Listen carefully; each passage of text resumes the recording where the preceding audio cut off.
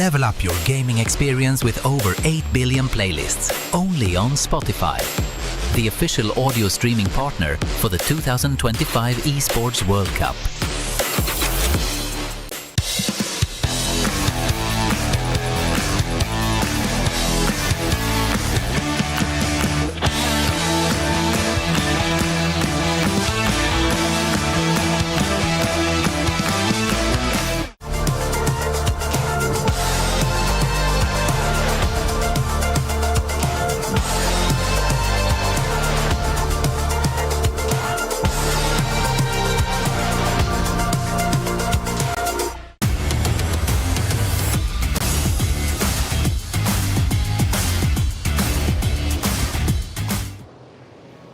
I'm on the concrete now. What's up, Free Fire fam? Here's your favorite duo. I'm Carol Bombshell and I'm happy to be here with Yusu. We are here for Free Fire at AWC 2025. Yes, and we are very, very happy to be here. And here's our player launch. Me and Carol are going to catch some of our players to do a small interview. Shall we go? Yeah, let's go! Let's go! Next to me is Fluxo, and I have my translator here, Carol. Bomchia Carol. Yeah. Okay, so let's ask them a few questions, shall we? So we will start with Bob first. Okay, Bob, so since you were the champions of our Free Fire Series Global, so do you think that they can finish the road here with another victory with a trophy very pretty of our EWC 2025? Já que vocês foram os campeões do ano passado, né, do Free Fire World Series, vocês acham que vocês conseguem manter a mesma rota de vocês para serem campeões do EWC? Eu acho que sim, esse é o nosso objetivo, é vencer novamente, não só o EWC, como também todos os outros campeonatos que estão por vir. Então, se Deus quiser, vamos seguir a mesma rota e ser campeões de novo. For sure, that's our goal, to win all the championships, all the tournaments, and basically that we want all the trophies that we can get. I would love to see a trophy belongs to Fluxo at this moment. So, okay, so how's Riyadh? Is everything good here? Do you enjoy your stay? Como é que tá sendo Riyadh aqui pra você? Tá curtindo? Como é que tá sendo as coisas por aqui? Tô curtindo bastante, é uma cidade bem quente, né, do que eu tô acostumado lá no Brasil, mas tô gostando, coisa nova é sempre gostoso de viver. Riyadh, for sure, it's really hot. It's a little bit different of Brazil. Brazil, it's hot too, but Riyadh, it's out of it. But we are enjoying our stay here, but we are main focus on the tournament. Okay, so you guys have only been staying here for, I think, 1.5 days, right? What do you like best about Riyadh? Vocês estão aqui só por um dia e meio, né? O que vocês estão achando de Riyadh? Qual que é a coisa que você mais gosta de Riyadh? Nós viemos ano passado, então a gente já foi direto num restaurante que a gente gostou bastante ano passado. Então um dia e meio já fomos do certo, estamos gostando muito por enquanto. 1.5 day was enough for us to go to our favorite restaurant. We went to our favorite restaurant. Since we got here, we went to our favorite restaurant and we are enjoying it. I love that everyone is enjoying the moment here in EWC 2025. And this is the end of our interview with Fluxo. Thank you, Kara, so much. And now we're going to find another team and start a small conversation with them. Hi guys, look who I just found here. Cougar from Core Memory Team. His previous team was AAA. Welcome for Free Fire at AWC 2025. And I would like to know, how does it feel to come for Free Fire at AWC 2025 in a different team? รู้สึกยังไงบ้างที่ได้มาแข่งขันในครั้งนี้กับทีมใหม่ที่กำลังจะเกิดขึ้นครับก็รู้สึกว่าจะมาเอาแชมป์อีกครั้งหนึ่งครับที่ริยาดกลับบ้านประเทศไทยhe said he want to bring the champion to Thailand and excited, happy to big tournament EWC. Okay, it's not about the team, it's about Thailand. All right, who is the toughest team to face here at the AWC? อยากจะเจอทีมไหนเป็นพิเศษครับใน EWC Fluxo. Yeah, Fluxo from Brazil. Okay, he has said it. Fluxo team. Okay, I'm gonna leave you to finish to get ready for the day, and we will talk more later. And here is Syro, our captain, and this is Crime, the best player from Onyx. So let's jump into our question, shall we? Syro, how do you feel right now in Riyadh? Is it hot here? And how do you feel about Esports World Cup 2025?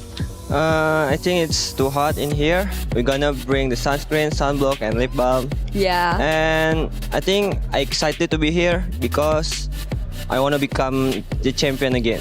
I love that vibe. Since the new format, Champion Rush, I think Onyx is really confident with this. So, Crime, since you were the champion of Free Fire World Series C 2025 Spring, do you feel confident that you will become the champion in Esports World Cup 2025 again? Apakah lu percaya diri juara lagi di EWC? Aku percaya diri lah untuk juara lagi. Yes, he confident to be a champion again. Oh, I love that vibe. So, what have you prepared with your team so you can become the best yourself in EWC 2025? Persiapan di EWC. Persiapannya mungkin lebih baik dari sebelumnya aja sih. The prepare is better than before. And I think that Onyx is really, really ready for EWC 2025 because look at them, very confident, and with the championship from the previous tournament, I think they're all good. I'm Yunso and really happy to be with you guys. And now let's catch up later, shall we? Bye bye. Look who I just found here, Cougar from Core Memory Team. He's getting ready for the day, but do you guys remember last year he was a champion? Last year he was representing Team Falcons. Right now he's representing a different team. Let's talk to him about this, all right? Okay, how does it feel to come for Free Fire at AWC 2025 representing a different team? รู้สึกยังไงบ้างที่มาแข่งอีกครั้งหนึ่งแต่ว่าไม่ได้อยู่ทีมเดิมแล้วทีมใหม่แล้ว ก็รู้สึกว่าจะเอาแชมป์อีกครั้งหนึ่งครับในรายการนี้ He want to bring the champion for new team. Yeah. A second victory. Okay, that's good. And who will be the toughest team to face here at AWC 2025? อยากจะเจอทีมไหนเป็นพิเศษครับ ฟุกโซครับ Oh, Fluxo team?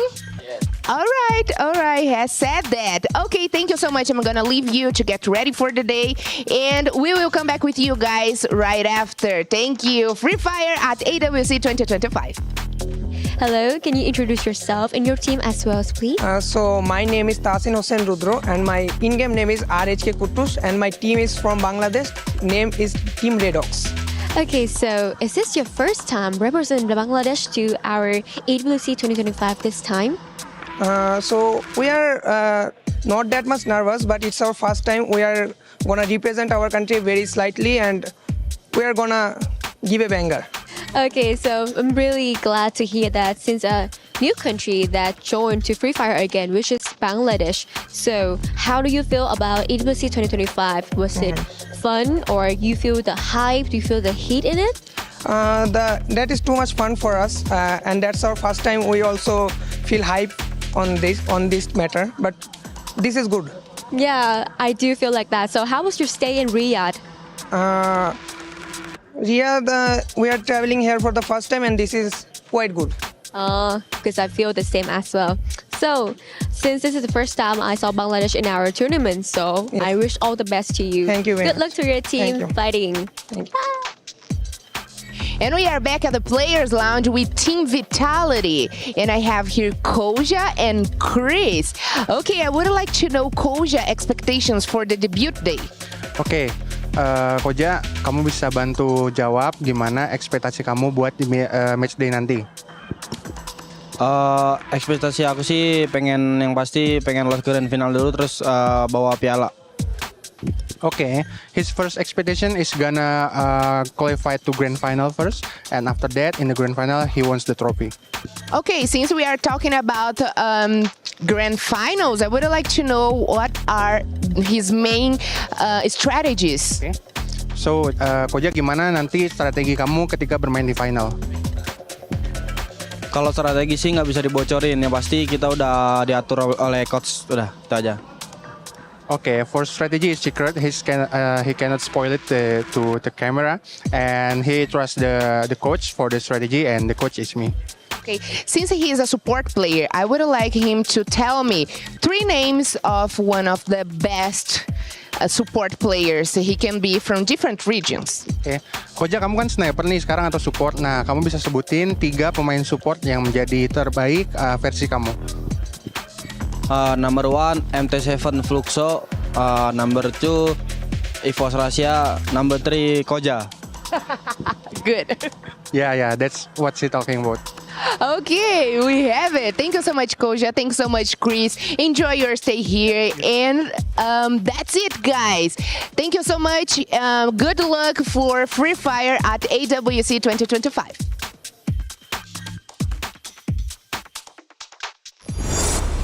Welcome to the Esports World Cup, the pinnacle of esports competition, waged over 7 action-packed weeks, featuring the world's best players competing in the best games for a chance to take home a share of our life-changing prize pool.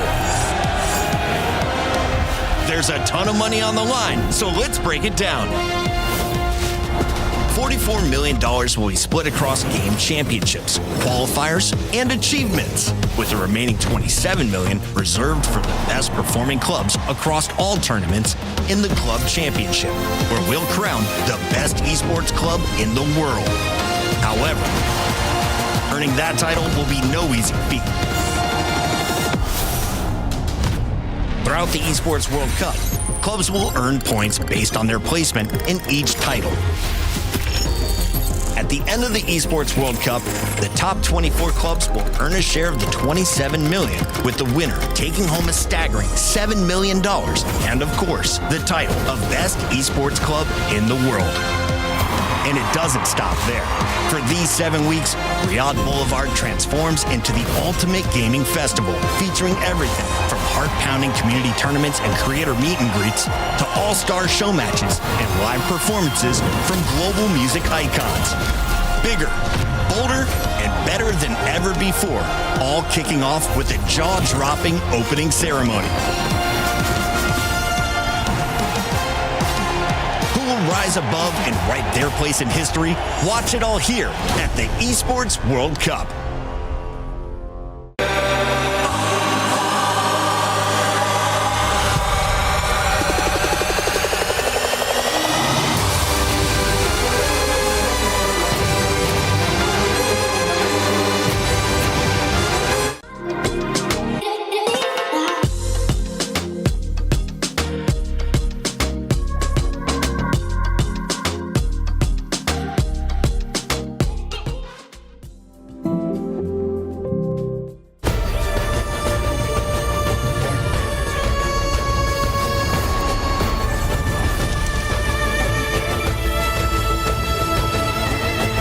This land is calling.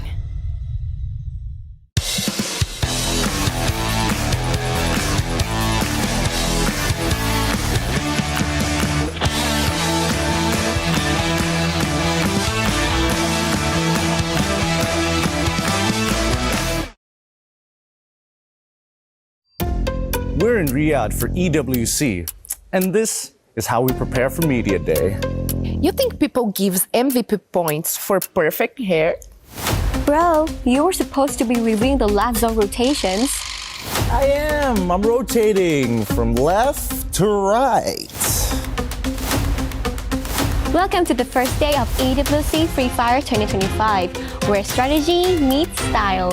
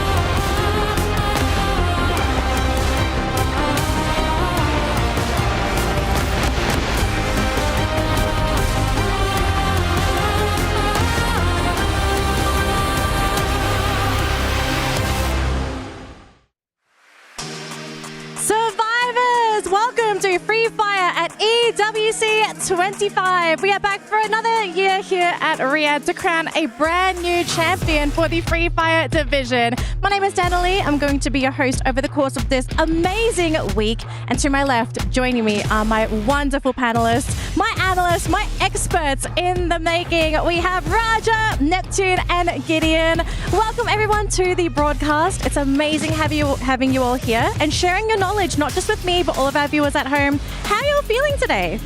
Well, I'm feeling very excited. That's my first time doing something in English, so it's a brand new experience to me, but I'm really happy to be with you guys.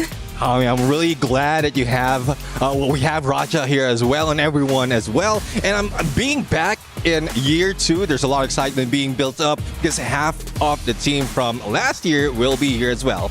I don't know what I'm doing here. I was a replacement caster, and now I'm on the biggest stage of the world. I missed out on year number 1 of the EWC 2024, and now coming into EWC 2025, it is just a whole new experience. Well, I mean, you're here, Gideon, so clearly you bring something to the panel. But I'm so excited to have all three of you here today because I think we're going to have so much fun. We're going to have an amazing time watching Free Fire, and we're going to witness who's going to be our 2025 champion. Are we going to be seeing a repeat champion, or maybe are we going to be beginning a brand new legacy? Now, as we kick things off here at Riyadh, let's have a quick look at the format. Now, if you're unfamiliar as to how things work, here's a quick explainer so you're going to be right up there with us in knowing how the format's going to work.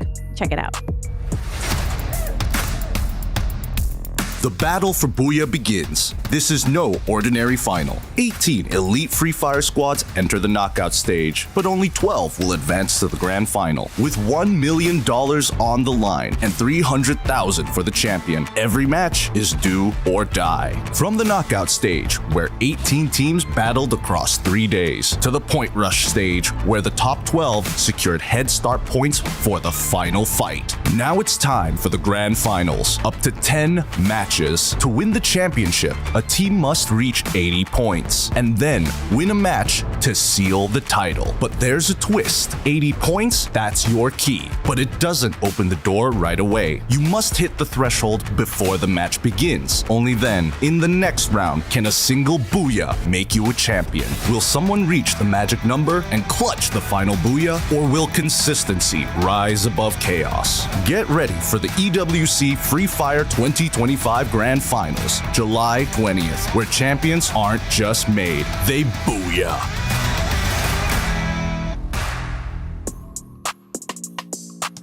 So, 2025, we bring a brand new twist to the Free Fire format. I know it's very exciting to see something a little bit new here at the tournament. Neptune, I want to pick your brain on this because you're basically an expert on the brand new format. I want to hear your thoughts on it. What are the benefits of this new format actually at EWC? Well, at first, we go in for Champion Rush because there's a lot of potential for the underdogs to be able to grab that championship. But we also have Point Rush before that day, so more chances of them of grabbing points even before reaching that 80. Well, I don't know. Based on what I heard from the VO, that dude sounded like some kind of nerd. It's crazy. But I think for the most part of it, it's interesting to see how this format is going to change the landscape of Free Fire for the most part of it, right? Because, again, it's a format that most people aren't prepared for or might not even be ready. Well, it's way different to me because in Brazil, we usually don't use that type of format. So it will be really surprise for me. And I'm really anxious about what Brazilians can do, knowing that they need to work in this different type of game, you know, like they probably will need to be more aggressive. Lots of homework, I suspect, for the Brazilian teams. But hey, sometimes need a little bit of pressure to perform. Now, speaking of performing, what are these teams aiming for? Well, I'm glad you all asked because we do have a massive prize pool here at EWC. And the major prize pool, first place, $1 million is on the line for our team at the very tippy top. $300,000 for first place. Second place, you nearly get half of it. You only get $180,000, but this is life-changing money for a majority of these players. Yeah, definitely. I mean, everyone on the line, everyone who will be stepping on the stage will have a piece of that prize pool and just have to hustle a little bit more so that they will have more. Exactly. So with so much money on the line, can you really afford to make any mistakes here, folks? I mean, this is the pinnacle of Free Fire. Aside from the World Series at the World Championships, like this is the second best thing, really. So what's on the line here aside from the prize pool? The glory, I think we also kind of have to mention, we do have our champion from last year here, Team Falcons, right? They were the champions of 2024. Is there pressure for this team to actually preserve their title? Or are they maybe, you know, sort of a little bit lower on the stepping block here? Because to be fair, we did have a conversation backstage about this. Falcons not looking great this season, gentlemen. Yeah, I mean, it does look like they are not that prime team, especially when the OG teams from last year are playing. Two of them are new, but had some experience in terms of dealing with those in the World Series. So I guess we have to find out right now. It might be smokes and mirrors for Team Falcons just to throw us off in our game. I don't know. It sounds like you're pulling off the smokes and mirrors for them. You're already sprinkling the smoke screen, Neptune. I see what you're doing here because, again, I think that Southeast Asia is looking at this tournament after seeing what the Free Fire World stage has given to these players. And not to mention that Brazil was able to take the World Series last year. So therefore, I mean, this is a tournament we want to win bad. Yeah, I think they really won that, but I think it's good to remember that it's a type of it's a different format for the last year, right? So maybe Team Falcons can do the same as they did in the last year.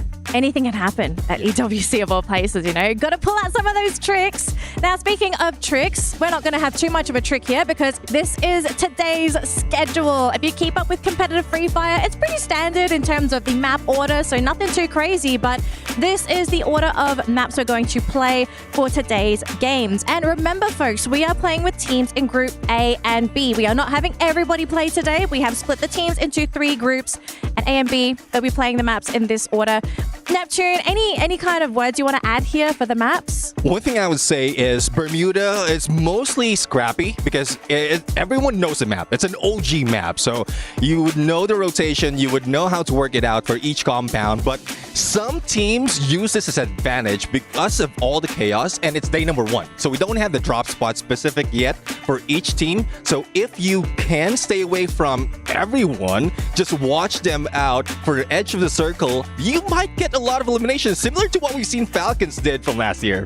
That sounds boring. I think they need to start right from the get-go, prove that they are the best team, that everybody, this is our drop spot. Nobody else gets to play here for free, not without a cost. Absolutely. Now, speaking of Free Fire, it's not just Free Fire here at EWC. We also have the Club Championships. Now, we're going to be jumping into the STC Club Championships update, so you guys know what is currently happening with the point system. Throw the video, production. This is the Esports World Cup Club Championship, the ultimate cross-game competition that will crown the best esports club in the world. Let's break down how it works. Clubs will be able to compete at the Esports World Cup and as many titles as they can qualify for. The clubs will then earn points based on their placement in each title. To qualify for the Club Championship, a club will need a top 8 placement in at least 2 competitions. But to win the championship, a club must place first in at least 1 competition. At the end of the Esports World Cup, the 24 clubs with the highest number of points will earn a share of the $27 million, with the winner taking home a staggering $7 million. And of course, the title of the best esports club in the world. Who will rise above and write their place in history? Watch it all here at the Esports World Cup. Hello, I'm Yunso and welcome to our Club Championship Weekly Recap. What a week 1 thrilling it has been across the Esports World Cup 2025. And last Friday, we saw Team Red Light emerge victorious in Brand Sports. Then, on Saturday, Detonation Focus Me Gold 1 claimed the inaugural Fatal Fury tournament title, going undefeated and denying Quayshow Gaming Shanghai his bid to become the first 2-time EWC champion. Sunday brought us to the conclusions of both Valorant and Apex Legends, In Valorant, Team Heretics secured their first 1,000 points in a club championship. While they have had a strong start, they are not yet eligible for the prize money, as they only have one top 8 placement so far. In Apex Legends, after an intense 9 games, VK Gaming were crowned the championship. Looking at the updated club championship standings, we now have 5 clubs tied for the first place. 4 of these, Team Heretics, Detonation Focus Me, BMW M Team, Redline, Red Bull Sim Racing, and VK Gaming won titles this past week. Gen G Esports is the only club in this leading group has yet to win a game title. Further down the board, 5 clubs are tied for the 6th place. 4 of Team Virtus Pros, ROC Esports, Fnatic, and Kuaishou Gaming secured the 2nd place finishes in titles this week. Team Falcons is the only club in this group that did not place 2nd. Crucially, after week 1, only 3 clubs participating in the club championships are currently eligible for the prize money, having secured 2 or more confirmed top 8 placements. These are Gen G Esports with 1,000 points, boasting 3 top 8 placements in Valorant, Apex Legends, and League of Legends. Team Falcons with 750 points, having achieved 4 top 8 placements in Ren Sports, Fatal Fury, Dota 2, and Apex Legends. AGAL with 400 points, with top 8 placement in League of Legends and Honor of Kings. These 3 clubs have successfully claimed at least 2 top 8 placements, making them eligible for the club championship prize money. What a fantastic start to the EWC Club Championship. Thank you so much, Yunsul, for the STC Club Championship update. We're going to be getting some more updates later this week, so keep an eye out if you do have a club that you are cheering for. Now, we are getting closer and closer to our first match of the day here, ladies and gentlemen. Group A versus Group B. The most important match, really, for both of these groups, because you want a good start. You don't want to be starting on that back foot, and a lot happens in this first match. And it looks like we are getting an update. We're getting the Jamal Motorsports player arrival cam. Players are arriving to the venue. And as you can see here, we are seeing some of the players still at the hotel, boarding their shuttles, getting ready to go. So once the players are here, they're going to be set up and they're going to be ready for this match. But a lot of thinking, a lot of talking, a lot of discussions are going to be had as the players are sort of getting on their way and getting ready for that first match. But Gideon, if you were one of the teams competing at EWC, what would be the first thing that you'd kind of want to talk about on the way to the venue? I think the first things that these teams are going to be talking about is, number 1, mental strategy that they're going to be coming on, and most importantly, how much of a statement you want to make on the very first day. Keep in mind, it's not like we have a lot of days of play. It's not in a full entire league. It's a tournament format. So each map, each day really has to count. It's quality over quantity right now. I mean, for me, I had experience being a coach, and one thing I tell a team, or similar to what the team that we have right now in this group is, treat this day as if it is the last day. Treat this day as if it is grand final, so at least you have to give it all. Absolutely. Raja? I agree with everything. I think the first day is really important, even for the Brazilian players, because they need to understand like the landing spots and this type of stuff, because it's going to be really important at the final. So they need to know what to do in the beginning of the game.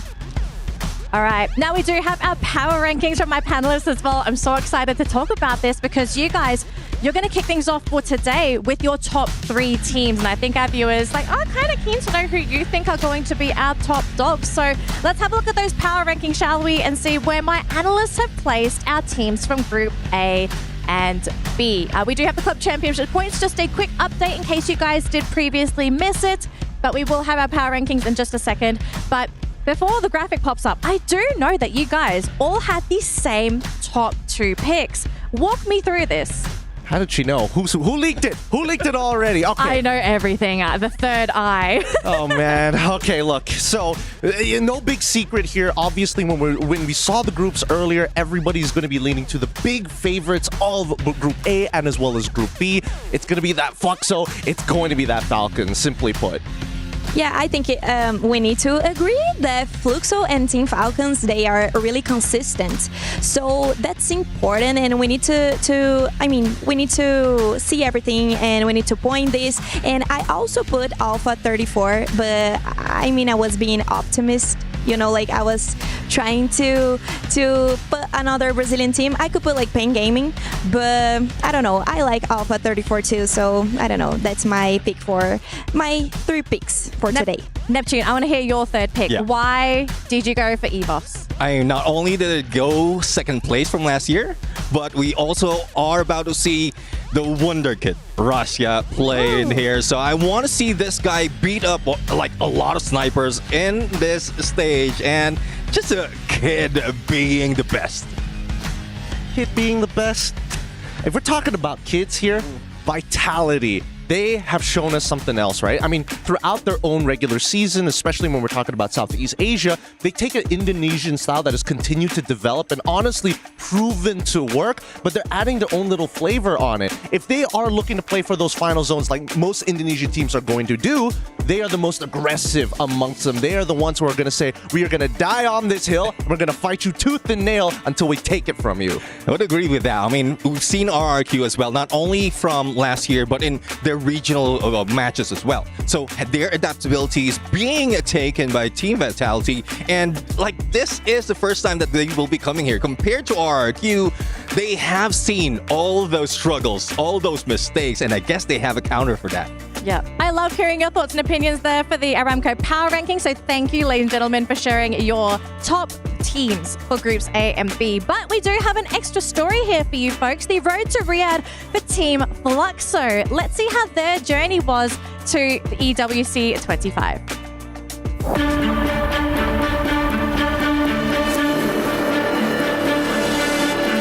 Eu acho que foi a gente teve mau desempenho devido à falta de experiência. EWC, querendo ou não, é pouco período de campeonato, então a gente chegou aqui sem saber o que fazer. Backup shows up and Seven under pressure gets taken out. B Esports still alive and kicking as Fluxo gets taken out in 7. They completely just collapsed. Mas acabou que esse ano a gente voltou sabendo o que a gente vai fazer, treinamos muito e se habituamos ao campeonato. Assim que acabou a EWC de 2024, a gente parou para conversar, porque justamente pelo mau desempenho que a gente teve, a gente não aceitava, porque nosso time somos um dos melhores do Brasil. Então meio que a gente sentou para conversar todo mundo, conversando para ver o que a gente ia melhorar, o que a gente ia treinar mais, e resolvemos mudar muita coisa para esse ano aí. Oh yeah! For our Brazilians, it is going to be Fluxo!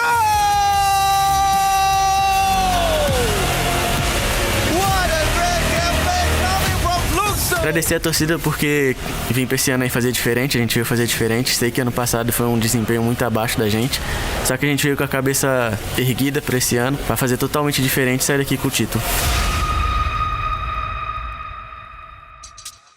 Sometimes you need to have those devastating lessons to really push you to that next level. And Raja, I know you're an expert of the Brazilian teams, especially Team Fluxo. Do you think they have what it takes to win EWC this year? I think they have a good opportunity to show the Brazilian way to play. I know that Thai teams and Indonesian teams know how Brazilian plays, but I think they can do more and they can be the champions of this championship, and I'm really excited to see them playing. And I would like to add that MT7, which was the playing that was talking to us, he got into Fluxo when he was really young, so it's similar to when I got into Fluxo. So we having such great moments together, and I saw MT7 winning a lot of championships. I'm kind of jealous because you get to experience those wins with him. It's really good. I like to support them. I like to cheer for them, and probably I will do it a lot. I don't want to be judged by that. Sorry. You could be the lucky charm. We could be having the X Factor on the panel. And usually I am. Wow. Yeah. Okay. I'm challenging that statement. But let's continue because I'm getting news that we are getting very close to our first matchup, folks. So hang tight because we're almost ready to start game number 1 here. Let's continue our discussion because we do have another update for our Jamal Motorsports player camp because the players are at the venue. They are here. They are stepping and meeting their opponents for game number 1. So as they're sort of making their way to their booths, we've got to talk about the underdogs. We've spoken about the top dogs to keep an eye out for, but there are certainly teams that we are currently not giving enough respect to. So starting with Gideon, who's a underdog that you are looking at for Group A and B? Well, I think one of the few underdogs that I'm going to be looking forward to and hoping that they're really going to make that big change is Core Memory. This team, I think, currently positioned in this patch, you're going to be playing around important POIs, or points of interest along the map. And they're one of the few teams that don't mind just kind of sitting down, hunkering down and say, hey, we'll let the points come to us. We ain't chasing for it. Yeah, I mean, for me, I want to see more of Red Hawks. I mean, not only are they just like being introduced to international and Free Fire, but the first scene that they will be jumping in is Esports World Cup. So I would like to see how they handle the pressure and if they're up to it, because there's a lot, when we were watching them, there's a lot of cheers coming from the Bangladesh team.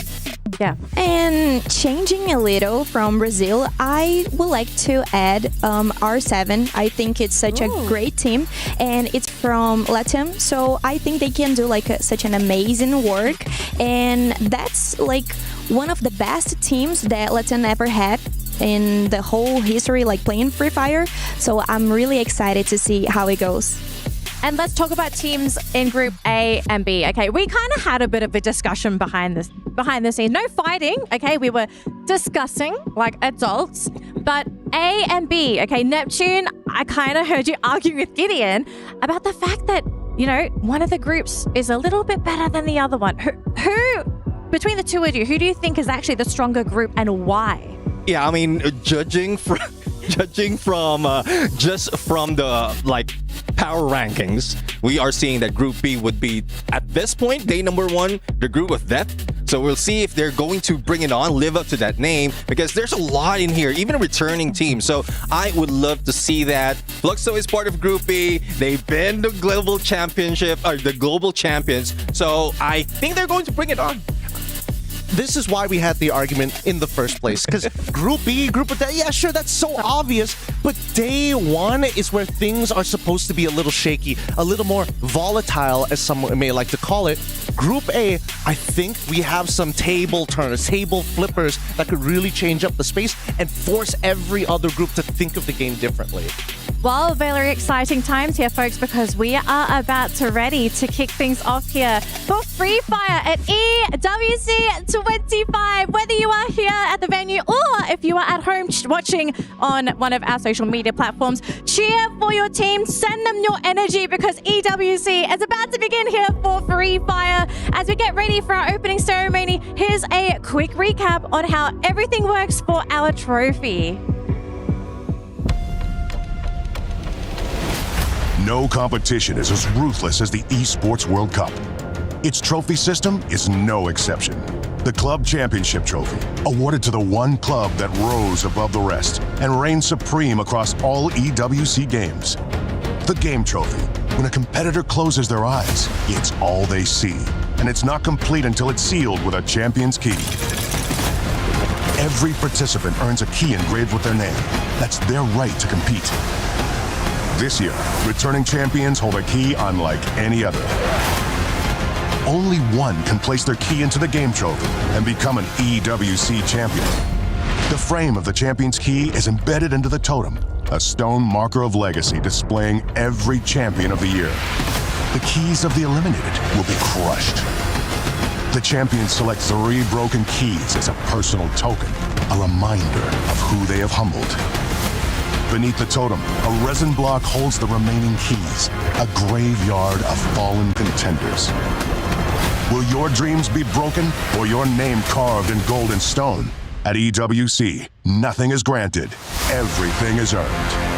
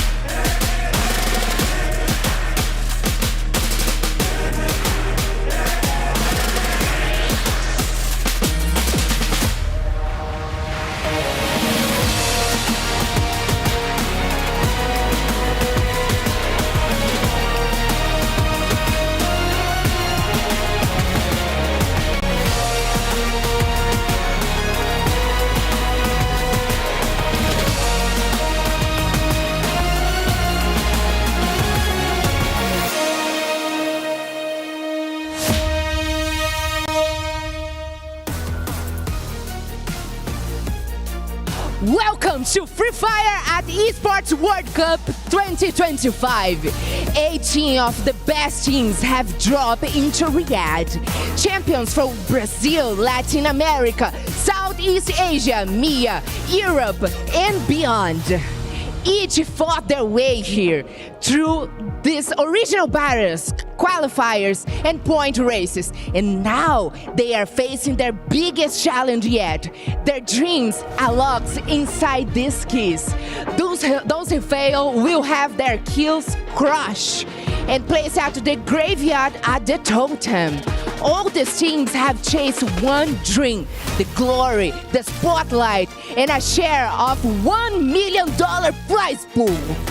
Over the next 5 days, they will fight, fall, and rise again. 12 squads will advance to the final and the grand finals. But only one will lift the beautiful trophy here, a symbol of resilience, dominance, and the Esports World Cup greatness. This is more than just a survival. This is legacy in the making. This is the moment to prove who can fight under pressure, lead under fire, and rise above. Let the battle begin! This is Free Fire at AWC 2025. Let's introduce our teams from Groups A and B, starting with Red Hawks. Bangladesh bold entry, hot drops, hotter M.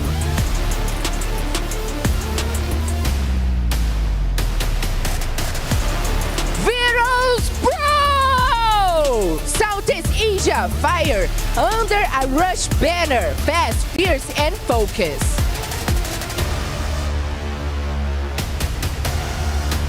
Core Memory Esports! Thailand's brand squad, smart moves, deadly plans. Fluxo! Brazil's global champs, the boogeyman of end game.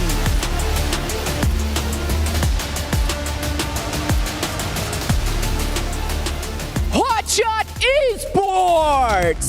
Backstand's pride, sharp aim, big dreams.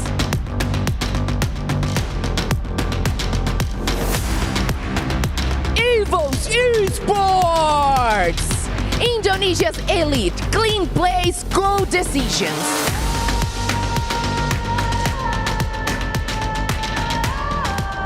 All Gamers Global! Thailand's Gales Masters, fearless in every close fight.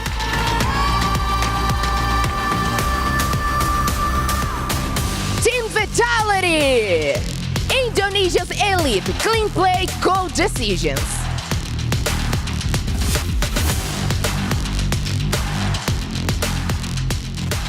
Vision System! Chile's gold finishers, slow to start, sharp to strike.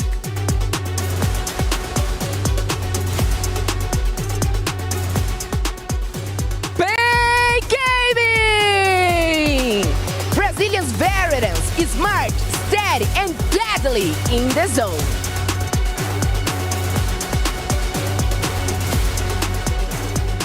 Alpha 34! Brazil wild cards, fresh, fearless, and ready to shine.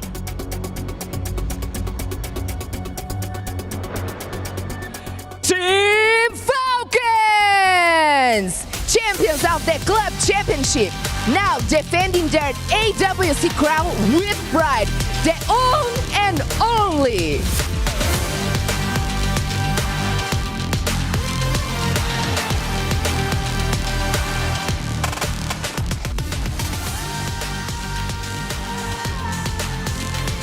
We have just witnessed a great power of every teamer that just dropped into our stage here. I'm Carol Bombshell, and I'm just fine to be here with you all today. And stay tuned for the kickoff of Free Fire at the Esports World Cup 2025. Let's go!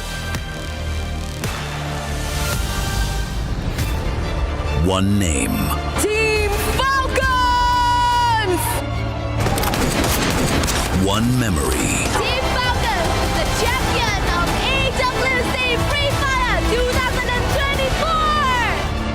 one man still standing. Still on fire. The return of the defending champions. They were unstoppable in 2024. A team that blazed through the battlefield and claimed the booyah that echoed around the world. But in 2025, everything's changed. Team Falcons returned to the EWC stage with only one piece of the original puzzle. On fire. The lone survivor of the championship squad.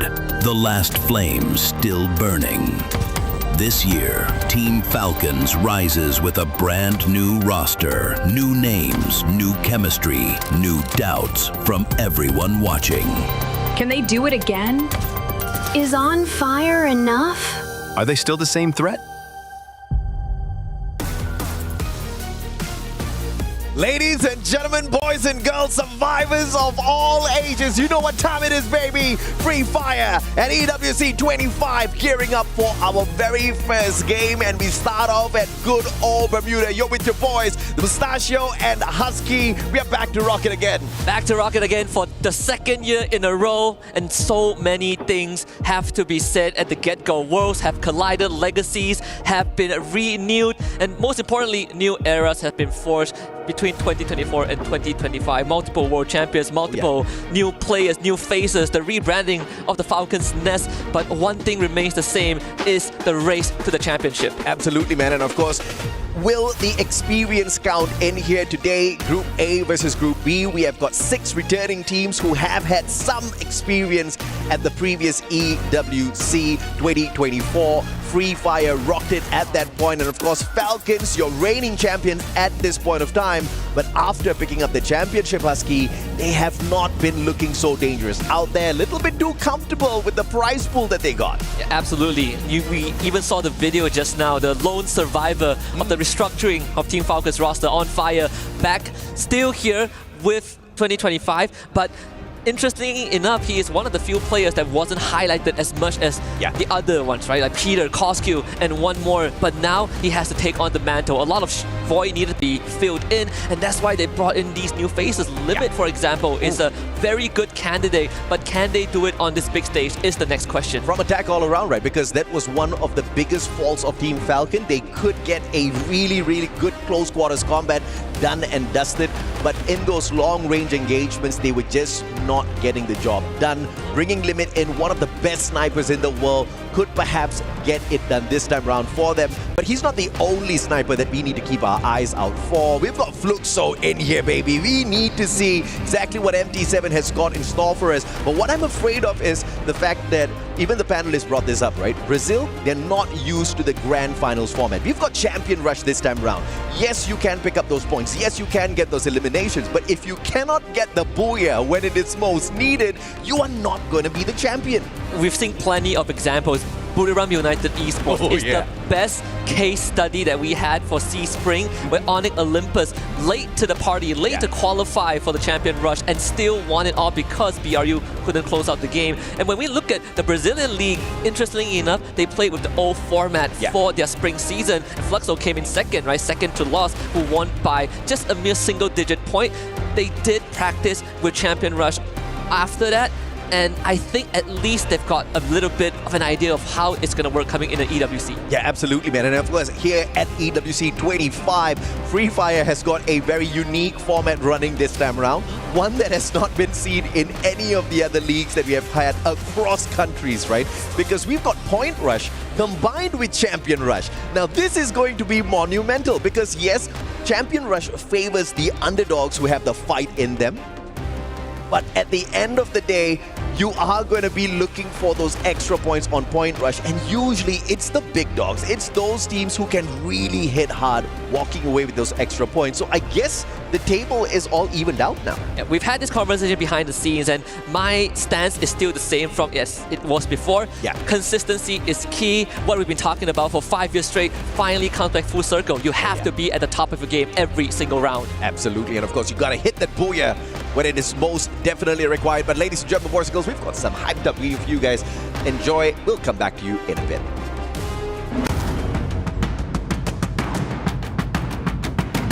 BRU are not going to give him that time. Mochi finds a bullet straight to the stadium, and Mochi with 2 in a row. Why? ผมไม่ได้อยากปกป้องแชมป์ครับดีที่สุดแล้วก็สร้างประวัติศาสตร์ของผมเพิ่มมาอีกก็คือแชมป์ผมจะทำให้ได้แชมป์อีกรอบ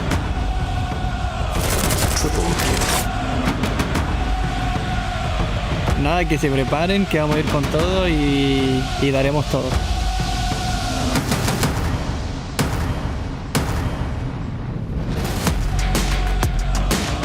And that means the ADG have to refocus their attention and needed.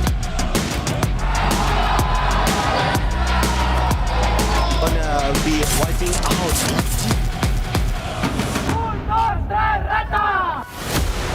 เข้ารอบได้ก็จะไปเอาแชมป์อีกครับเพราะปีแล้วก็คว้าแชมป์มาแล้วครับ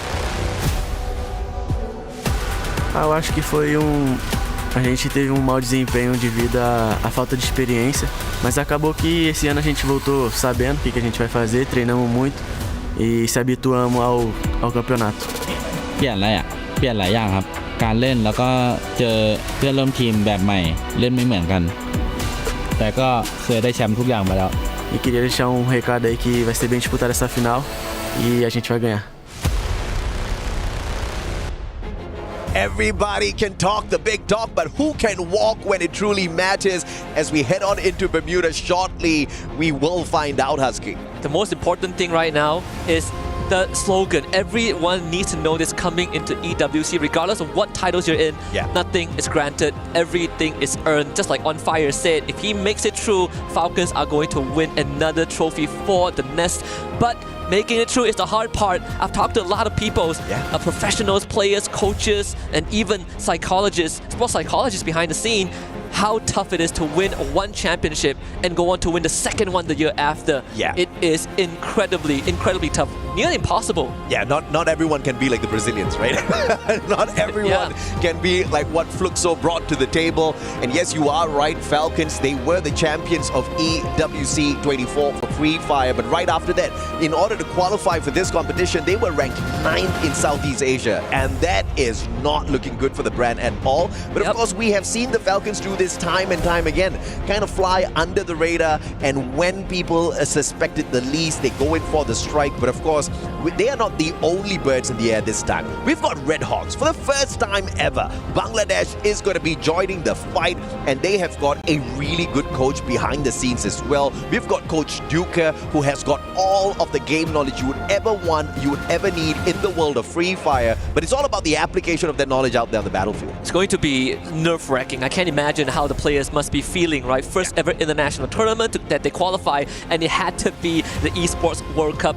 I think coming into 2025, the most important thing when we look at teams like Red Hawks and Hotshot Esports is the underdog element that they bring. Hotshot Esports, they finished 15th last year, but who's to say that they don't have a closer shot this year? Especially when you look at teams that are dominating, like Team Falcons, you mentioned it, they finished 9th in spring.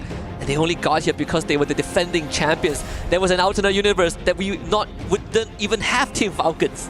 And that's insane, right? But you know, the 9th position is not what it's all about, because we did see Fluxo last year at Free Fire EWC 24. They walked away with the exact same rank, the 9th spot, and then they went on to the global finals to call themselves the world champions. Perhaps not the EWC world champions, but the global finals champions for the world of Free Fire as well. So game after game, competition after competition, it is all about what they go out there and they get done. It's not some sort of consistency that you can expect for them to carry on competition into competition, because yes, they may be good, but others are rising to the occasion as well. And some of them are playing today, like Core Memory Esports, for example. This is one of the, for me, the biggest underdog coming in from the strongest region in the world. Because when we saw them in spring, Core Memory really feels like not a core memory, right? They have been sidelined a lot of times. Their performance have been really up and down. You look at the players and you look at the accolades that they have, it makes you scratch your head what exactly went wrong. But yet they are here at Free Fire EWC 25, overshadowing Team Falcons, and it makes you wonder if they can take it further, or was that just a lucky stroke? Yeah, absolutely, man. And of course, we do see the fact that Falcons actually pulled away Limit from their core, but what they got off of that trade was Cougar, right? Cougar has got that EWC experience. He was in participation. He is actually the world champ in core memory, so he carries on some vital memory from last year into this squad. Yes, they're most definitely the underdogs. They were ranked 8th from FFWSC. I don't think that is going to be a testament to how they perform in here today. It's a whole new sheet. It is how they balance the stress out there on that stage. That magnificent stage, by the way. I have not seen a stage that beautiful my whole life, Husky. When they told us they upgraded it, I didn't know what to expect, but this has completely blown all my expectations out the water. Though I would say, for anyone who got overexcited, I think we need to put this caveat out there, right? Cougar, yes, EWC 24 champion, but as a sub. We have to put it out there because we have to manage the expectation that, sure, he's a world champion, you know, but he didn't play on that stage at that point, right? He wasn't the one that brought it home for the Falcons nest. I'm not discrediting his efforts, but I think it's a very different perspective when you're watching on the sidelines compared to actually being on that stage and playing against 17 other best teams from around the world. That's how insane Falcons were last year, because this guy was a monster for sure in FFWSC out of Thailand. He didn't even need to participate, but I understand exactly where you're coming from. Let's see exactly how they get the job done out there. Core Memory Esports XKOG. That's how they are branded this time round. We want to see more from them. But Alpha 34, let's talk about the Brazilian squad a little bit as well. All new squad, aggressive flair, the underdogs out of Brazil, but I think Raja thinks that they're going to be faring pretty well this time around, and I think she has got her mind in the right place. I agree, right? Alpha 34, they finished 3rd. The only team that came behind them was Pain Gaming, and there was a substantial point gap when they qualified. So this underdog team, sure, that's going to be the title for now, but I think in an ever-growing landscape of the Brazilian League, if you can qualify for an international event off of the local tournament, that itself is a statement. Now, we want to see if Alpha 34 can continue to push that envelope, right? Can you start making a statement? Because locally, you can be the strongest, but what really matters the most is if when you clash with the rest of the world, are you still that fearful team? We've got the returning Tigers as well. Hotshot Esports from Pakistan, the finest squad out of the scene. In 2024 EWC, they managed to walk away with the 15th spot. Nothing much to scream about, but it is all about how you come back season after season, time and time again, a little bit better than you were the previous time. I'm expecting a lot from this Pakistani squad. Me too, and I think we have to really give them their flowers, because Hotshot Esports roster has been together for as long as you can remember, right? Till as old as time, from a region that has been struggling on the international stage for so many seasons. The fact that they're still willing to stick together for another year, and then another year after that, is very, very commendable. Do I expect them to go far? I sure hope so, but once more, this is the proving ground. They gotta earn that spot, and if they can finish 15 last year, this year, the bar is gonna be set slightly higher. Virtus Pro as well, you see them on the screen. Veteran experience. The players have got a little bit of experience from Free Fire at EWC 24, and the returning trio. You've got Diamond, Nameless, Exposi, along with a couple of new faces on the squad as well, mainly Fuvarak and Boonjaim on the sub. But of course, we have got a video from the Falcons nest awaiting you guys as well as we gear up Bermuda. Enjoy. We'll be back with you in a sec. We are live here at Esports World Cup 2025 Boulevard, and as you guys can see, we are at a very special place. What a vibrant vibe, isn't it? At Falcon Nest, and it is the headquarters of Team Falcons. So into our main course today. This is a very vibrant place, a very special place to who those love gaming, esports, and here is a showcase that all of the achievement and of course the academic belongs to Team Falcons. So today, let's catch up with me some little information about this thing, shall we? Last year, on home soil, Team Falcons competed in 18 of the 22 esports at EWC 2024, demonstrating impressive level of play across a variety of games. Their performance was highlighted by the first place, finishes in the Esports World Cup Free Fire, my beloved game, and Esports World Cup Call of Duty Warzone. They also secured the second place, finishes in the Mobile Legends Bang Bang, the Mid-Season Cup 2024 Esports World Cup, Esports World Cup Apex Legends, Esports World Cup featuring Rocket League, and Esports World Cup Tekken 8. The organization's stellar results here in Riyadh were more than enough to secure them the first place to finish in the EWC 2024 Club Championship points. Now, in 2025, Team Falcons are currently holding 750 points and they are competing in 19 games. Of course, they are hungry for more points. Do you guys think that they can secure and defend the previous club championship? I do, they can, because this year is going to be really tough. That is all we have. Well, will Falcons be the champions again? Will they walk away with the club championship? I think Yunsol had hit the nail right on the head. They are in so many titles, so many games, aiming for the top. The probability is really high. If I see a shelf behind the scenes with that much trophy, you bet I will put my money that Team Falcons have a really good shot at winning the club championship again. Free Fire was a contributor to it. Yeah. In fact, when they won Free Fire in 2024, it was the second championship title that they won for EWC at that point of time, and then they follow up with a lot more. But here we go. Without further ado, it's time to head into Bermuda for round number 1 between Group A and Group B. And I gotta say, a lot of these teams gotta start off strong. Yeah, absolutely. You see some eyes closed there. You see some prayers being made. Of course, no amount of divine intervention can help a squad when they hot drop another one and are a little starved for those weapons. Luck will most definitely come into play. There's no amount of homework you can do for day number 1 here at Free Fire at EWC 2025. Because another squad might be thinking exactly what you've got in your mind for those drop spots, looking for those weapons early on. Some teams that, you know, it's worth mentioning since we do have some time, hopefully before they start shooting at each other. Vision System, right? One of the few underdogs. Like, we remember some of their names, like Jota, he's been here, but the fight has already broken up. And speaking of the devil, it is going to be Vision System right on the money with Core Memory KOG. Jota knocked down by Zensi, and that is not really what you want. And CXK are making it work. Yeah, fantastic bait and switch there. And it is Cougar with the very first elimination of the game.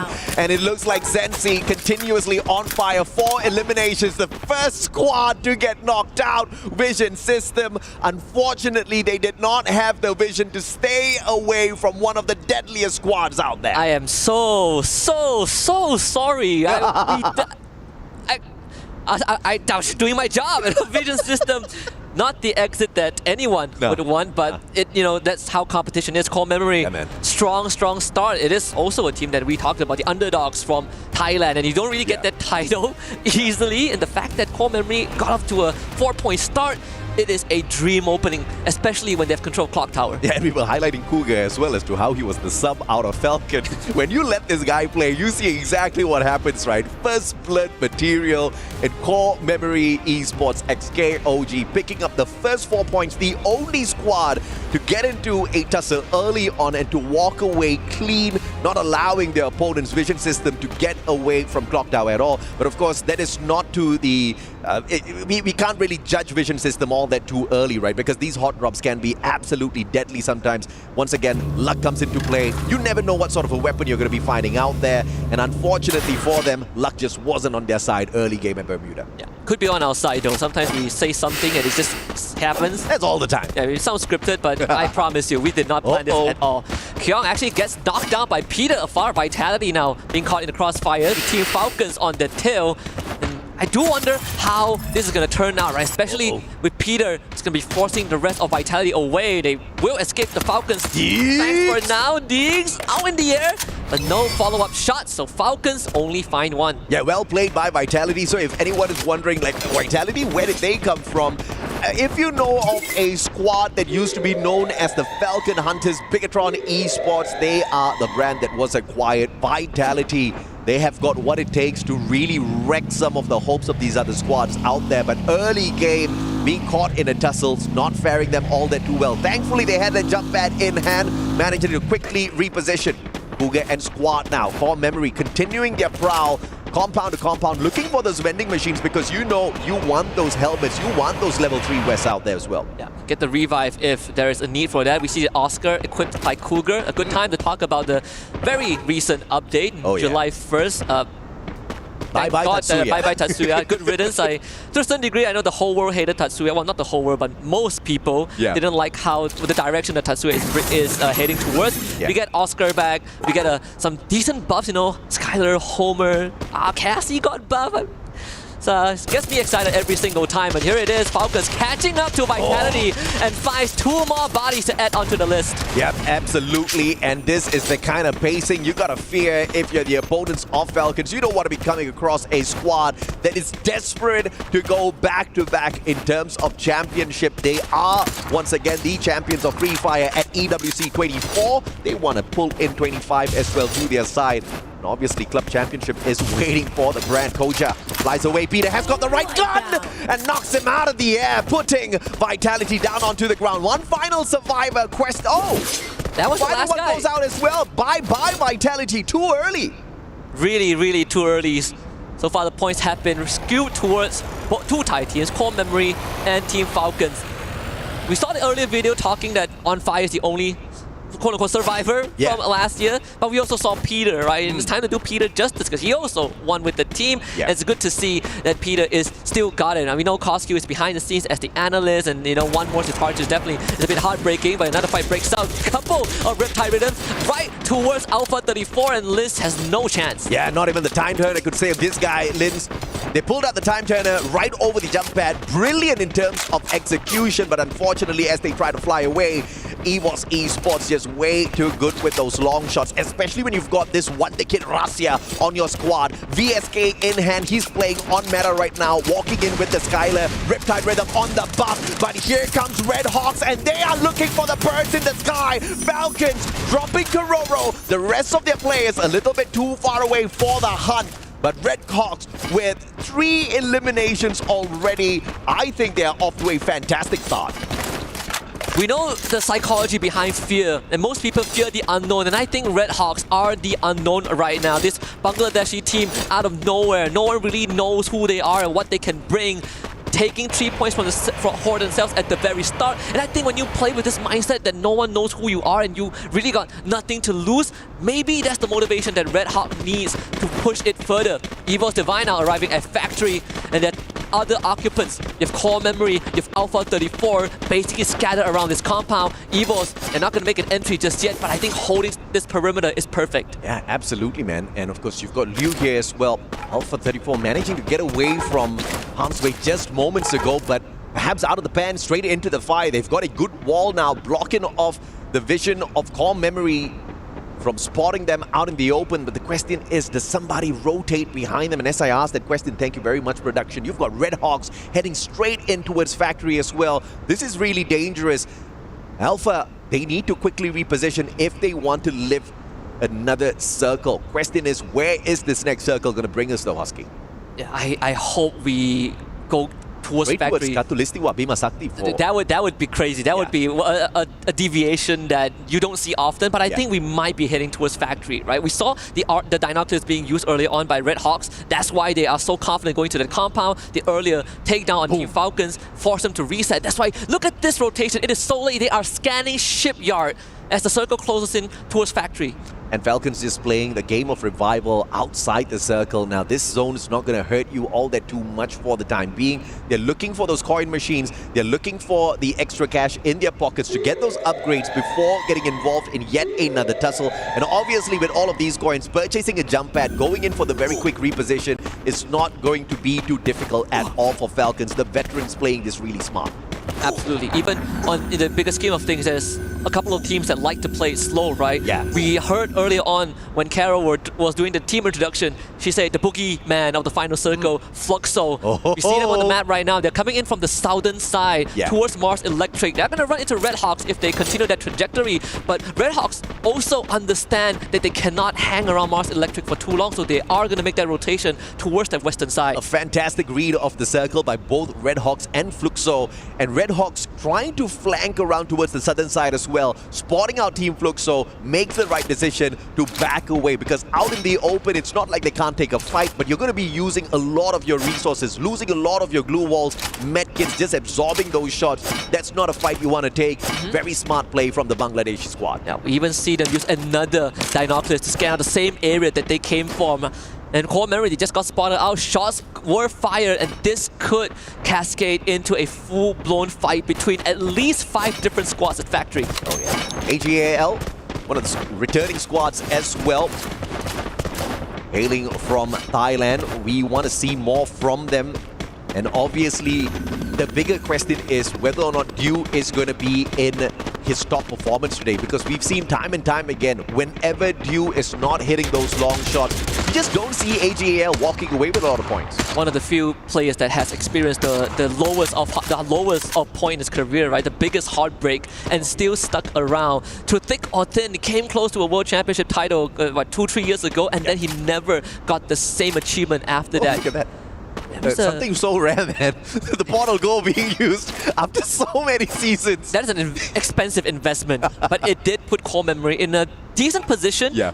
But I do feel if this circle closes down to the southern side, core memory are going to have to jump. I think this is a brilliant play from Core Memory, using that portal go to get on top of the silo. They've got that bird's eye vision. They've got the long-range weapons in their hands as well. You've got the Woodpecker on their side. You've got the AC-80 that is spotted out as well. I will not be surprised if one of them got to their airdrop to pull out an AWM. But we have to catch up with them in a little bit. AGAL, as they rotate around, the bigger question is, will they be able to find the players of hot shots before they find them? Because this next circle is going to be really important, and quite a number of teams are betting on the fact that it's going to be at Factory, and that is where we go. So AGAL's most definitely going to be pulled straight towards Team Hot Shots, and this is just not good for business. Fluxo on the way into that circle as well. There's a potential 3-way outside the circle, because neither one of these 3 squads can sneak in towards that next zone undetected. This is such a Fluxo thing to do, right? Playing it slow. We know that they like Mars Electric, and there's a good chance that that's where they're looking to take over. But with this circle moving closer to the western side of the map, I think Fluxo might just think about booking it straight into Evos Divine and Red Hawks, and maybe giving AGAL a free pass towards Pochinok, where they will meet up with Hot Shot. Finally, the southern side of Clock Tower is where Team Falcons have perched their birds for now. Rain Gaming, a team that we haven't highlighted all that too much just yet. Qualifying in here from the 4th spot out of Brazil. Built for the big stage for sure, despite being overshadowed by Fluxo pretty much all the time. This is a squad that has got consistency built into them. You want to see a little bit out of that as well. Recent top 6 in the global finish as well.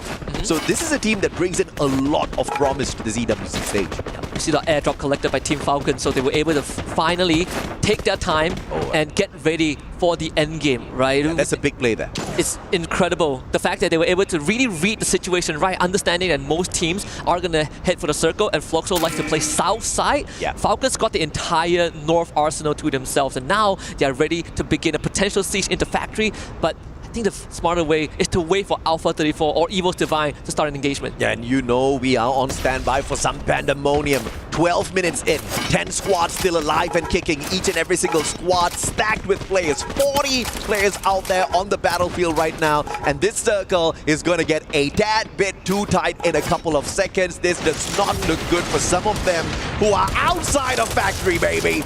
And I can't believe AGAL ran into Fluxo. MT7 needs to go, but at least they found Horace Dew with the backup of the rest of his team, and the play zone knocking down MT7. Fluxo down to just Bobs against the might of AGAL. This could be his final resting spot on Bermuda. Bobs has nowhere to go, takes the launch pad, wants to escape, but Cypher says no. Fluxo are out. As anticipated, they bump into each other on the way towards Factory, and Fluxo, unfortunate in the first bout, the first engagement they get into, they walk away with just 1 point on their side. But of course, they've managed to take away a player from the side of AGAL. Perhaps that will punish them a little bit later on. Virtus Pro circling on in. Hot shot. Can't get the job done just yet. And Pain Gaming showing them exactly how to get the job done. Action stealing away Diamond from their hands. Pain Gaming a tad bit annoyed, but they will go all out to shut down Hot Shots as well, who have not gotten into the factory compound just yet. Virtus Pro, a desperate move to beeline into Factory, did not pay off at all. Completely sandwiched by 2 different squads. And because of that hot shot, they now get some room to breathe. They have ended up alerting Pain Gaming of their position, but it is still a far gap to close. We see, even on the kill feed, Red Hawks, they are starting to make their presence known. Okay, X-Bozzy now needs to start to move. He's got the VSK in hand. Good rate of fire off of that sniper. But the question is, if you bump into too many players, what can you do? Red Hawks took out AGAL. That is impressive. Very. And here comes the siege. Next on the list going to be Evos Divine. Not an easy one, but Flicker, you see the smile on his face. They're feeling really confident about this. Yeah, man, this is not the kind of zone you want to be flirting with.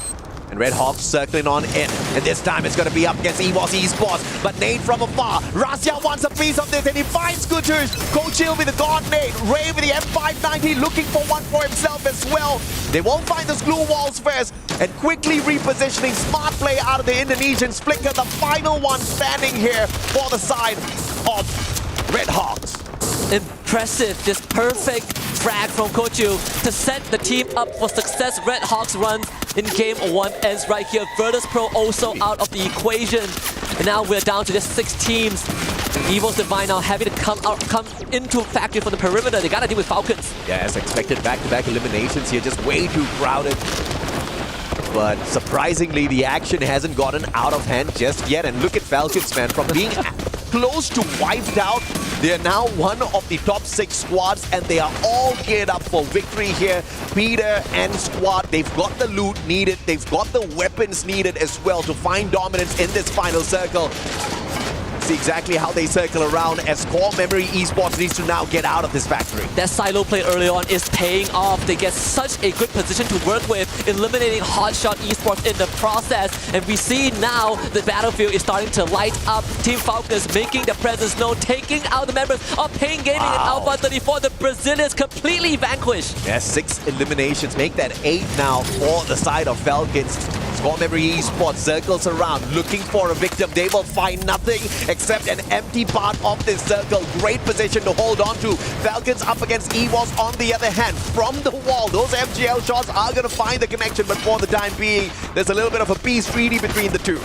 Core Memory is just going to let this play out on the northern side. There's nothing that they need to worry about except for a moving circle, which they will start to lean into. But for Evos Divine, making it past this wall is going to be a mountainous task with Falcons guarding it. Oh, fantastic. As the circle now looking for the reposition. 3 squads left in here, all from Southeast Asia, 2 from Thailand, 1 from Indonesia. Who walks away with the very first booyah of the day? Kororo has got the weapon of doom, the M79 grenade launcher in hand. Trying to lob those nades over the wall. And immediately as the Indonesians hear that, they back away from that wall, wanting nothing to do with his weapon. But the question is, can they play this circle without putting themselves in danger? The first team to rotate around usually is the first team to get punished. And the Riptide Raider breaking down the defenses of Core Memory. Ray wants a piece of this. Rosa in hand. Cougar just not the right weapon for a CQC and runs straight in with the Oscar. The Valiant Dash drops the players. And it is Evos that crushes Core Memory. A Valiant Dash in vain. And Evos Divine now stands toe-to-toe with Team Falcons. We've seen this play out last year in the final round of the Grand Finals. Deja vu for both teams, but both teams with a new face overall. And now Evos Divine, they sort of know where Falcons are going to come in from. Razia is going to be the key. First time the Valiant Dash making its appearance here at EWC, and it's such a solid play as well from the side of Evos. On fire, has got the weapon of doom. M590 in hand, aim gone, looking for one, but all he finds is the floor. Coachil finds the back of a player from the side of Falcons. Peter hanging on for his dear life alongside On Fire, and Falcons from champions of the previous year, EWC 24, to champions of Bermuda as we open up Free Fire at EWC 25.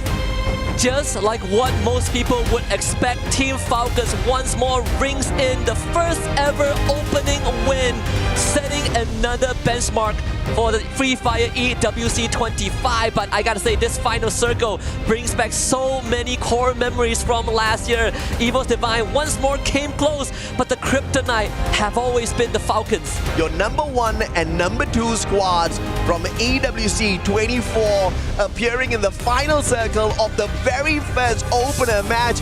Dude, it seems like we scripted this. It cannot get any better than this, Husky. There's no way that we could write a script that is as good as this. But it really sets the precedence for the rest of the team. And even when we look at some of the competitors that were knocked out early on, I gotta say, teams like Red Hawks also made a splash. Hotshot Esports also made an impact by threatening teams like Virtus Pro as we approach the end game. I think if you're Evos Divine, there's nothing to be disappointed about that round 1. Rasia put up a hell of a show. But at the end of the day, when you're up against Falcons, you have to be at 101%. And Red Hawks managing to shut down AGL as they would desperately try to get in towards that factory compound. That was perfect. We wanted to see more from the squad out of Bangladesh, and we get to see exactly what they're worth. Red Hawks definitely in the top half of our leaderboard, as we're going to spot it in a little bit. But this was a phenomenal start of the day. We're going to be taking a quick short break, guys. When we come back, it's game number 2 at Purgatory, baby.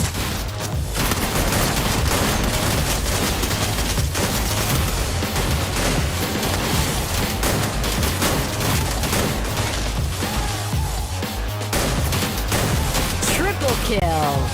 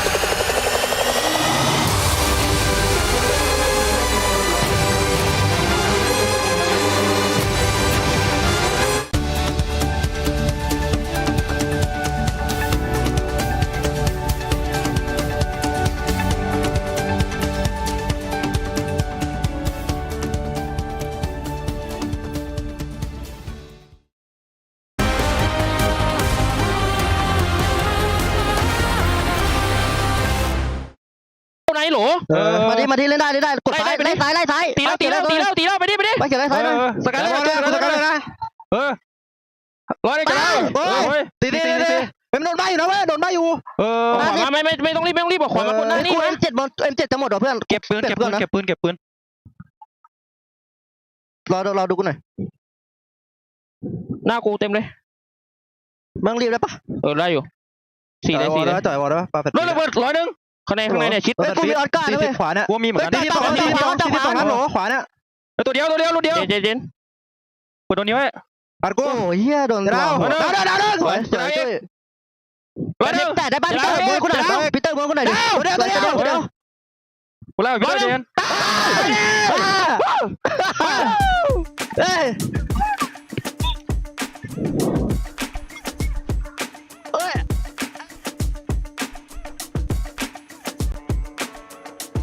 The calm before the storm as we see Falcons' point of view before they secure the first ever booyah here at Free Fire at EWC 25. And one of the storylines for the team going into EWC was the fact that there was a lot of uncertainty. The roster had changed vastly. We only had On Fire left. And so people questioned whether Falcons were going to be able to bring it back. And I mean, I think this is enough proof in the pudding, gentlemen. Yeah, I mean, definitely. We were not expecting Peter to go back. Thus, like, it's only On Fire that we only saw in that video. But Peter finally showed up. finally like really ramp up the game of Team Falcons, and this is the result. I think for the most part of it, at least we see that On Fire, as soon as they got that initial pick, I wish we had like an English Thai member a part of our group, because then we can understand what's going on with the comms. We saw them take it really slow, but that sudden pick onto Aim God just opens a lot of opportunity for the team to start flooding on in. Well, I felt them like really energetic, right? So I think it was like good words, maybe, but I would like to know too. Absolutely. Now here's the match rankings for our previous matchup. Team Falcons sitting on the top of the nest, because we did have the Falcons nest here in Riyadh, and already off to a great start. First game of the day, first on top of the leaderboard, securing a whopping number of points. Some other teams, though, not so great performances. I know, Raja, we had a quick discussion during that break just now. The Brazilian team's looking a little bit slow today. Yeah, I think it's because the AJ team, the teams from Asia, they normally are more aggressive, and I think Fluxo is feeling something now that they just got wiped out really fast. So I think they need to improve more the game, like be more aggressive maybe, because as I'm saying, like right now, Thai teams and Indonesian teams, they are really fast. Like they wiped every squad like really fast, and I couldn't even like blink my eyes, and then everything just it's done. It's done. Yeah, right. Yeah. Gideon, yes. You mentioned to us just now on the panel during that break, lots of active skills being utilized this match. Yes, no. Again, after we saw the initial patch come on through, we're thinking that maybe Tatsuya is just, dead in the water, right? Is there any use for him still, especially unless, you are guaranteed to almost secure a kill? You must always go in as two. You must always look to try and find these eliminations fast and then start kind of snowballing out of control. But now I feel like the game has taken a more tactical approach, right? Great utilization of Oscar, and not to forget, of course, you got to pair it up. Those Riptide rhythms still as deadly as ever to open those holes. Yeah, definitely. I mean, if you have a great sniper, the Skylar, the Riptide rhythm, that is a must. Now, the Oscar, though, probably it's because of the 1st of July changes for Tatsuya, so we barely see Tatsuya being used. Oscar, that's a great play. It was pointed out by the caster earlier how they managed to use that in perfection. And as you mentioned, Raja, I mean, as quickly as that, they managed to eliminate a squad. Yeah, and then Neptune, I think you put Evos as one of your top picks, right? Mm-hmm. Okay, why did Evos really fall short in that matchup? Because they looked really good in the initial fight. It was just that last closing battle with Falcons. Like, where did they kind of fall short here? Was it positioning? Was it a weapon disadvantage? Like, what really held them back here? I think they're trying to keep distance because Razia, the sniper of the team, usually it's a 3-1 split for them. And because it is a small circle already, there's not so much of space, even the position of those silos and the wall, so they couldn't get away from that. And once Team Falcons managed to use that Oscar against them, they just started falling down. Only Cold Chill was remaining, and there's not so much that you can do in a 1v2 situation. Well, I mean, that's not it. And that's not the only part of the story, because I feel like Evos Divine notoriously aren't a team that kind of plow through multiple teams at once. They're always, hey, I'll take you on. Okay, quick reset, and then we go back out again. And unfortunately, the call from Aim God was like, all right, we got to take a step back. Had they just taken a 0.5 moment to, hey, show some presence against them, maybe Falcons would be a little bit more hesitant to walk up or force them to use a couple of glue walls, get those resources out early. Well, I think we need to see for the next matches, because they need to keep they need to keep the same game that they did in this last one, because I'm not sure if this will affect, for example, the Brazilian players. I think they can be like different from the next match, and I'm really anxious about it because I don't want to see this things happening, but of course, we all had like high expectations from Team Falcons, and they really did it. They did an amazing job, actually. I think not only an amazing job, but I think, I feel like just based off of not only the landing zones, but a couple, even, Alpha 34, taking their time, they denied points at the very end. So it feels like Latam as a region is looking to kind of download how everybody else wants to kind of move across the final few, especially those last 3 circles before anything else. I mean, one thing I know for sure, especially for Falcons, they want to ramp up into points. And then after that first match, they will study the opponent. So I think there will be a slowdown on the next map. The other teams will be ramping it up, but they will just be like the Falcons, like flying through the sky. Like the eyes are on them, studying where they will be rotating, and then later on, we'll see more elimination. Yeah, and it's good to add that they did like a bunch of eliminations. I think it was like 15 maybe. 15? Yeah, something like that. Yeah. But it counts a lot. Like talking about points right now, it's really important to them. So they can be like slow in the next match. I think it's safe for them to do it. Yeah, I think I have to agree with you there, because we see some teams, I think this is historically a Free Fire thing. Anybody that does well during the knockout stage never wins the tournament. Ooh. So, do you really want to do well during the knockout stage? Because you might be giving away too much information to your opponents, right? There's a lot of mind games that happen with Free Fire, and you need to be very careful to play good enough to make it through to the next stage, but not too good, in that people figure out where you like to drop, how you like to play. It's a very scary time to be a Free Fire player, but we're looking at the best of the best here. So they're clearly confident in their skills. Raja, we are definitely going to have to keep an eye on the Brazilian teams, right? They're not happy with everything on Bermuda, but we're going on to Purgatory next. Is this a map that is a little bit more suited for the Brazilian teams? I think Brazilian teams appreciate this type of, the classic ones. So in my opinion, Bermuda and Purgatory, they are the most classic that we have in our Free Fire. So I think they can be really safe. And the landing spots of the Brazilian teams are really good. But we just need to pray that no one try to get into our landing spots, since the Brazilian teams really didn't like a really good job in the last match. So I think it's good to consider, but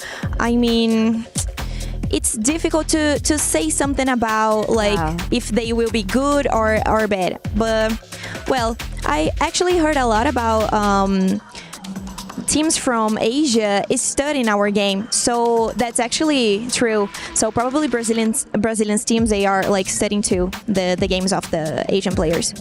I can actually confirm on this, right? I think that even from last year's EWC, a lot of Southeast Asian teams were looking at how Brazil was ended up playing, because a lot of them were pretty shocked that most held their ground against them, and therefore now coming into the second year of EWC, they're like, no, this cannot happen again. Well, survivors, it looks like we are ready to jump into game number 2. Purgatory is our next map here for Free Fire at EWC 25. Going over to our casters, Husky and AJ. Take it away for game number 2. Thank you very much, panel, and I am in absolute agreement with Haja. Consistency is key, but I am worried for the Brazilians a tad bit here, because we see with our little eye what you guys do not see just yet, but we will keep the surprise for you in a little bit. You're back with your boys, the Mustachio and Husky. What a fantastic Bermuda showdown that was, but of course in game number 2, Husky at Purgatory, neither heaven nor hell, these boys are about to be tested. Hell have now Fury like a team that is hungry for the win, and I gotta say, coming into game number 2, especially when we look at Purgatory as a map, one of the classic like Raja mentioned, but also one of the biggest that we have. Yeah. And usually it would instill the habit of teams playing slower, making bigger rotations, right? And it might benefit teams like Fluxo, AGAL, Team Falcons who have adopted that. As we hop into the map, we see the teams start to parachute out. VP is a team that loves Mode House, but for this map, Mode House is not a point of consideration, because the flight path is pretty unforgiving. Pretty deadly, brother. We are going south side. close to Central Fire Brigade and Lumbermill. You know who's happy? Yeah. Team Falcons. Yeah, Falcons. They love it. Absolutely. Fluxo, on the other hand, usually their drop spot at Mount Villa, they're going to try to potentially get there. Question is, because of this skewed flight path, do they get some uninvited visitors here as well? Because we do see Pain Gaming heading in roughly that same direction alongside Core Memory KOG as well. Fluxo, once again, going to be trying to play the edges of the circle. We'll catch up with them in a little bit because for the time being, look at how spread out Falcons is out there. This is insane. Falcons did their homeworks. Most of the time, if you take Lumbermill, you take Lumbermill. Yeah. But spreading out like this means that Team Falcons, they know exactly who they're going up against. Absolutely. Yeah. Virtus Pro, they are still poking it close to the Moat House area because that's where they feel comfortable with. We see Force being taken by Vitality. Usually they might make a rotation to Ski Lodge. At least that's how they've been doing it for most of the time. Earlier conflict at Brasilia, we see Red Hawks, we see Alpha 34, and we also see Evos Divine. Evos Divine coming out on top in this earlier engagement. AF only getting one, but one is not enough. Kochio actually throws his body at 1-7. He needs to clutch this up, but maybe around him, it's not going to be easy. And he will be cleaned up. Evos Divine off to a great start. And Alpha 34, unfortunate for them. They only pick up 2 points after shutting down a couple of players from the side of Evos Esports. But of course, that doesn't continue. Hot shots though, hearing all of those gunshots slowly circling in towards the compound of Evos. Question is, do they survive? In the meantime, we also have Vision System. They got taken out a tad bit too earlier on in Bermuda. Can they survive long enough up against Red Hawks? Kudush says no. The Mag 7 to the chest. Joda out of the equation already, and just like that, we see Vision System down in the dumps once again. Red Hawks once more. An explosive start to the round. 3 points. Vision System completely crippled, bruised, and battered. They have to somehow recover. Good news is that unlike round number 1, they still have one survivor. But when you look at this replay from Red Hawks and Najat, really just right on the money with the trigger finger. Every single shot just coming through. Evos Divine as well. Even off screen, we see Bobs taking a number for himself. Yeah, and you know, a little bit unfortunate here for Vision System because we did see Shix getting aimed a tad bit earlier on. So Red Hawks know exactly where their opponents are. And the Bangladeshi squad is making a conscious choice to not go in here for the chase. Vitality, on the other hand, in a little bit of a pickle. They fly straight into AGAL. Those grenades doing heavy, massive damage alongside the FGL, but Koja stepping in at the wrong time, facing the M590 down onto the ground. Instant pickup thanks to the Tiva, but Kyong now put down onto the ground, and Vitality losing too many players back to back. Yeah, Cypher is low, but not low enough to be knocked down. Vitality wants revenge, but AGAL is not going to make it easy. They gotta work for it every step of the way. Koja getting knocked down once more by Chinoy as the numbers of Vitality dwindle. Diggs is number 4, and AGAL deny a revenge. Oh, fantastic play by AGAL.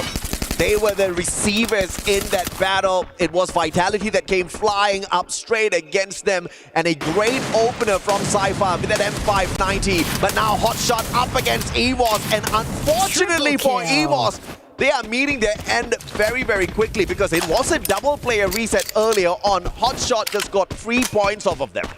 Good stuff for Hotshot. Taking out stragglers first in the long run will benefit you. And I think teams who are more experienced, right? We talk about the SEA and the Brazilian teams, they are willing to give away bodies for info because they will get that revive afterwards. But for teams like Hotshot, like Red Hawks, these points matter a lot. Oh yeah. We see Pain Gaming and Alpha 34 at each other's throat. Noda X gets knocked down but instantly gets brought back up to his feet. Revive for Evos Divine once more.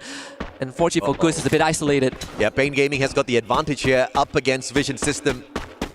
Can they get away? Pain Gaming, their debut at EWC alongside a couple of boys from the side of Vision System. Some of them do have a little bit of experience here at EWC 24. And because of the lack of numbers here, they are going to be in a little bit of a downside. Good time to pull down in the nick of time, but Gus steps out on the wrong side of it, gets nailed down to the ground. Peter, wrong gun for the situation, but thankfully they've got the numbers for backup. Maxi gets taken out, brought right back in. Pain Gaming with 3 points, and they have finally quelled the aggression from Vision System, and Jigs unfortunately will just have to stay hidden. But early on, we saw a kill order put out on him by Virtus Pro, and they are hunting for that elimination. And they're just right behind him. Unfortunately, I don't think Jigs is going to be surviving for any longer now. They'll have to catch up with him in a little bit. Fluxo, 2 points early game, flirting with the edge of the circle, heading straight in towards Maxi. They spot him out, butches in alongside MT7. That AWM, you ain't gonna get away that easy. Maxi gets snuffed out. And once again, Vision System on the back foot.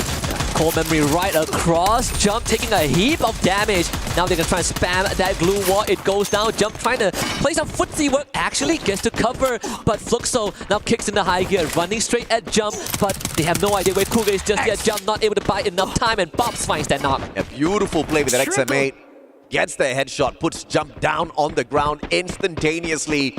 Core Memory XKOG, they've got the numbers overall for the survival, but Cougar is in hot soup right now.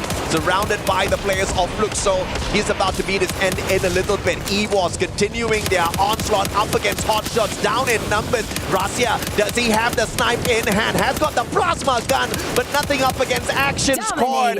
Has got the rate of fire, and Rasia gets knocked down as well. Evos again on the back foot. 2 more survivors left out there. There can only be 1 out of 2 Tigers on the top of the mountain, and so far the Pakistani Tigers is reigning supreme. Evil's Divine still in it with 2 members. Very, very crippled in terms of manpower as we are heading deeper into the mid-game. 7 minutes. Evil still has some time to bring the members back and restructure, but it has to happen quickly. Virtus Pro not really hunting much out there, looking for those coins, still outside the blue zone, just tanking a tad bit of damage. This one's not going to hurt that too much just yet, but in 18 seconds they will feel the pain. But getting into the circle and a double Arbonne scan right in front of them as well. Those Dinoculars used well to find the rotation, but unfortunate for them, yeah, Dinoculars didn't scan anyone, but players are rotating in towards their compound a tad bit later. They're about to be in for a surprise. X-Posse on that high ground. AWM VSK in hand. A double snipe setup for one of the most dangerous snipers, Motovia. Riptide Rhythm breaking down his defenses, and Ray from the back takes advantage. And Ray should know that there's more than just Pain Gaming, because more than just Virtus Pro. Pain Gaming is right around the corner. This rotation for Team Falcons also coming in from the southern side as we get a bit of a ceasefire on the northern part of the map. Airdrop collected once more, 8 minutes into the game. Sitting speed up, Ray. Can he navigate this? 3 different teams, 3 different players. Diamond going in here for the hunt. A124 pop. Ray stood no chance. Woodpecker around the corner. Barely needed to use his M590, wasn't in shooting range, and no problem whatsoever. This is one of the deadliest tactics that the Thai squads bring onto the table. Everyone's a flex player. They've got the range for shot all along. I think Aim God is Evil's Divine's last chance, because Kochu, he really wants to book it for the vending machine, but he's about to get surrounded by AGAL and Virtus Pro. We're going to check in on them in a little bit, because Fluxo now with 6 points are already doing so much better compared to Game 1 as they start to make that deep rotation towards the circle, but they're going to cut through the southern island. I'm actually surprised nobody chose to hot drop Fluxo at Mount Villa, even though the flight path was leading everyone right there. Team's kind of playing it safe, and it is to the benefit of the Brazilian champions. They are most definitely looking to dominate out there once again. Driving straight in towards Core Memory, hopping out of their vehicle a tad bit too early here. Don's all alone, but some warning shots fired straight at them for him to rotate back in. But unfortunately for Don, man has got no backup. Jump and Zenzi are on the other island. Like you said, backup is not going to come easy. There is a huge distance to cover. They actually put down the launch pad. Let's see what the call is going to be. Bobs will just order them to go towards the rest of Core Memory. Bobs realizing it's too late. They got to back off as Don springs into action. As the sleeper agent activates, Zenzi finds punches in. Fluxo right into the fire, and they are out. They had the right intention, the right idea. What they did not expect was for the rest of the Core Memory players to be on the opposite island. Shot them out of the sky like little ducks flying around. It's barbecue time later on for Core. Memory, but the question is, can they get into the circle as well? We'll catch up with them in a little bit. Virtus Pro now in a 4v4 up against Evos Esports. Virtus Pro, though, has got that high ground advantage. Both of them about to be pressured by the circle in 10 seconds. The difference is that leverage, that bird's eye view that they have. Because the levitation favors Virtus Pro. Arasia takes a big hit to the back, thankfully makes it out alive. The vest that he has, but for Evos Divine, at least they could make that beeline straight into the circle if they want to. There is still some room to work with, but for Virtus Pro, if they can stall this out a bit more, it is going to be a nightmare for Evos. This is unexpected. Aim God, who was outside the circle, far away earlier on, now slowly circling in. He could just be the one that dismantles this squad. We'll have to catch up with this action between Virtus Pro and Evos in a little bit. In the meantime, it's AGAL taking on their brothers from Thailand.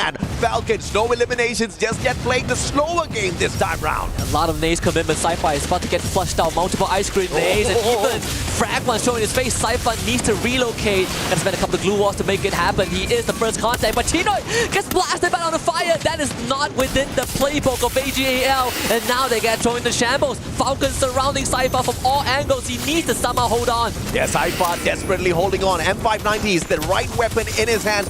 Has got the inhaler as well to top his life back up just a little bit, and as he tries to burst himself out of there, Dew finds him, puts him on the ground. Barros though traded out, Dew being found. Final player on his feet for the side of AGAL, and Falcons about to eat another one right up. Limit with the VSK, that's the distraction. Riptide Rhythm breaking down the defenses as well, as Limit takes advantage with that long range capability. VSK finds a victim, and unfortunately it's the final player of AGAL. Surgical as always. The circle now again shrinks with Pain Gaming against Red Hawks. Pain Gaming taking the fight straight to the Bangladeshis, but not really sure if that's a right idea because Pain Gaming don't have the help to work with. Motovia, he stands back up and the play zone is gonna knock him down again. Red Hawks are in an advantageous spot. Flicker just needs to play around this building and hold ground. And Cougar's just hoping and praying nobody spots him out just yet. A back and forth between Peter and a player from the side of Red Hawks, but the pickup is instantaneous. They're playing the Thiva like a champ, and Pain Gaming now just trying to stay away from the rest of them as Red Hawks barricade themselves into the house, but the rest of Core Memory dropping on two of the roof, and Pain Gaming wiped out.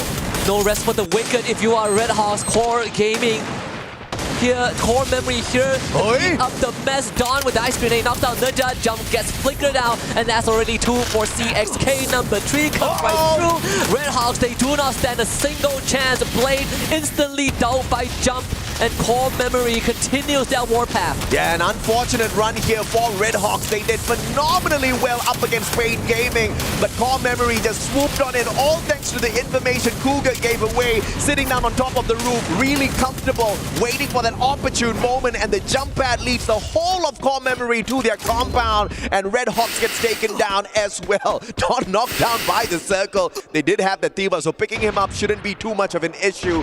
As Jump and Sensi tries to get up the hill, but Rasia, unsuspecting outside the circle, tanking damage from the blue, pulls away a core person from the Core Memory Esports squad. That's why you tie up loose ends. Evos Divine. Now the fate rests all on this Wonder Kid. Wow. The new addition to Evos Divine. We know what he could do. We've seen him in action even before he was legally allowed to play due to age restriction. And here he is. CXK with 12 points. They're not going to make it any further. Rasia also perished to the blue. We're down to just 3 teams. Falcons. Can they go for a back-to-back? 100% top 3 rate for this squad.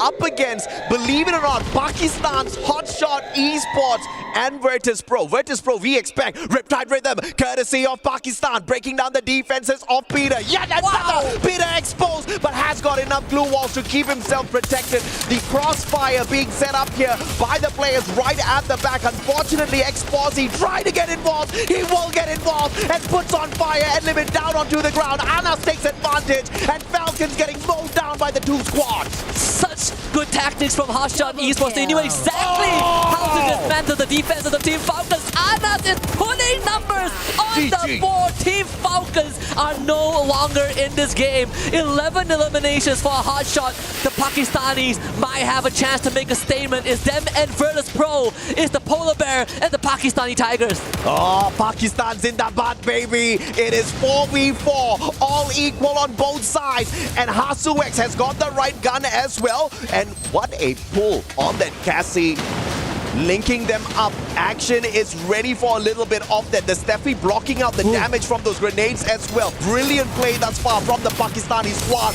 Waiting to cut down the distance. Oscar breaking down a couple of defenses, but the super defense with those glue walls erected once again. And Action missteps being put down to the ground. Yeah, they take the fight straight to VP, but VP more than ready. And Anas exposed. Virtus Pro locks in. Booyah. What a play. A little bit too aggressive from the Pakistani side, but that's exactly what we wanted to see out of them. They delivered. Virtus Pro just proving to be the better squad. Patience paying off towards the very end. A little bit unplanned with that Oscar, and that's one of the downsides of using that Oscar. The Valiant Dash, you gotta be valiant enough to get a knock right after, but you never know what's awaiting you behind those glue walls. And I think Hotshot Esports, they definitely have made a statement piece coming into this. Remember, it's not the goal isn't to finish number 1 in the group stage, is to just finish top 12. And this is going to catapult Hotshot Esports into a good position. And not just them, right? Red Hawks performing like champions. I mean, a tad bit unfortunate in that bout between Pain Gaming as well as Core Memory Esports showing up.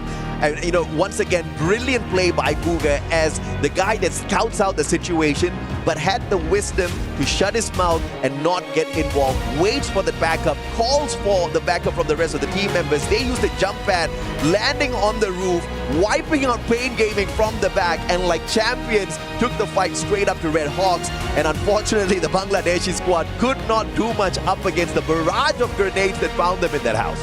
Overall, Virtus Pro showing us what this team is known for, right? The potential of Virtus Pro. You look back at the roster, aside from Saming, who is not playing, and EWC 25, replaced by Huwarat.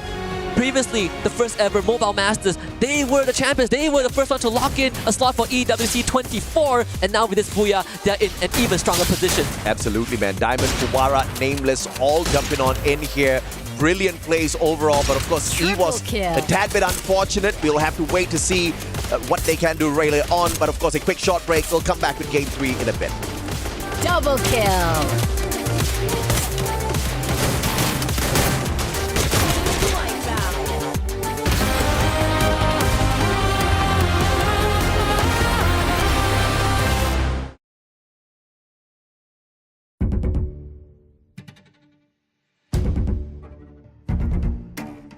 ก็จะปรับการเล่นให้เข้ากับทีมมากครับไม่ได้อยากเล่นให้ตัวเองโดดเด่นครับแค่ทีมได้แชมป์ก็ดีใจมากแล้วก็ปีนี้เพิ่มผมมาในรับก็อยากได้แชมป์อีกรอบนึงครับรักษาแชมป์ตำแหน่งผมจะเป็นตำแหน่งสไนเปอร์ครับตำแหน่งที่โคฟอยู่หลังที่สุดและก็เป็นตำแหน่งที่สำคัญที่สุดด้วย This is amazing. You cannot catch the man. In fact, he just wiped out a whole squad alone. เป็นแชมป์อีกรอบนึงครับในวันใจของผมก็คือน่าจะการที่ยังไม่เคยได้แชมป์โลกครับแต่ก็เคยได้แชมป์ทุกอย่างมาแล้วเหลือแค่แชมป์โลกแชมป์เดียวครับที่ผมยังไม่เคยได้ก็เลยอยากได้แชมป์นี้มากๆครับผมแค่อยากจะทำให้แรปนี้เป็นแรปที่ดีที่สุดแล้วก็สร้างประวัติศาสตร์ของผมเพิ่มมาอีกก็คือแชมป์ผมจะทำให้ได้แชมป์อีกรอบ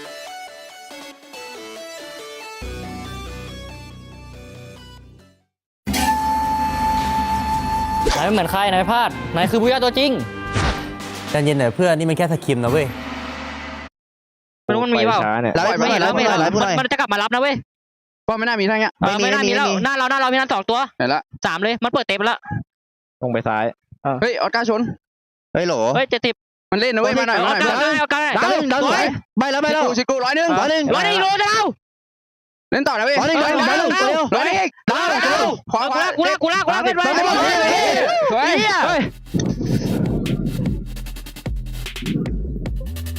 10 คิวเดือดสวยละเดี๋ยวละเพื่อน Welcome back to the panel, survivors. We've just wrapped up game number 2 on Purgatory, and things are just starting to heat up here at Free Fire at EWC 25. Gentlemen, ladies, my panelists, we are starting to get a better picture of how these teams are performing here at EWC, and so far there are a couple of things we're actually starting to notice.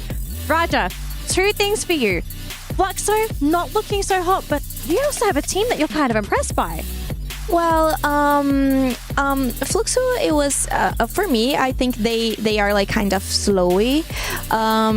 Well, they start getting some eliminations, but then they can just get inside of the safe zone. So this was like a huge problem for them. And Pain Gaming, it's like probably the same. They are kind of slowy, so that's not good for them because they need some points. They need to do elimination. So I'm hoping they can do it in the next match. And it's good to see Pakistan teams like doing that well. You know, we can see like Hot Shot. They got some eliminations and points, and it's really good to see because we are not expecting this, right, guys? No, we went, and remember actually last year, Hot Shots almost made it through to the second stage. I think, Neptune, you would remember this. We were cheering for Hot Shots. We were on the panel saying, go Hot Shots, you're so close. And they might have fallen short last year, but it looks like they might be getting a little bit closer to actually making it to that second stage, Neptune. But Neptune, you don't actually look at Hot Shots. You are looking at Red Hawks. Tell us, like, what is it about Red Hawks today that's actually making them stand out? Yeah, I mean, looking at Red Hawks right now, it doesn't look like a team that has been introduced recently to the international scene. Like how they play, how they move. I think they studied their opponents, especially from those in Southeast Asia, because judging from the movements, those are Southeast Asia teams' movement.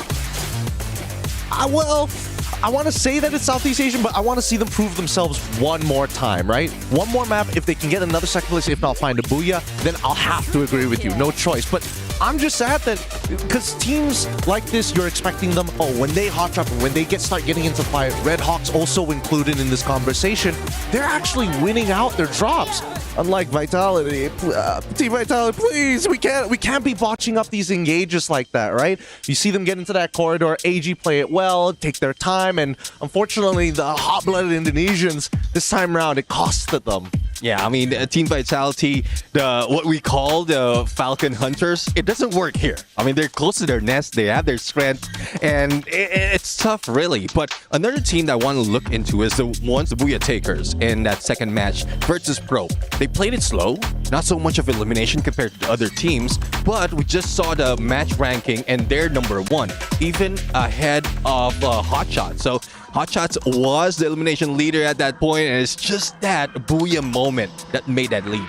I feel like I think at least for me, the rotations are really good. And also the ring did pull in their favor. I'm not gonna lie. They had high ground for a majority of the game. But I think at this point, right, a lot of teams are starting to figure out, okay, sure, you may lose a couple of engagements here. Our mechanics can be a little bit better. But any mistakes from this point onwards, you're gonna need to, call a doctor to fix it up.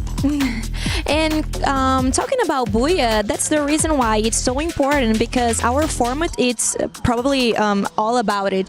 You need to get that Booyah. So it's good when you see like a team that can do it really well and can do like eliminations and get the Booyah and everything. So I think Virtus Pro, probably they are like really happy for it. Well, we have to see if the momentum is going to carry for that team, because we've seen in the past, if you grab that booyah, all of a sudden, mentally, you're looking good going into that next game. But we have a bit of an exception because, FYI, we got Kalahari coming up next. But before Kalahari, we're going to give the players a bit of a break just so they can get ready for the hot desert of Kalahari. And instead, we're going to have a little bit of fun with you guys. We have the Dr. Sulaiman Al Habib hot takes. Let's have some fun, survivors. What's up, everybody? We're back with some more content here at Esports World Cup 2025. You're back with me, Gideon. This time, we are going to go for some hot takes with none other than Hot Shot Esports. Hey, don't worry, boys. You don't have to be so nervous about it because it's time for some hot takes. Let's first talk about teams. Do you have any hot takes on some of the teams playing this time round? मेरे ख्याल से मुझे Falcon काफ़ी अच्छी लगती है, लेकिन उनको मारने में ज़्यादा मज़ा आएगा. And R7 भी मेरी favorite है. Oh, R7. Okay, I'm gonna put you on the spot here. Who do you think is the worst team coming into EWC 2025 Free Fire? Pain Gaming मुझे अच्छी नहीं लगती. I'm so sorry I put him on the spot there. That's on me. That's on me, Pain. That's on me. Okay, but let's talk about meta now, right? Do you have any thoughts on the meta? What are some of your hot takes for it? I don't like this meta because of some teams like मतलब मेरे ख्याल से अगर 120 point कर जाती है एक team और दूसरी 80 पे अगर पहुंचती है और वो कर लेती तो सामने वाले की तो मेहनत ही था जो इतनी टाइम मतलब इतनी गेम्स उसने खेली है उसे ट्राई नहीं तो एक भुइया की वजह से पूरी चैंपियनशिप चले जाना है इससे कोई बुरी फीलिंग नहीं हो सकती. So it's like very unfair. Yeah. Oh, but then wouldn't it feel like really good to not have that, even though you didn't do well during the point rush, but you just smash it at the very end? अगर आपका luck हो और अगर आप मतलब zone अच्छा पकड़ लो ऐसे भी होता है कि कोई टीम ना आप पे घुस जाती है मतलब आपके रश कर देती है वो आपकी पूरी गेम ख़राब कर देती है लास्ट जोन में तो वो 3 टीमें रहती हैं वो उस पर डिपेंड करता है टीम पे कि वो रश करती है नहीं अगर गलत रश कर दिया तो अपनी तो गेम ही गई. I agree with what he says. It's good. It's a good opinion. Very good opinion. Thank you so much, Hotshot. This is again. Hey, let your fans know who you are, what you're expecting to do. Give some final words before we close this out. हम लोग अपनी पूरी try करेंगे ये world cup जीतने की जितना हो सकता है अपना बेस्ट देंगे. हम अपना बेस्ट देंगे 100% देंगे बाकी रिजल्ट हमारे हाथ में नहीं हमने अपनी पूरी कोशिश करनी है बाकी अल्लाह मालिक है इंशाल्लाह. Thank you so much. Well, thank you. Appreciate it, man. This is sick. This is sick. Thank you. Hope you guys enjoyed the hot takes because the reaction on Raja's face when they mentioned baby. I disagree with that because I'm a Brazilian supporter, so I really appreciate Pain Gaming actually. They have like Noda, which is like a player, a really traditional player in Brazil, and he had like a good experience about like playing global tournaments, you know. So I think he's kind of confident about it. So I wouldn't like worry about Pain Gaming. I think they can do like a really good job. And they have a Peter also, which is a really good rusher too. And well, I'm excited to see them playing. As well, they are not playing so good right now. She smiled it. I could see it. It's just the rage behind her eyes. She's like, oh boy, just wait. They're coming for you. They're coming. Well, before we jump into our next matchup, it looks like we are going to be having a little bit of fun on the main stage with Admats and Tash Bunny. Guys, what's happening? A lot of things are happening, Danily. Yeah. The first 2 maps are incredible, explosive starts. But for me personally, the 2 teams you need to look out for, is Hotshot and Red Hawks. What about you? Yeah, they have been one of the greenhorns in our tournament, especially from Bangladesh. Red Hawks have been having good games. Game number 1, even though they didn't get the booyah, but damn, being at number 7 for the first game is an achievement. And continuing to the second game, they just dominate the teams. However, sadly, could not get that top 3 spot, but still managed to take up Pain Gaming, almost taking up Team Falcons and more. Honestly, it's looking really good for them. A lot of teams are maybe underestimating them, not sure about what to expect from this team. Regardless, this is their debut into the international stage, and a lot is still in the dark for these 2 enigmatic teams. And for now, guys, we're gonna go back over to the casters for Game 3, so get hyped. Go, AJ Husky. Thank you very much to the panel and of course our colleagues at Mass and Tash Bunny. We're about to head into the desert of Kalahari, so put on your dusters. Is about to get hot and heated. Is your boys Husky and Mustachio AJ back on the mic? And got a lot of things to cover. First of all, Raja ain't happy with what Hotshot said. But what are the odds that Hotshot faces off against Pain Gaming right off the bat? I mean, Raja, it's called hot takes for a good reason, right? And it was a really good hot take. I mean, you got to take your shot at somebody. Pain Gaming unfortunately took the L this time around, but at least they said they love Fluxo, right? They want to. I believe what they said was, you know, Fluxo is good, but beating them would be better. They happened to actually get that done. Yeah, and they also like R7, so I guess Pain Gaming takes the short end of the stick going into this game. But so far, all the results that we've seen in the first 2 rounds have been unpredictable. Right? I mean, of course, we have the Thai team dominating, sure, but teams like Hotshot Esports, Red Hawks, from the 2 regions that are more underdog than underdogs, are now one of the pack leaders. Yeah, absolutely. And I think you called it out really well the previous time before we went in for a break. It's not about getting that #1 spot. It's just about squeezing yourself into the top 12 and earning a spot at Point Rush later on. And of course, you're automatically in the grand finals already if you are in the top 12. And that's not so difficult, which is also a good reason why the Brazilian fans don't really need to worry, because we've got 2 days of play for Fluxo, and this is the kind of squad that ramps up really late. They're just warming up at this point of time, and you know, you don't want to piss the Brazilians off. The fact of the matter is they're getting beaten down right now. You are happening to piss them off unintentionally. This is going to be bad. These lobbies are just going to get more and more chaotic as we get into the competition. Yeah, and it's also a good time to remind everyone that 3 out of the 4 players from Fluxo are 2-time world champions. Oh yeah, yeah. Aside from MT7, you know, the first one was Yago, but overall this team is not a team to be trifled with. Sure, they've had heartbreaking losses. They've came in second multiple times, be it in local regional tournaments or even, you know, tier 2, tier 3 community tournaments, but it is still a brand that has resonated with Brazilian Free Fire ever since the first gen, the year 0 when Corinthians won the first ever world championship. Fluxo is a very good successor to that era. It's just my only gripe is how slow they play, and I think I want to see a bit more, because I know Fluxo can get aggressive, they can get down and dirty, but with how slow it looks, at some point you have to switch it up. Maybe this round 3 is going to be the turning point. I think that's key what you just said there, right? Aggression, but it's always calculated aggression. They are capable of it, but they are always calculating as to when to get in and to get into some of these hot battles. They've been playing it very slow for the first 2 games. Obviously, in Bermuda, they kind of got caught off guard a tad bit outside the circle as they were heading into Factory. Second game, it's always a Thai team at this point of time. But obviously, we're looking for more from them, and I'm very sure they will show us exactly why they are your 2-time world champs. We haven't even seen those great shots from MT7 just yet. This should most definitely be those warm-up rounds, but you take a little bit too long to warm up, and these teams that were starved of the championship, starved of opportunities, like we also talked about off-screen, Hotshot Esports. Last year, they didn't even get into Point Rush. This year, if they can keep this up, they sure as hell are getting there. And obviously, another team's got to pay the price by giving away their spot. Yeah, it's like a very fun game, right? I literally told you about what we kind of had fun with yesterday during our study. Yeah. I said that there are 4 Brazilian representatives, 9 from Southeast Asia. That's 13 teams. That's 1 extra team that can qualify to Point Rush. And if we have to slot Hotshot in, we have to get rid of 2 teams. And now, after round 2, it makes you wonder a little bit which team it's going to be, right? Which team is Hotshot going to be able to do just enough to overtake? For me, I think it's too early to say, but there's a good chance it happens. And of course, you talk about Hotshots, but I think Tashbani brought up a really good other team as well, Red Hawks.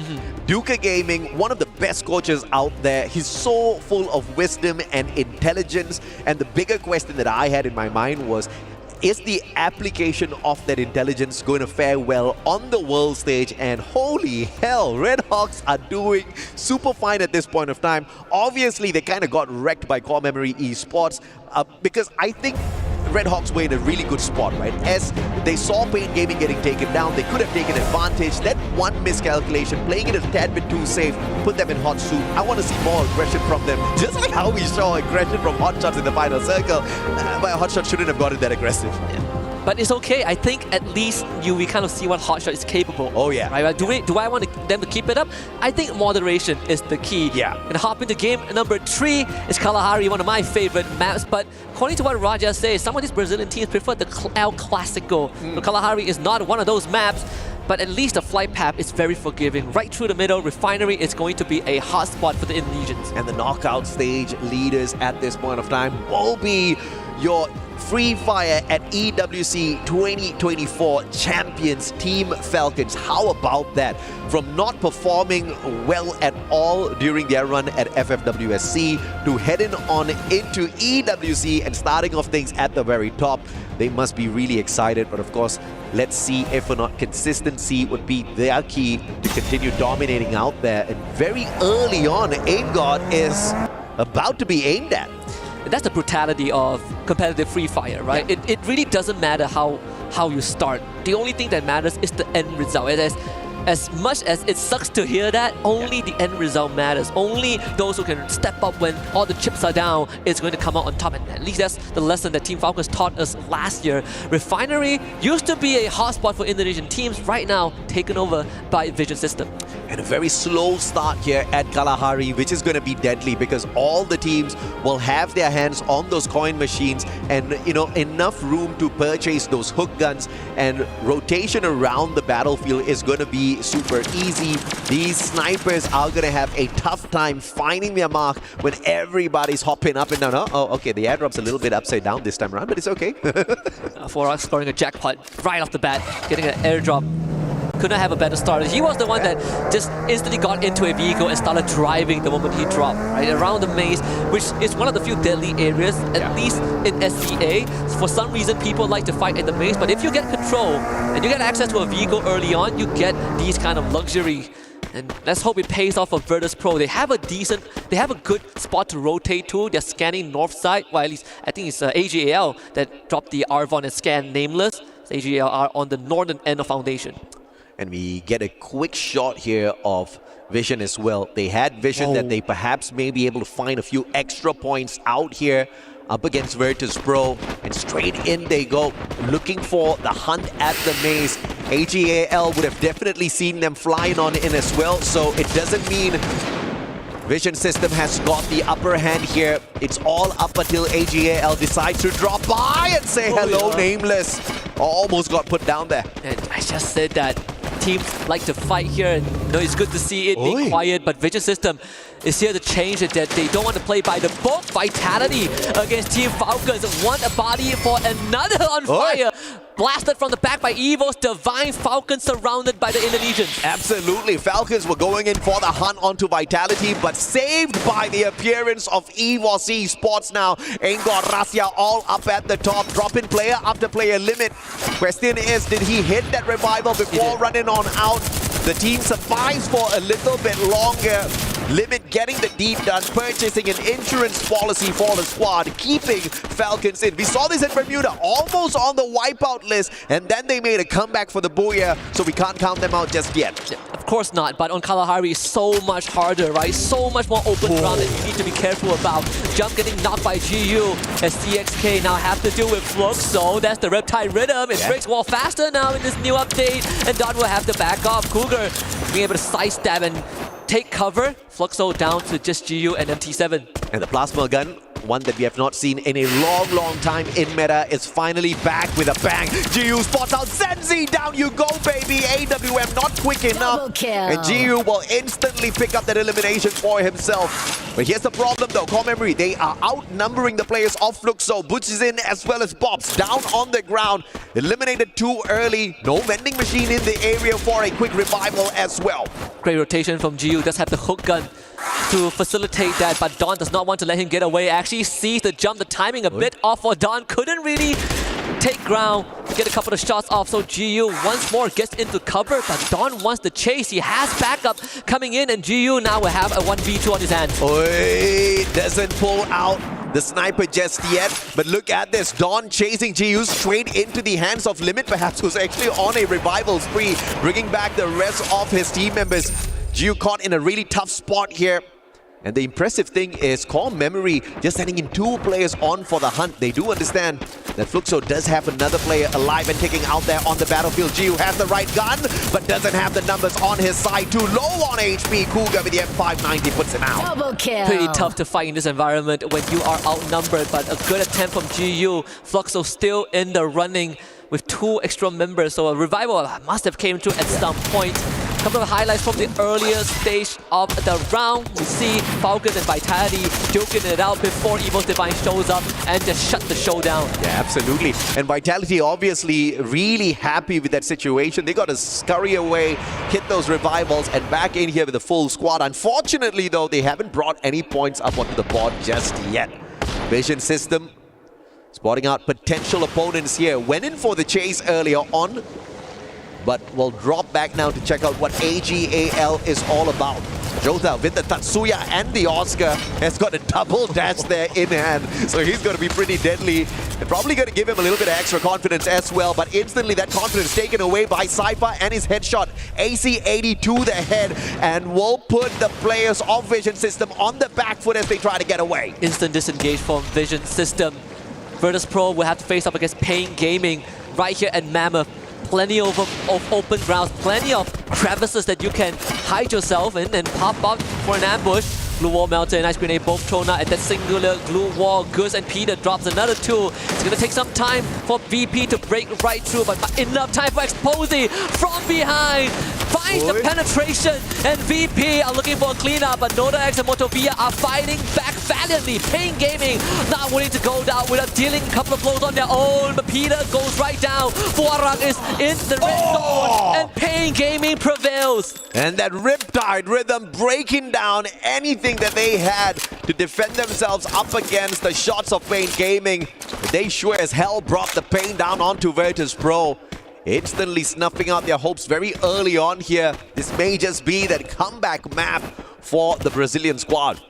Danny hit the nail on the head on the panel, right? Yeah. Teams that get Booyah finds confidence and then they blow out the next round. VP being cursed by that, but Pain Gaming really stepping it up. They might have heard what Hotshot said during the clip. Cypher finds a freebie on the Maxi, and that's the last vestige of Vision System out in 11th. Well, thank God Hotshot didn't take the Booyah then. They still have an opportunity to pick up a few more points out there. AGL on the hunt. Vision System, they were the aggressive ones initially. AGL didn't even play the third party. They just bided their time, waiting for that opportunity. And it all started off with an AC-80 by Cypher. Vision System out early once again. I know we have a lot of disagreements about Kalahari, but I think one thing we can agree on is that a slow Kalahari game is the scariest game of all. Oh yeah. With so much open area. We're seeing Dinocleus being pulled out. Couple of knocks on the kill feed. Ray finding Cypher. Rotation from Team Falcons, finding some safe haven. Here comes Evos Divine, who have recollected their footstep and retraced it straight to AGAL and finds 6 points, but they're on the hunt for more. Deal in the red has a revival point, but there's no time for any static movement, so Evos Divine will keep on chasing. Oh, but Evos in trouble though. Pain Gaming rotating towards their compound at the very same time, and Evos a tad bit too busy on the hunt here, looking for the final player on the side of AGAL. Gochil will be able to spot him, misses the first shot, and the jump pad allows him to survive a little bit longer, just a slightly bit. And Pain Gaming, on the other hand, pulling the brakes instantaneously, not wanting to drop by this compound too early. And Evos Divine finding Chinoy. But the revival for AGAL was pretty phenomenal at that vending machine, so he got his job done. Pain Gaming found a better bounty than dealing with Evos Divine. It's the revived member, the freshly returned members of AGAL. And that's free pickings for Pain Gaming if they can find them around Mammoth. Core Memory going for an extremely late rotation, just passing through Stone Race to the southern side of the map. They're going to reach the sub in just a little bit where Fluxo is holding ground, but you can see that Pain Gaming, they've already found a couple of numbers on AGAL. Yeah. Core Memory in the fastest vehicle they can find out there on the deserts of Kalahari. Probably won't give them much. It will protect them from some of the elevation as the drop-off of these cliffs. And Pain Gaming, on the other hand, 6 eliminations strong. A beautiful start for this Brazilian squad this time round, with Motovia and Gus finally finding that high-octane action on their side, and they are not on the losing end for the time being. And I think chaos is about to befall all of us here, Husky. Only 2 teams out of the equation so far, and this is not a huge map at all. No, it's like a volcano about to erupt, right? You can see, you can already feel the tectonic plates, you know, the friction. They're about to slide off each other's equilibrium, and when that happens, the eruption is going to be uncontrollable. We are seeing Core Memory, AGAL, and Fluxo collide at the sub. That could kind of narrow down some of the numbers on this map. Bob's finding Chinoy. So Fluxo getting a couple of eliminations under their belt as well. Bob's with the first grenade elimination on this map. Well, Core Memory has got the advantage here. Fluxo out in the open. Cougar spotted him out already. But as they take damage from the circle, question is when they go in for that strike. A good double glue wall erected instantaneously. Bob saving the squad with the defense. And now the grenades laid. Oh, wow! And what a grenade by Bobs! And that instantaneously dismantles the squad of Core Memory. They can't get away just yet. What a 3-pointer from this man. 2 back-to-back grenades. The triple jump and MT7.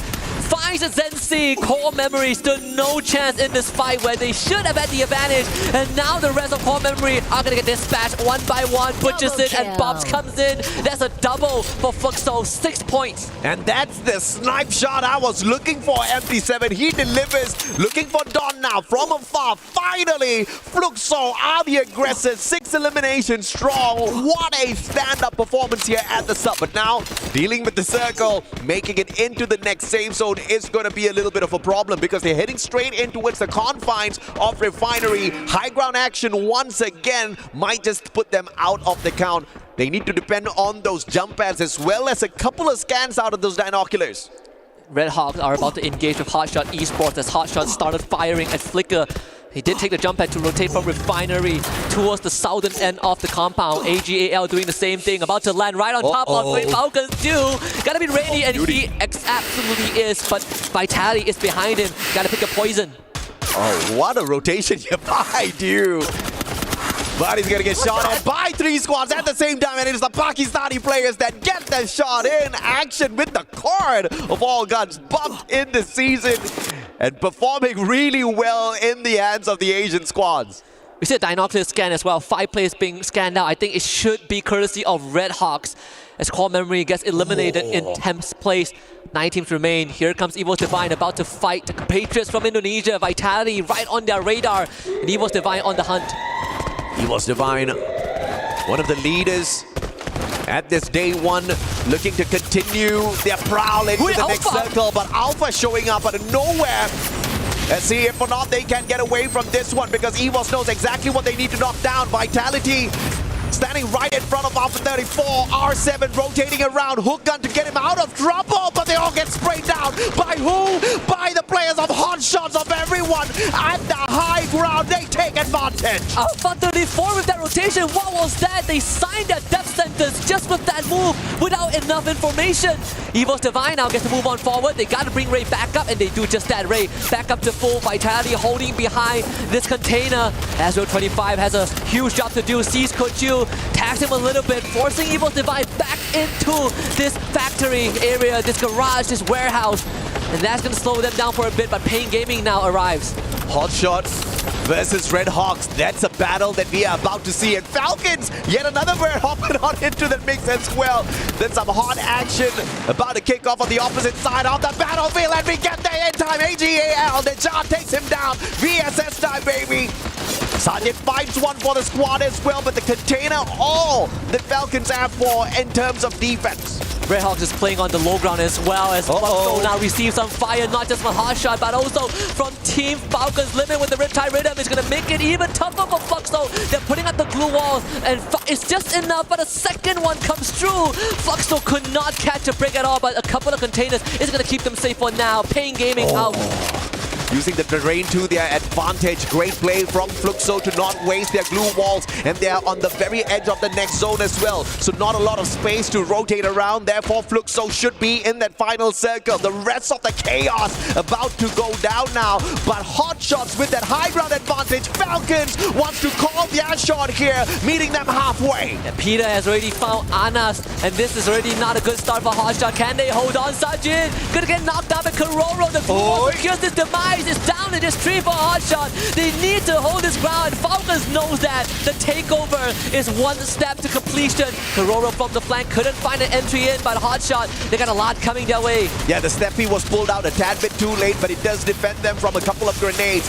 Now Hotshot's barricaded by their own glue walls. Falcons finally making their way around, but yet another defensive glue wall pulled out. But that one falls like a paper wall. Final survivor left here on the side of Hotshot, and Falcons are not slowing down just yet. Action gets away for the time being, but that's about the end of it as Peter pulls away the final player from the side of Hotshot Esports. It's either death by the hands of Falcons or by Fluxo, but with that takeover, Falcons currently, at least for this moment, is going to have some space to breathe. It's a good area to be on this high ground, but the Circle is going to move away from that. Evos Divine, 14 eliminations as they now face off against Red Hawks on the low ground. Come on, man. Consistency is key, and Red Hawks are kicking it out there. Still alive, but 5 squads remaining here. Make that 4 as Cypher shows up in front of Peter, who's on absolute fire in this final circle.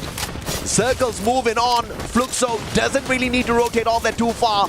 Limit with the smart plays, with the glue wall melters before those defenses can even be erected. This is going to be a tough rotation. Red Hawk wants to make the first move, but AimGod finds Blade, and there's not really much time to bring him back out. The glue walls desperately being thrown to protect him, but Kuntush ends up being a victim of that as the rest of Evos Divine are going to show up to clean up what they started. Blade takes out Ray with the trip mine, but that's pretty much it. Red Hawks out in 4th. Out in 4th, Fluxo down by 1 man. They've got a little bit too little in their tank bombs with the rotation. Jump pad now right in front of Evos. Fluxo, I don't know if or not they are calling the gods of shot straight towards them, but now Falcons at the very top. They wanted double booyah at the start of this day, and they may just as well pull this one off. Again, they took over where Hotshot was, and it gave them the best position to work with. High ground leverage, and on top of that, good rotation into this moving circle. Evos Divine getting dispatched left, right, and center. Falcons with 9 eliminations under their belt. Ball's about to run into Peter. This is a good angle for them to go for the swing. And now, with Evos kind of slowing things down a tad bit, Falcons are in trouble. Fluxo knows exactly the kind of danger that awaits them from up above. Those grenades could come raining down on them, but everybody's waiting for that circle to close on down. This one is now turning out to be a troublesome situation. Do we depend on those medkits, or do we depend on some final second pandemonium as Butches in fights AimGod, puts him down 6 feet under as well. Evos has no chance to pull the booyah. That is good for Fluxo. They got 3 members left. They just have to hold this ground. Starts by taking out Evos Esports, because that is the contender. That is going to be the team that is challenging them for space. But if they can hold this, they are going to force Fluxo to play level. Yeah, it ain't over till it's over. Fluxo, a slow start indeed, but Peter, M592 the ahead, puts down bombs. Your MVP from the global stage, and without him, this one gets a tad bit more difficult. Pushes him down as well. Gio, the final survivor, taken out of the equation, and the one and only Falcons, your champions of Free Fire EWC 24, showing that they can rise up to the top when they want to. 2 booyahs in 3 rounds. Falcons built to withstand hardship, built to withstand altitude, and built to withstand the deserts of Kalahari. Another clean round, great understanding of rotation. Hotshot Esports was the key, and Falcons swoop in on that. Brother, in Bermuda and in Kalahari, history repeats. They almost got wiped out. 1 single survivor. The comeback is holy hell real with the Falcons here. It's just the Riyadh buff. They know how to absorb that extra energy from the sun. I tell you, we need to figure out how they're doing this. I don't know. This team is this Team Falcons are the closest to their headquarters, right? You feel the energy from all the trophies they collected, the plaques from last year. But there's another team that I want to give special credit to. Just a tad bit of mention. Evos Divine once more stepping it up. Sure, they didn't finish with a booyah, but they finished in 3rd place with a heck of a lot of eliminations. And once more, the top 2 teams from last year are stepping it up again. Absolutely, man. And with Rasya on their side, the Wonder Kid finally able to play on the big stage. The only thing stopping him him in the past was his age. He's just 16 years old. He's got millions of fans on YouTube all through Free Fire, and he's now here to show the seniors how to play the game really well. And unfortunately for him, the Thai team still a step ahead of the Indonesian squads. Evos Esports, although they do beat them in eliminations, they just could not grab the booyah for the first time in the day. But of course, they are dangerously close to that final circle. Time and time again, consistency is key, and they've got that. Yeah. It's the best definition of your worst enemy is yourself. Fluxo stepping it up in round number 3, right? We needed to see them really pick up the pace, but thankfully in round number 3, not just Fluxo, Pain Gaming also showing us that Brazilians are not to be trifled over. Yeah, the cold start kind of sucked a little bit, but now the engines have warmed up. They're able to start shifting gears, and Fluxo being able to hold their ground for so long is mad impressive. Yeah, man, Haja tried to trick all of us. They were like, she's like, you know, the Brazilians won't do all that too well on this map. They were rocking it, right? And Fluxo getting into the final circle shows us the fight in them. But of course, we have got the stage. Let's bring up the interview with the winners. Wow, what we have seen so far. Double booyah for Team Falcons, and of course, some incredible Free Fire matches. So right now, let's talk to Peter from Team Falcons. Last year, he won AWC with his previous team, but also with Team Falcons. And right now, let's throw him some questions.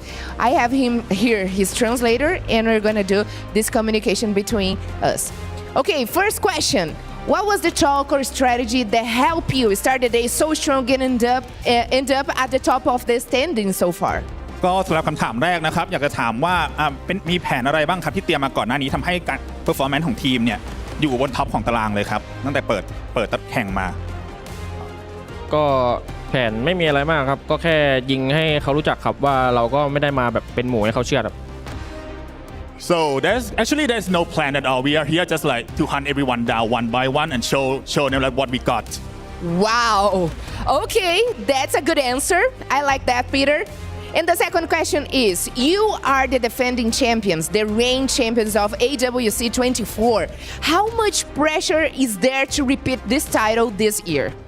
ก็ในปีที่แล้วเราเป็นถึงขั้นแชมป์นะครับของ EWC 2024 นะครับและในปีนี้เนี่ยเรากลับมาอีกครั้งเพื่อเป็นทำหน้าที่ป้องกันแชมป์นะครับผมแล้วก็พยายามที่จะได้แชมป์ในสมัยที่2อยากทราบว่ามีความกดดันอะไรบ้างไหมครับก็ไม่ได้กดดันอะไรมากครับก็แค่เราก็เล่นตามสไตล์ของเราครับถ้าป้องกันแชมป์ก็จะป้องกันแชมป์ไม่ได้ครับ Actually there's no pressure at all for him or like for anyone in the teams. We are here just like to defend the champs. Okay. No pressure, hunter other teams. We have heard enough from Team Falcons.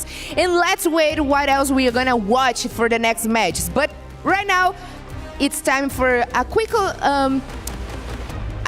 break. So let's watch more Free Fire actions in a couple minutes.3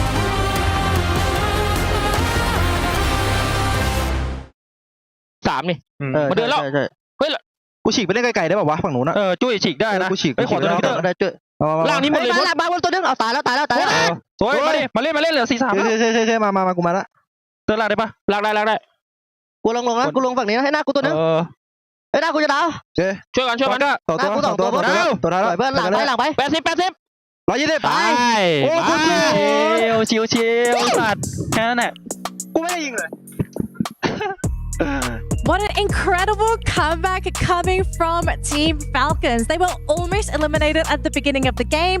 They managed to come back and they even got revenge on their arch nemesis, Evos Divine. They were so close to getting rid of the Kryptonite, the team that's caused them the most issues, but unfortunately, again, just falling short. Another thing to note as well, folks, Fluxo. This team, unfortunately, having a very slow start today, is starting to wake up. And I know, Raja, you are very excited for this because you know the potential of this team. Let's talk about Fluxo. What did they do right in game number 3? Yeah, first of all, I agree with you. I believe a lot in them, but I think they are like kind of waking up just right now, which is a little bit early. But okay, I mean, we still have other matches to play, so I think he can decide a bunch of things and we can wait for them like to grow. But I'm really happy at all with this match from Fluxo. At least Alpha 34, it's not clocking to them. I don't know why. I don't know what's going on with them, because they have like I mean, they have good players. I actually don't know what's going on. Neptune, I know you have something that you're really wanting to bring up on the panel. Yeah, definitely. I mean, other than Team Falcons taking 100% in the top 3 rate, because, yeah, they don't show up on the board when it comes to second map, but they're still in their top 3. Now, another team is Red Hawks. Again, I couldn't emphasize it. New to the tournament, international tournament, but they are rocking it this time. I mean, that's not the only team who's rocking it just as hot. Hot shot! These, again, both of these teams coming into this tournament, yes, one is more veteran, the other is looking to kind of make their name here at EWC itself. It's great to see that these youngins are full of energy and are moving in with a lot of momentum in this game. But speaking of gas and momentum, we're noticing that a lot of the squads who are getting bowed out early on generally are, I don't know, even Vitality getting a little overhyped. Core memory as well, especially since they've consistently faced up against Fluxo in the past 2 maps already. I think it's really between the 2 of these teams to predetermine who makes it into top 3, if not top 4. Yeah, maybe a factor as well, it was Kalahari. This is kind of a different map compared to all the other maps in Free Fire, so fundamentally it can be a little bit confusing for some of these teams, and I mean, if you can specialize in Kalahari, you are good. Now, our overall rankings. Can you guess who is at the top? The king of EWC. It is Team Falcons sitting in first place. Our champions of 2024 already off to a fantastically strong start, and followed by their arch nemesis, Evos Divine. Look, Evos have played great, but I kind of wonder, what is it doing to your psyche to know that you are just being beaten by the team that basically stole your dreams last year? Yeah, I mean, it's tough really for the side of Evos Divine. It is seems like in day number 1 they want to go for a repeat, but I know there's a little bit slowdown that will be happening later on, because judging from the scores, elimination wise, they have more compared to Team Falcon, so they just have to play with more elimination they can bring it on, and then consistency in the placement. I think, at least for me, you might as well start off hot today. You need to make that statement, right? Again, we heard in the interview itself that Falcons like, we're hunting for people. That is our goal. We want to put a red target on our backs because then it's just easier for us to hunt you. We don't have to go out of our way. You'll come to us. I just want to add that it's good to see Evos playing better, because at the global finals they weren't doing like an amazing job. I don't know if it's the right squad that is playing right now, like the same team, but well, they weren't like really good at the global finals, but right now they are doing an amazing job. I can say it. I mean, they look great, right? They're getting so many eliminations. Their kills look very clean, right? It's very well planned out. It's very strategic. It's not... I think we sometimes see teams and they get very desperate for those eliminations. It looks a little sloppy. They just kind of go like, YOLO, just shoot anything that moves, and sometimes you get lucky. That's not what Evos is doing. Very calculated, very calm. They're hunting for players, but they're doing it in a way where they don't really get caught out. It's just... they're hunting players, but can you also get the placement points to overtake Falcons? I think they need something to just what's the issue? Like, what do we feel like is holding Evos back from beating Falcons? Do we think maybe Falcons, they're just strategically better? I think that Aim God he is smart. He's extremely smart with the way that he coordinates with the rest of his team, but you can't have all the factors in play. That very last map in Kalahari, I think it could have been possibly for them to have a 4v4 as squad v squad, just start clash squadding with Falcons if they didn't get picked off by Fluxo, right? So that's one of those key factors here every single time you go into that top 3 end circle scenario. Yeah, and seems like Evos Divine plays well on a 3-1 split, especially with Russia under play. I did mention that earlier on Bermuda. That is one of their downfall. If they focus more on Russia, like the distance gameplay that they have, then they might be losing up on the 4v4s.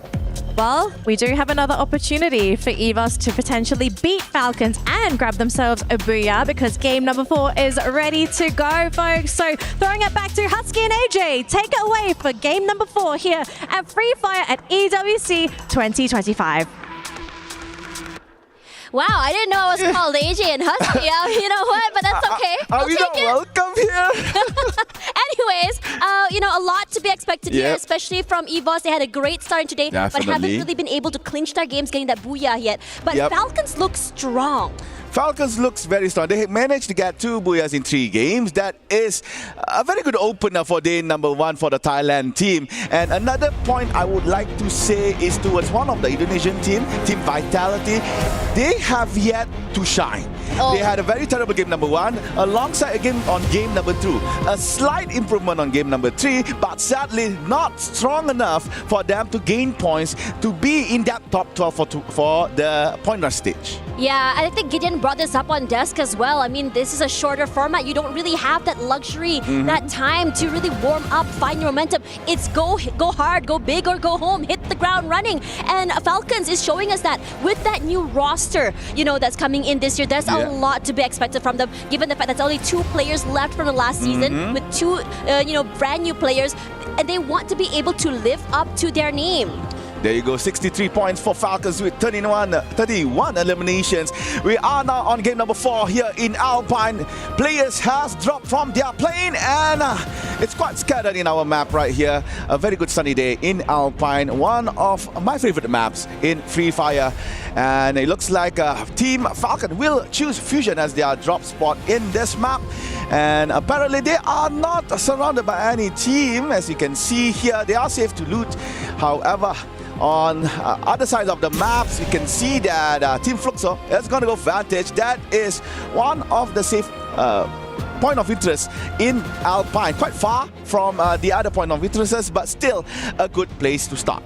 Interestingly enough, I mean, today has been really big tempo. I mean, even before AJ and Husky could even do their first introductions to the game, we already saw a big fight happening here. But anyways, most eliminations coming in from Rasha, Keroro, and Action. You know what's interesting? I think we were hearing a lot about Rasha for many years now. The only thing that's stopping him was just his age, right? And, this is his first international debut, if I'm not mistaken.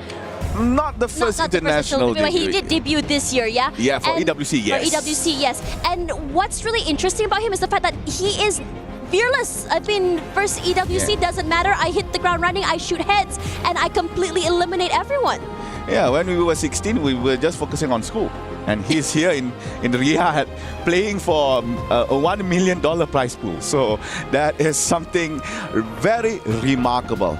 And ladies and gentlemen, it looks like in the early stages of the game, not much is happening. However, Docs, it looks like Vision System PSA has eyes locked on towards a hot shot.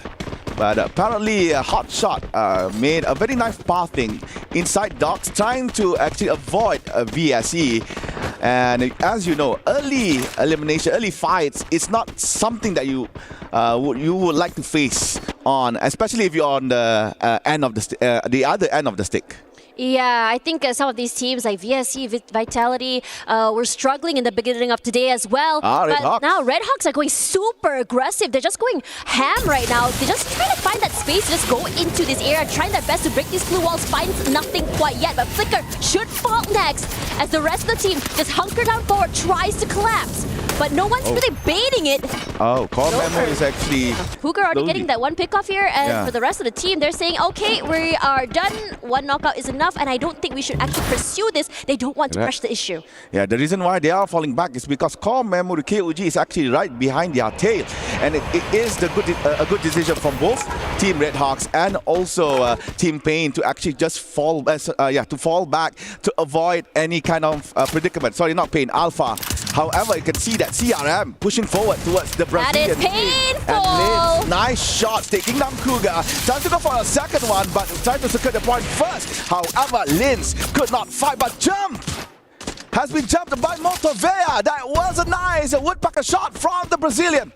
They are really great at just holding down holding the ground. They're not going to back off. Jump falls. But they're not done quite yet. The rest of the team now on fire. Zen's going to be the next one to go down. Quickly eliminated. No mercy. All kills. Motovea shining bright here in Snowfall with 3K on his name with that one woodpecker. However, Core Memory has second life, so you can see that Don managed to revive all that is fallen from his team. So yeah, for Pain Gaming, a very good start. They have been very shaky for the past few games, but game number 4, they are clearly in a good spot. Try for the angle. See whether or not he can just really launch himself onto these players here. Don alone. Motovea, he is going super aggressive, getting another pickup already. This guy is a monster. He's just taking names, getting kills left, right, and center. You can really tell that this game, he's very hot right now. He's very aggressive. The momentum definitely in his hands. He feels good. But as for Don, he's just hiding for his life, hoping that these two players do not find him. They might eventually do as they quickly make their way to him, but his teammates are rallying, slowly taking up space. Don or Dondu, a member from King of Gamers, transfers in towards Core Memory.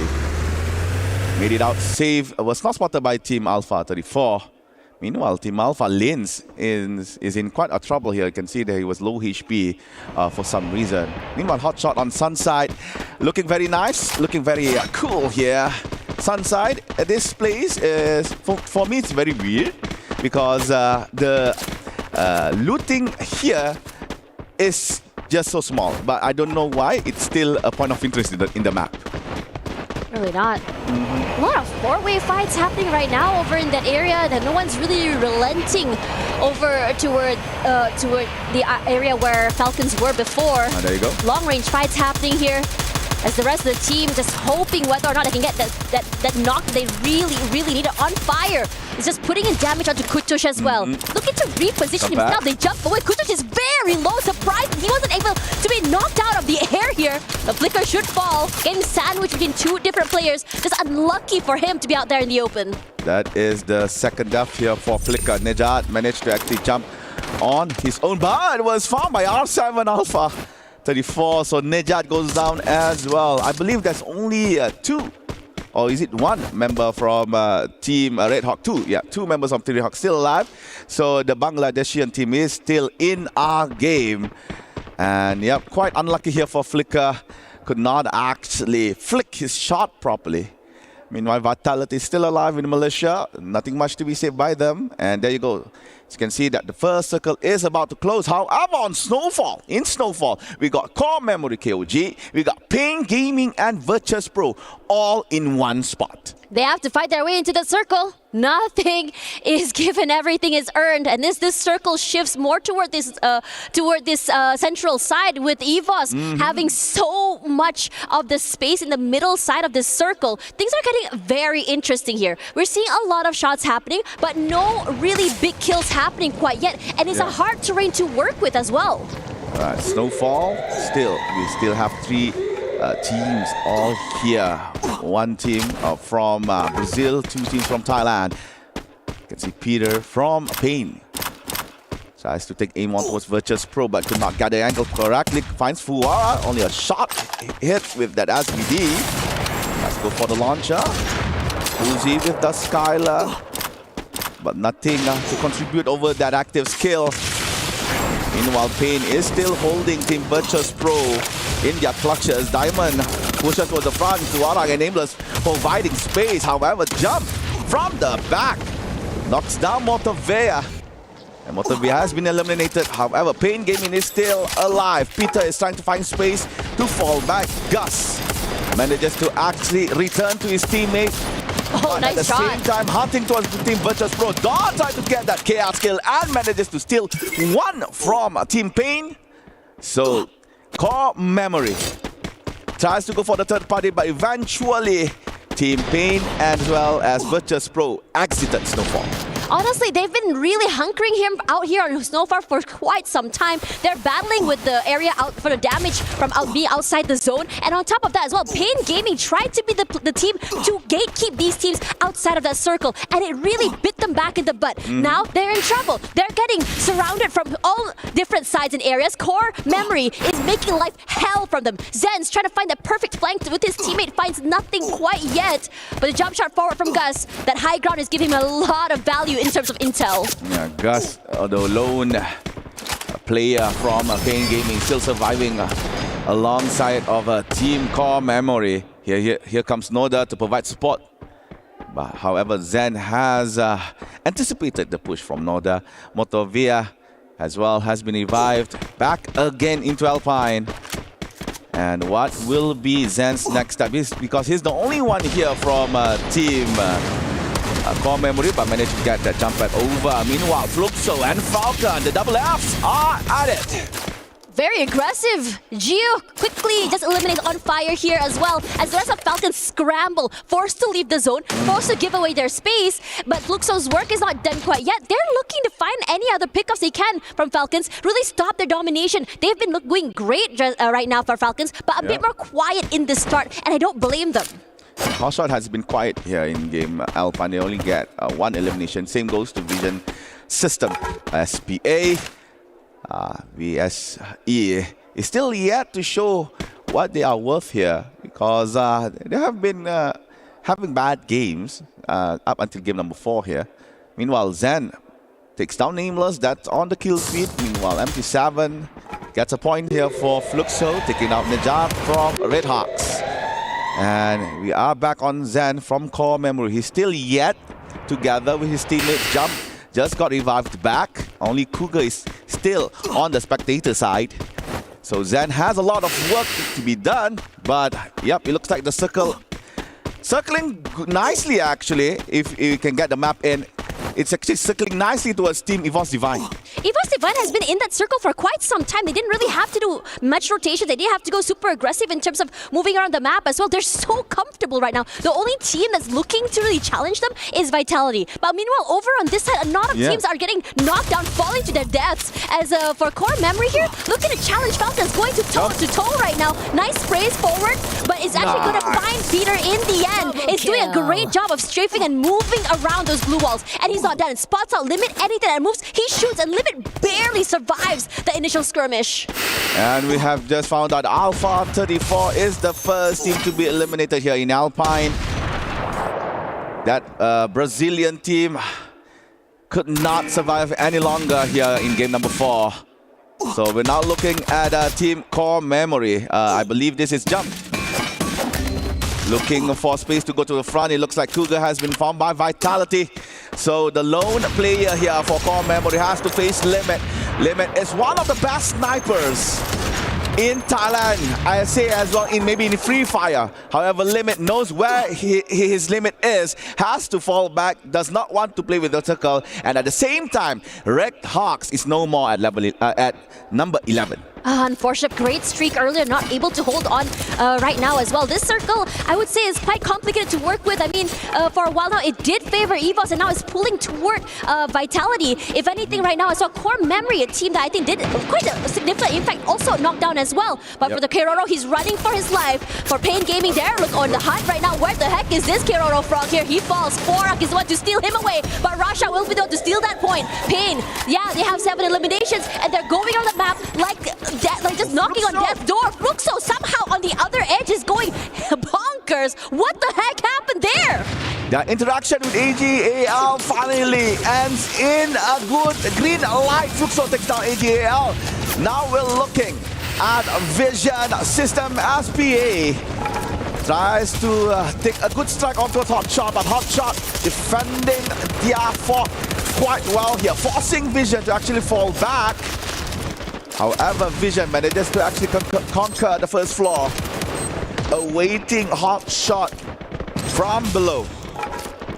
A lot of things are happening here onto the eastern side circle. It's not going to be easy as well. The top side of this building completely covered as well. Just trying to really, I would say, box the players in the bottom side of the compound. Finds nothing quite yet. But Hotshot's gonna get a bit more active and adventurous. Gonna try and peek outside. All right. Pre-fires are good right now. Rushing up forward here. The rest of the team in trouble. But this may be their problem right now because Noda will be the one to get knocked down. He fell down to his death. But action goes huge. Aggressive. Everyone just collapsing. But the zone is going through. Everything looking dire. Everyone looks desperate right now. Excellent blue wall placement by Hotshot, trapping Vision inside. Now Jota has to force to go outside. Underdog still on the floor. Maxi running low on her HP, has been knocked by the play zone. Now Jota is the only one left here for Vision. And I believe he could not survive. Yep, Jota has been eliminated. There goes Team Vision. Now Evos fighting against Vitality. Brother versus brother. And it looks like Evos might shine bright here, taking down Vitality. And now we are down to 7, maybe 6 soon. And Evos murdering Vitality. Only Dick still alive outside of the tent, but Fluxo wants blood. Fluxo wants into that fight. Fluxo is going aggressive. They didn't even allow for the teams to even get that breathing space. And Dix is doing a great job of waiting on the outside, allowing Fluxo to take this fight. Wara falls somehow. Falcons managed to find him in the end. But for Evos Divine, they're not out of the blue yet. Rasha doing great. Big opening onto Gio as well. He's done too. And he's playing with those micro angles above the glue wall to perfection. And what looks like a very dire situation looks to be something that is in their control. They're not dead quite yet. Hotshot is still alive. Hotshot might repeat this. They got second place on map number 2. They really want this booyah. It's only Fluxo, Evos and also Hotshot left on the top 3 placement here. Hotshot has to fall back, not looking good in terms of position. Meanwhile, Fluxo waiting for that third party. Rasha dumps it. Nice shot on towards action with the AWM up. FD7 stole that kill. Aim gun goes down towards FD7. Kochi gets towards Hasu, but FD7 pushes forward. Disturbing what Evos is doing right now. Rasha has to fall back. It's dangerous for them to be outside. They have to gather. They have to reset and heal. But the circle is moving. Yeah, this is a rough circle. And Hotshot's doing a great job of just delaying that rotation quite yet, allowing for these two big teams to fight. Kochil moving away for his life. Sajid trying to become the guy who changes the trajectory of this match. And Fluxo falls. Evos, Esports, this is the time to shine. And revive Sajid. A booyah for Evos Divine. Denied over and over, but finally, they clinch it. After a devastating loss on game number 2, despite having 17 elimination on game number 3. Now game number 4, Evos finally reserved the slot in that Booyah rankings. It's looking great right now because in terms of eliminations, they were definitely one of the highest. They're aggressive. They're a team that is so proactive in terms of movement and also getting that space in that circle. This is a team that is surgical and knows what they want. They prioritize a lot. I think for them personally, they love taking up space first. That prime area circle means that they are able to really abuse all the other teams trying to get into the area. The White Tigers celebrate their first ever Booyah here in EWC 2025. And Russia with the AWM, that is something to be praised of. And with that, I believe Evos would be on top of the overall table. Could be very exciting. I mean, looking at the fact that Falcons, looked very strong earlier today, but the readjustments coming in from many teams, I think everyone's starting to get really hot. The momentum is definitely there. But for now, let's have a look at the highlights before we go back to the panel. So Fluxo started off quite okay, but towards the end, they could not manage to actually close the game properly. Falcon Limit tries his best to hold on as long as he could, but sadly Falcons could not do so. But however, that is game number 4, ladies and gentlemen. We're about to go to break, so don't go anywhere. We will be right back right after this.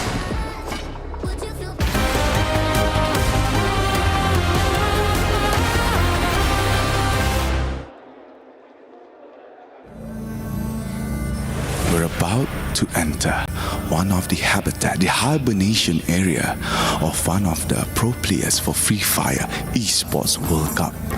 Let's go in.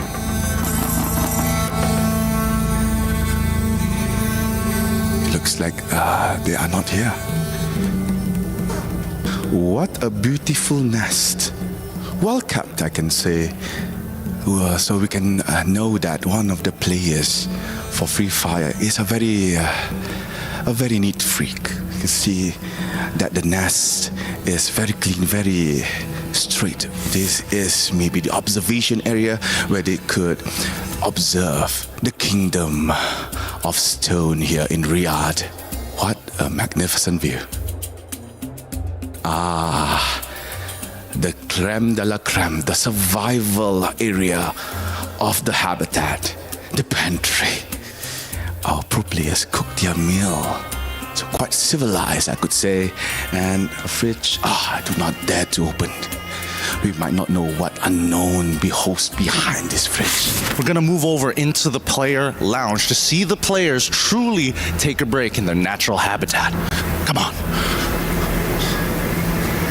We gotta be very careful to not distract the players from truly taking a long break. Keep in mind, competition is always going to be tough, mentally taxing. So therefore, with only the best that can be provided for them, they won't take anything lower than suboptimal. Coffee, caffeine, everything a player needs to keep them energized, tough, and most importantly, mentally sharp, especially when they're in the game. Here, we're by the snack station. We've got our workers hard at work making sure that they are filling it up every moment. If it's empty, how are these players going to refuel themselves to keep themselves at the top of their game? The Esports World Cup ain't skipping out on nothing. Come on over. They're not around. At least we know that players, especially at the peak of their competition, when they're done with the games that they want to play, they still are challenging themselves mentally. One of the most important sides, whether you're a mobile gamer, a PC gamer, or even a console player, everything is provided here for the player lounge for all of their needs to make sure that the competitive level always stays at its highest peak.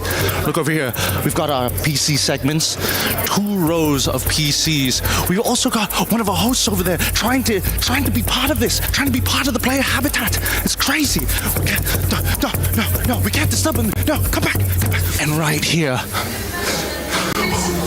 we've got the broadcast playing for each of the games. Free Fire is going to be coming on real soon, but we don't care about this right now. We're going to have to take our time here and be very, very careful and very, very sneaky. And with that being said, thank you guys for watching. I got to get out of here. I'm in grave danger. I think the players have caught on to what I'm doing. I got to go. No animals, nor players, nor hosts were harmed during the shooting of this video.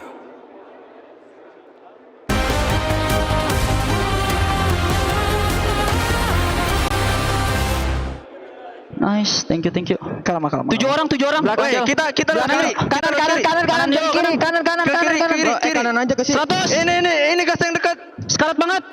Supernya sekarat. Kenok supernya. Nah. Ini satu orang lagi. Gas aja. Nah, satu lagi. Woi, kalma boys. Biarin. Bocil gentot anjing bangsat. Be confident boy. Let's go boy.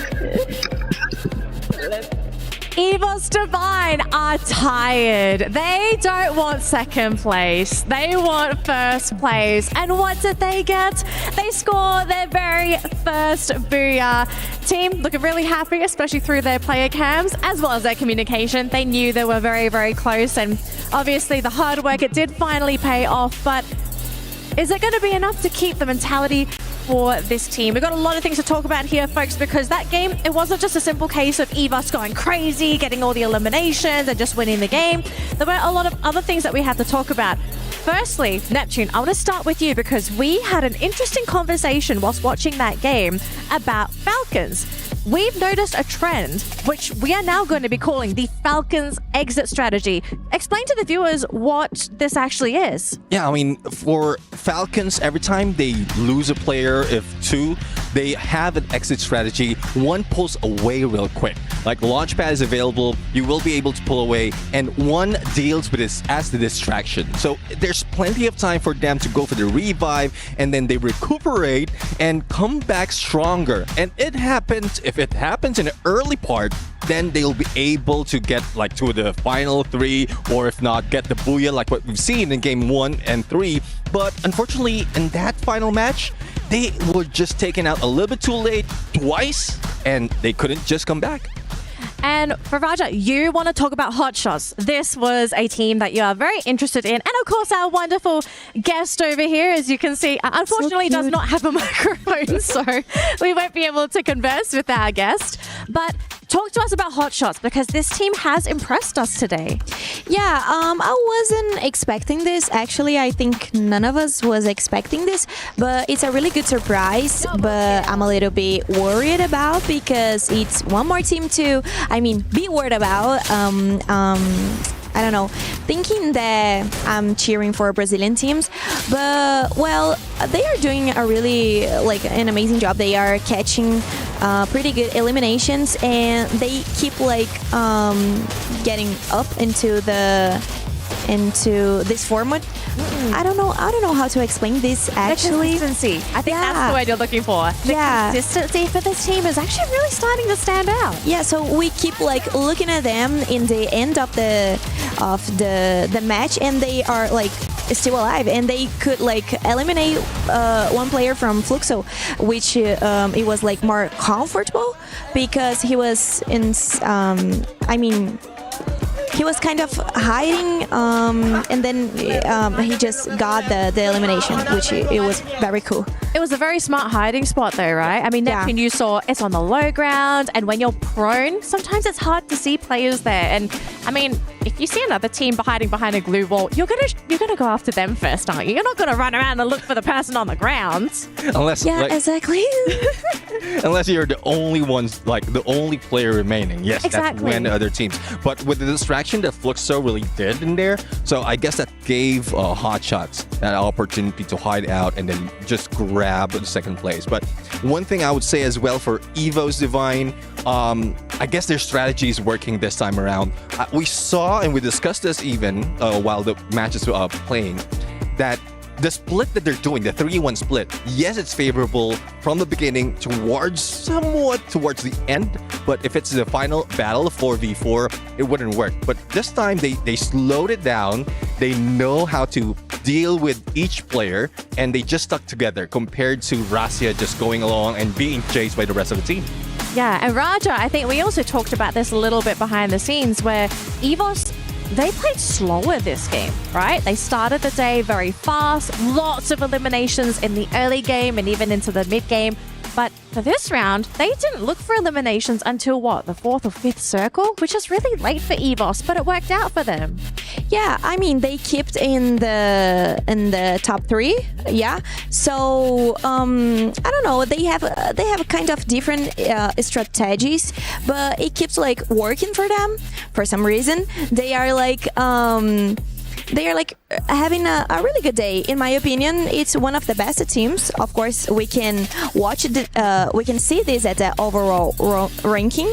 So Evos appears in the first place. They deserve to be up there. They worked incredibly hard. They've secured basically top points almost for the entire day. The only reason Falcons fell down was because this was the one round they kind of fumbled the ball, Neptune.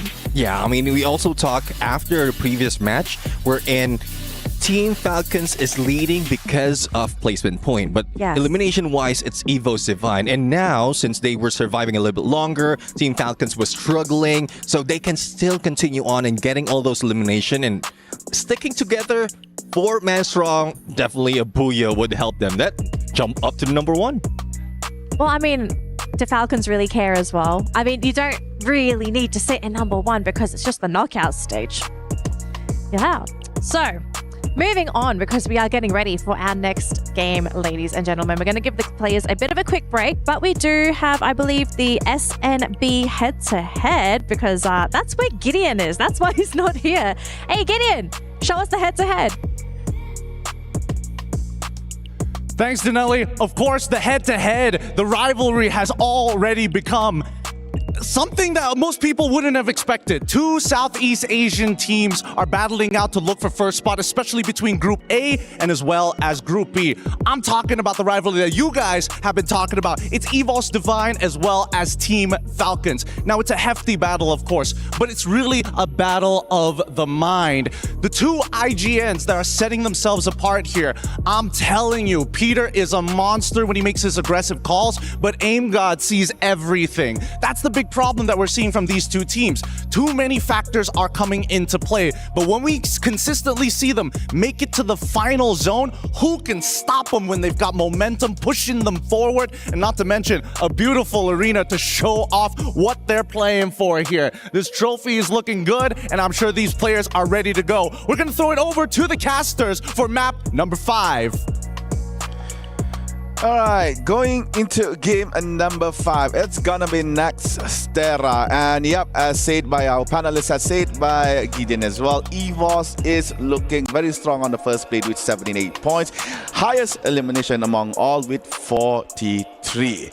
And another honorable mention I would say is towards Team Hotshot. We don't see them usually on the first page, but this time around, Hotshot improved significantly.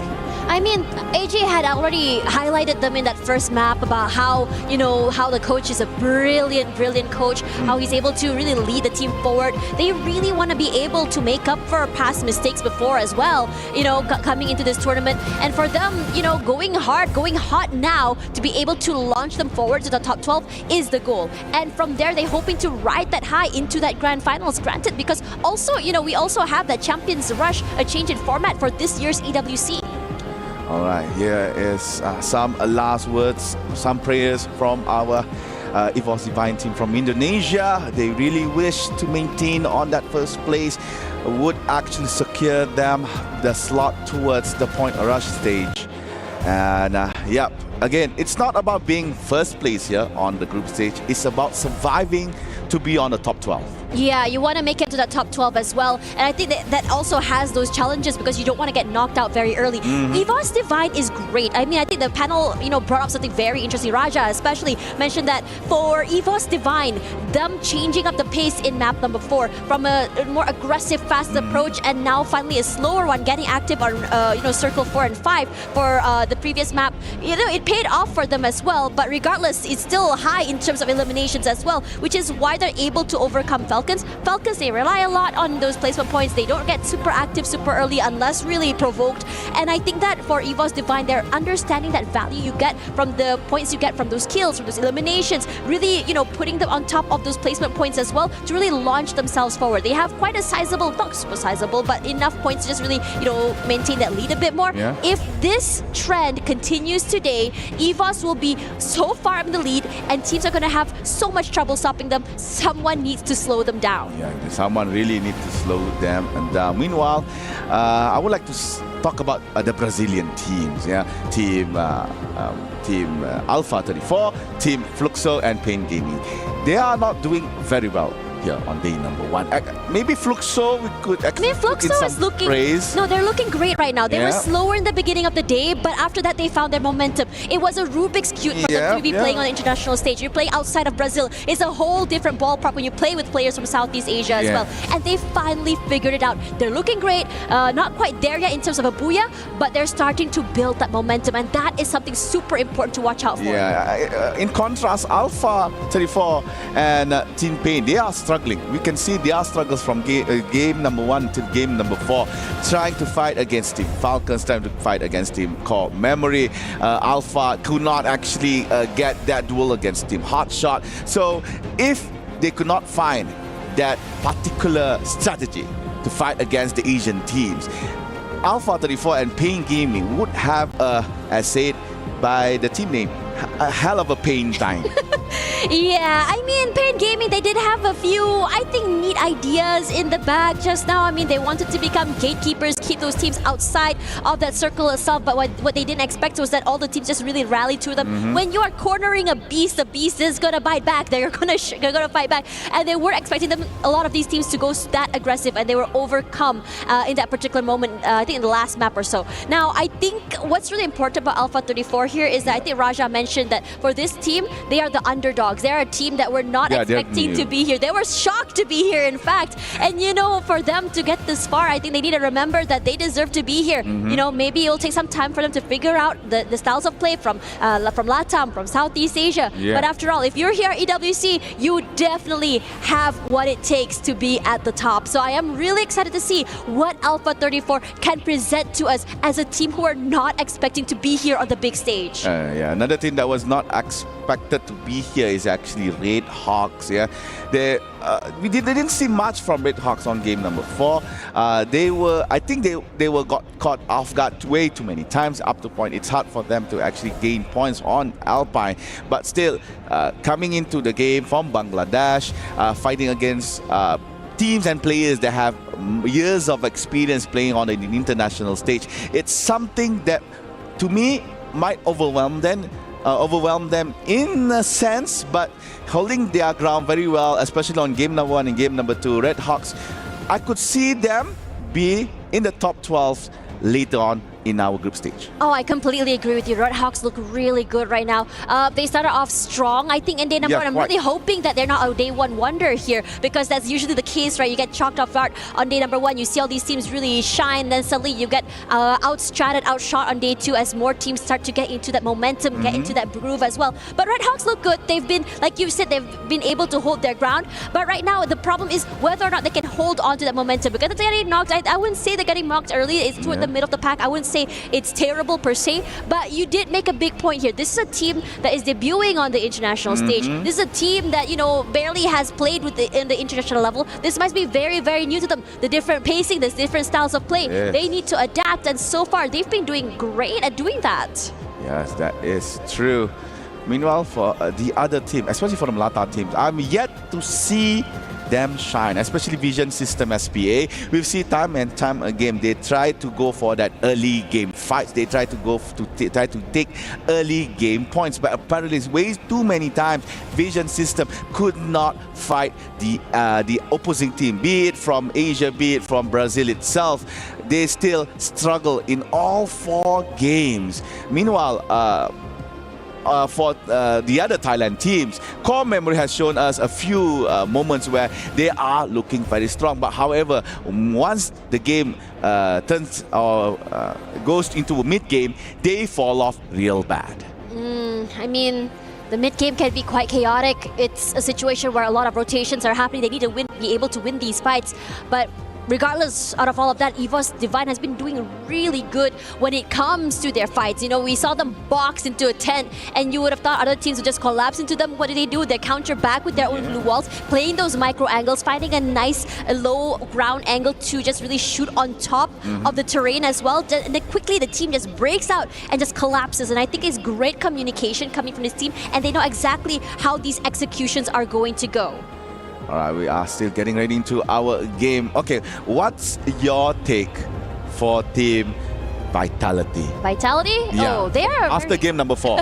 I mean, Vitality, you could tell they're really struggling on day one today. They haven't found that momentum. They couldn't really win those really crucial fights. I mean, AGA and Husky did mention in the first game that Vitality were supposed to be the Falcon Hunters, and they ended up being the team that's being hunted here. I feel like, in the beginning of the early game, they got a bit too aggressive, too greedy. They tried to change up the way they played. In the previous map, they were one of the earliest teams to get into that circle as well. Correct. And still, they were eliminated. I think one of the words I remember from a Malaysian caster, Abi, told me, if you're going to be holding into that middle of the circle, you have to be really strong. You have to be anticipating teams coming in from left, right, and center that are going to be just collapsing onto you. And unfortunately for Vitality, perhaps that is not the move because they weren't able to really maintain their position. Perhaps a later rotation, perhaps making playing toward the sides of the circle might be the way for them, but I'm not sure. We had a bit of a break. I'm really hoping that Vitality did figure out what exactly has been the biggest problem that they're facing today. The reason I'm pointing this out because Vitality is not a new team here. Previously, they were called Bigatron Delta, then we acquired by Vitality. Now it's Vitality. This roster is a very experienced roster. They have played on international stage, on Southeast Asia stage so many times. So every time when I see Vitality falls off, I question myself, what happened to them? Because I assume that due to the existence of Evos in their bout, they might want to, step up their game. We got Evos here. We don't want to be in their shadow. Vitality, let's go up. But apparently, for all the 4 games that they have played, nothing can be said about them. Just maybe one good game on number 7 on the 3rd game, but after that, Vitality struggles to get points. I believe they are currently on number 10 with 18 points, and that is not something you see from Vitality actually. I mean, the great thing about Free Fire is that anything can happen. You can have one really good game and just immediately get launched all the way to the top side of the scoreboard. Granted that the lead has not been super huge, and that's fine. I think this is a day one problem. Day one is a day that I feel and I still believe is the icebreaker day. A lot of teams are still struggling to get to know each other, understanding what the drop spots are, understanding how rotations are going to go, and understanding the different metas that are coming into this game. I know that, with the conversation with Annalie, right, about how the metas are, through so many different regions. Not many can adapt real quick. Some of the teams that have been adapting today has been Evos, Core Memory to an extent as well. And Falcons are doing really good at that as well. But, for the rest of the teams that are still struggling, honestly, day one is where I would say that's fine. I mean, you can really take your time to really figure things out. After the day ends, you can go back, VOD review, figure out what went wrong. Was it a breakdown in a miscommunication? Was it the comps that were just not working out? Did we have to work on how our execution is? Was it our rotations? That is where things you have to really talk to each other to figure out. Regardless, I think while we wait for the teams to ready themselves, let's go back to the studio to have a chat with the panel. Let's go. Thank you so much, Tash and Admas. Yes, folks, thank you so much for being patient. We are still trying to get into that game, but bear with us because you can have a little bit of fun with us on the panel. Gideon, welcome back. You were looking a little cute before, just... Oh, thanks. A little yellow maybe, but... Of course, only natural is my favorite color. But we are getting ready to jump into this next game, but we do have things that we can still kind of address, right? I think we still have that top race for top 2. We have Evos and Falcons fighting up there. We have Fluxo still trying to make their comeback as well. We have Hot Shots started to come in, guns blazing, and really being a dark horse. Are there any other teams that we kind of want to highlight that have the potential to maybe sneak on through towards the upper end of that rankings here? Neptune?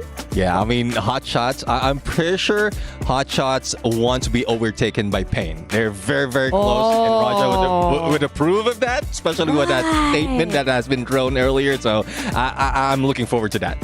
Well, I need to translate to the Brazilian players because I'm not really sure if they can understand what the player from Hot Chat just said, but I will translate to them and then maybe we can start a real fight. Oh, so they don't and they got insulted. Okay. I don't know if they will approve it because I know some of the players and they are not that kind of... Sometimes sometimes they are kind of angry, you know. Oh, okay. So they need a little bit of heat. I mean, Gideon, you were telling us just now in the casters area that the stage is freezing. Yes, it is very, very cold. But at least from the players' perspectives, as the breaks were going by, you can see that the players are going in and out. Some of them are wearing jackets. They are prepared. But then you can tell those who are really eager, those who are like sitting, playing with their chair a little bit, sometimes playing with their fan, no jacket, no nothing. And you can see it in their eyes. There's heat there. There's fuel behind them. There's a lot of gas as well. These teams are extremely motivated to try and outperform themselves throughout each of the individual maps. But I think, you know, I feel bad because I feel like I've started a controversy and I was in the center of it all. Like, what have I done? What have I done here?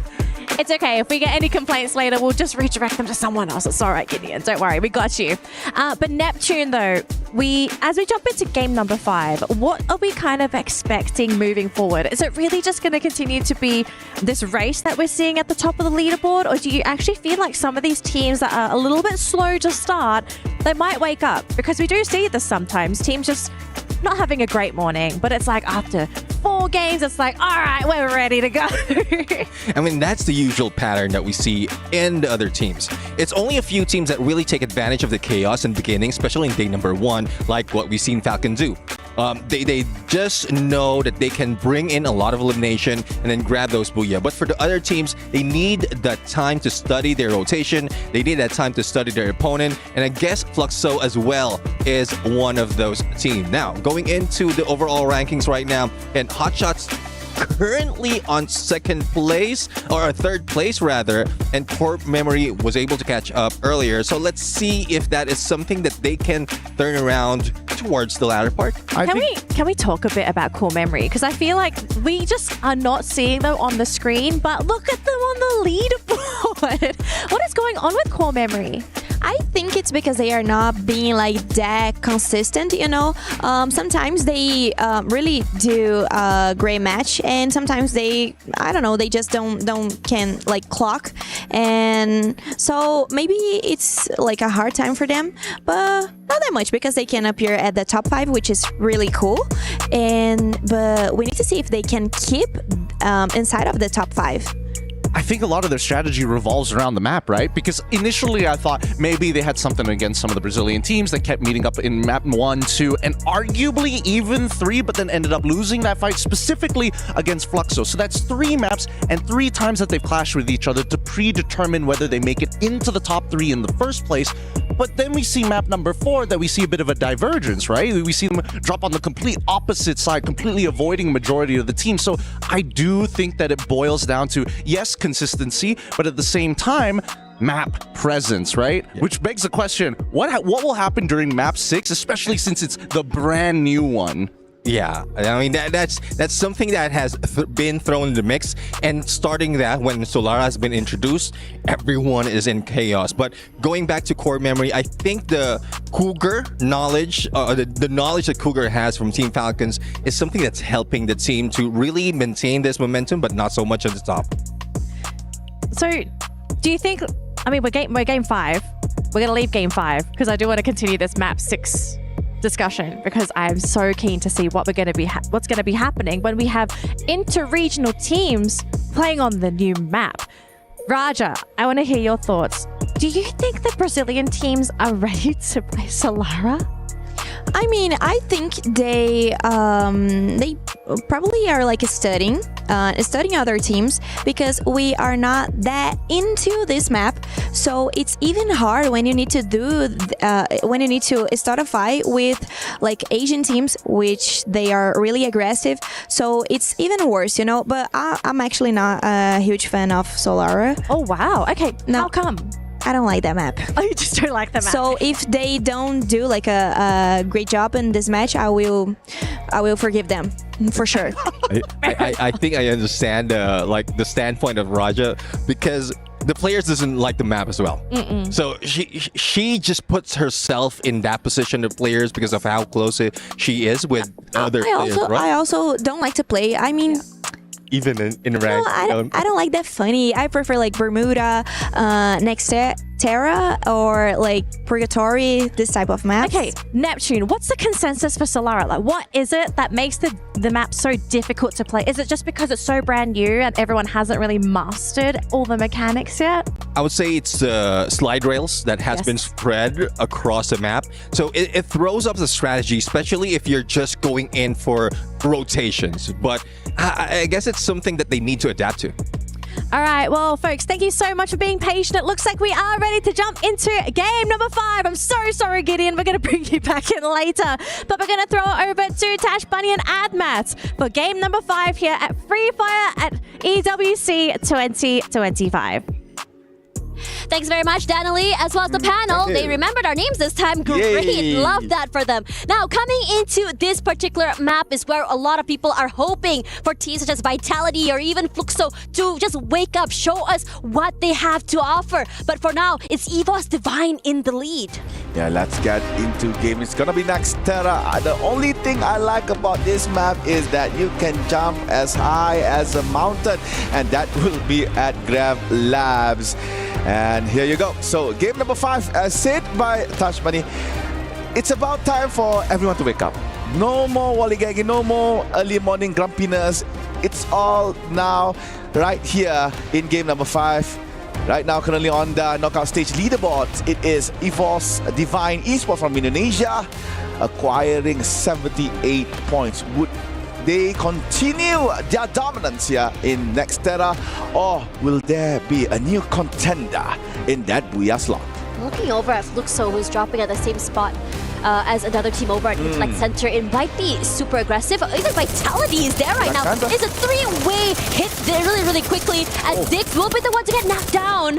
Gio waiting for the right time, but he decides to push forward. But unfortunately for the rest of Vitality, they are not able to hold. The first eliminations happening quickly for Fluxo, and they were very decisive about taking this fight. A very bad start here for Vitality. Koja as well is caught up by fire from Team Fluxo. So Koja has to fall back. He is retreating from Intellect Center. Now left in this compound, it's gonna be Fluxo and Core Memory. Meanwhile, we are hearing a knock by one of the players in our map. I assume that is the brawl in Grav Labs, as Evos is interacting with Pain Gaming. Yep, I was right.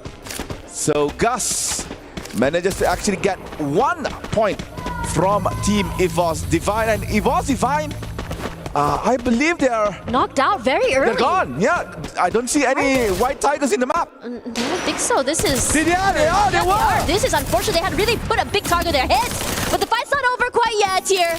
As Core Memory looking to get aggressive, as Fluxo as well going for that reset. Don't falls, Box get that big kill onto a player there on the other side.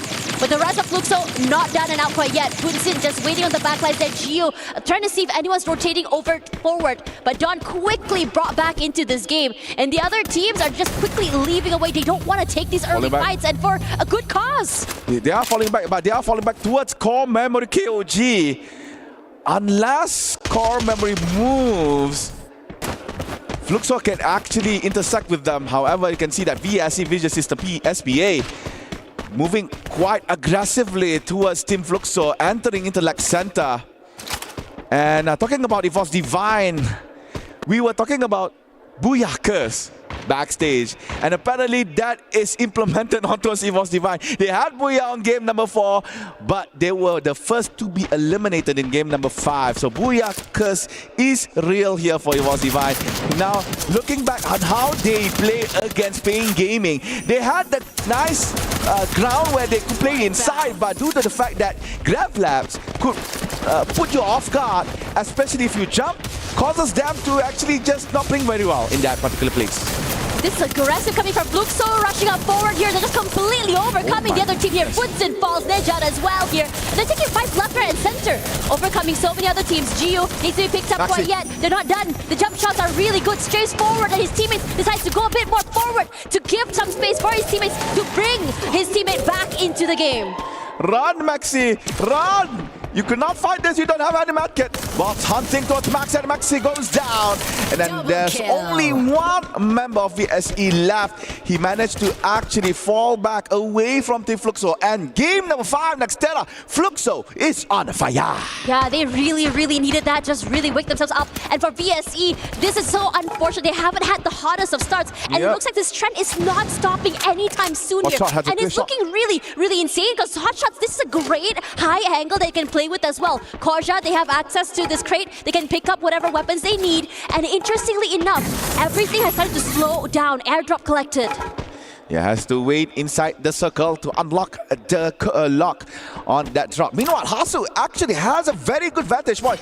Meanwhile, VSE has been eliminated right after Evos Divine. So again, a very not a good day one here for that Latin American team. Meanwhile, Hasu has been spotted by Diamond. Nice shot with that AEC. So right now, Hotshot, they lost that vantage point guard. Now they have to fall back, and they are falling back with the jump pad, but they will not be let go. Exposé hunt them down, pushing foot, trying to fight against action. No more glue wall as Skylar has been put down by Exposé. Diamond trying to provide them some backup here for Exposé, but Hotshot smart enough not to directly engage on towards Team Virtus Pro. And now Virtus Pro getting towards Team Hotshot. They're trying to go for the second floor. Diamond's on second floor, but action and Anas now on the ground. Anas red color as his HP transform as well as action. Hotshot hunted down for so long, and VP managed to only get 3, and Sergeant is still surviving.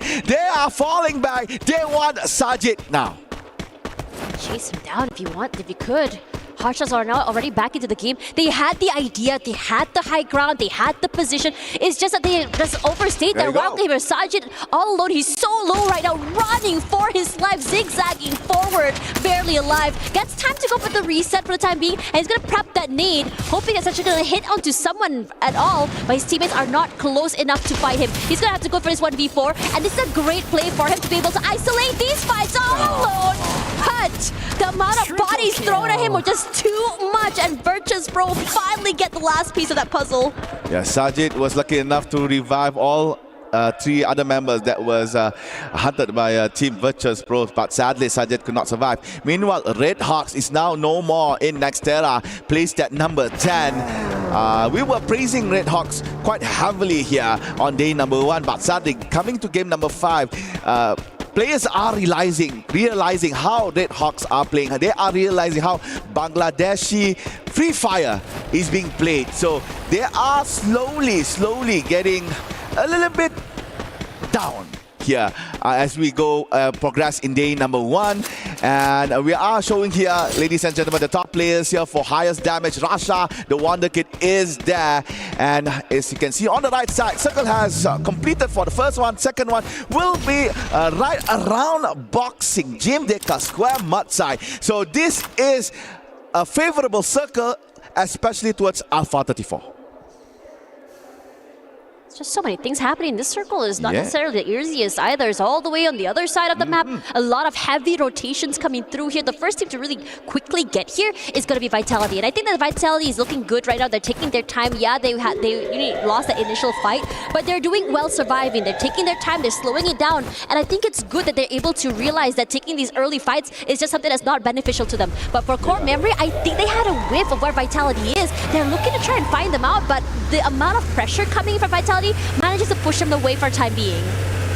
Alright, so Core Memory trying to find a place for them to camp it out. As you can see from the minimap, Team Alpha 34 has put a bounty on towards Team Vitality. Meanwhile, AGAL Barros was caught by Pain Gaming. Motavea got that point kill for the Brazilian team. And AGAL, you can see only Dew is left here, and Dew is being chased by Gus. Gus has an SVD. Dew really needs to find space, to find time to revive the other members, but Pain Gaming is not letting it go. They are pushing forward. I can hear the Ferrari, the fast car coming in. Peter trying to find Dew inside Gravla, but Dew is way ahead away from Team Pain Gaming. If you hear that car, what are you going to do? You're going to skedaddle away, obviously. That's a terrifying sound. Pain Gaming, this is great for them as well. I think they had a pretty rough start today. They weren't able to find the momentum. They weren't winning those really crucial fights. But now they are the ones currently on top. They're looking hot right now. They're not looking to really take these fights. They are really testing the waters on how far they can chase, but they're not really looking to pursue. You go into a compound, they're saying, okay, the lack of information means that we don't push into the compound. We don't want to engage into a CQC and isolated fights, which means that we can stay intact as a 4 all the way till the end. But now for Falcons here, they have 5 eliminations already. A bit more of a quieter game, but I think throughout the entirety of the day, we have already come to a conclusion that Falcons love to get more of those placement points and survivability compared to these early fights, and I think this pacing still suits them, as expected. Yeah. This is the way the Thailand team plays actually. There's that early game slow pace, then gradually it becomes faster and faster. Hot shot trying to get a hot shot on towards Team Falcons, but Amas was retaliated back by Limit, so that is a knock from Team Hotshot. So Falcons is now controlling back Rastown. Limit is still guarding for Team Falcons as they are trying to get into the new circle, and Hotshot made the right decision not to continue to suppress fire, fall back, find another way to get into the zone. Yeah, but Falcon suspects that they might be around, so they're lingering a bit longer here, forcing for Hotshots to go for a longer rotation. They cross, they might be spotted out by Kiroro, even Virtus Pro. They might be in trouble. And speaking of trouble, Chinoy knocked them already so quickly. Fluxo, they're looking hot right now. Big opening onto Chinoy. They want to look and just try chase for the rest, but they haven't found anything quite yet, but it should be easy access to the circle for them. You want to know something interesting? Yeah. We have played for 5 games, and in all 5 games, Fluxo always interacted with AGAL. The first 2 games, Fluxo didn't win. But the previous game number 4 and 5, right now, it looks like they are winning very well. Game 3, 4 and 5. So we can say that Fluxo finally knows how to take down AGAL. Took some time.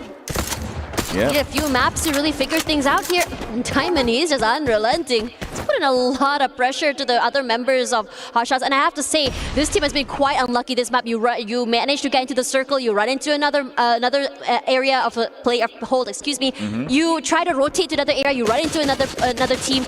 And I would really like to see them take this fight. I know they are a little bit more on the back foot when it comes to these aggressions, but I want them to really challenge these teams. Don't let them bully them away. And I think for AGAL here, nice shot into a player of Fluxo, but not really enough to really just take out the whole team. So AGAL managed to actually get a small revenge on Team Fluxo, but Gio can simply be revived soon for as long as Team Fluxo managed to find a vending machine. As the circle closes, teams and players are coming into the new zone. The ones that is still outside is, as you can see, Fluxo. That's still AGAL, Team Hotshot, and also Pain Gaming. But I'm not so sure about Hotshot. They're not looking very hot here, as they are being gatekept by Team Virtus Pro. This is nice, honestly, because Virtus Pro is using this compound like a little shield and also a safe house, keeping the players of Hotshots at bay. They're not able to break inside, and even then, the rest of Virtus Pro don't want to take this fight. It's a bit too early for them. They don't want to go for a 4v4. They want to go for these long-range fights, these pickoffs, and that's why they're looking to just go further into the circle, put a lot of space between them and Hotshots.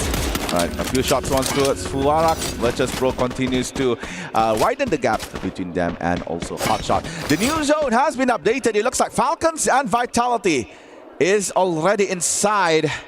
And as you can see from the north side of this camera, from the north side of our view, you can see Fluxo is fighting against Team Vitality. Kyong is now on the floor, but due to nice blue wall placing, Kyong managed to be revived back. Meanwhile, Fluxo still on 3 members. Up to go for the first floor. Maybe not disturbing Vitality on top. Wait for the next zone to close out.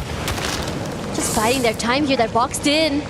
If say that Vitality choose to push into their area, this could be ridiculously hard. The CQCs, the corners that you don't check. And the numbers Peter as well. already getting one knockdown of his own here. But Vitality's looking to get a bit more adventurous. Check out the other side, poke their heads out, find nothing. And now they're trying to just block the players of the team inside of that compound, really take away that space and make a little bit more area of hold for themselves. Already in the middle of that circle here, they're so close by to Falcons, and you know how devastating it can be if they go up against this team. They're already putting in the pressure, and they're looking to just really hide away, heal themselves up to full before they fully commit to this 4v4. Vitality is not in a good spot actually. A lot of wide openings in the compound that they are having in. Meanwhile, Falcons focusing two teams actually, Vitality and Fluxo. Meanwhile, hot shot is being hunted down by various teams actually. Pakistani team is not looking so good. Only Hasu left. Meanwhile, AGAL is actually facing the same fate here. Could not make any move. Meanwhile, Pain Gaming jumped in. They are now aggressively pushing towards Team Falcons. Peter has to come back into the compound. Virtus Pro has been eliminated on 9th place. Noda eliminated all of the glue walls here from Team Falcons. Still outside. Finally, Noda is in. Tries to go the shot, but could not do so. Could not find members of Team Falcons. But Kirono is down by Motovea. And Gus looking very low here.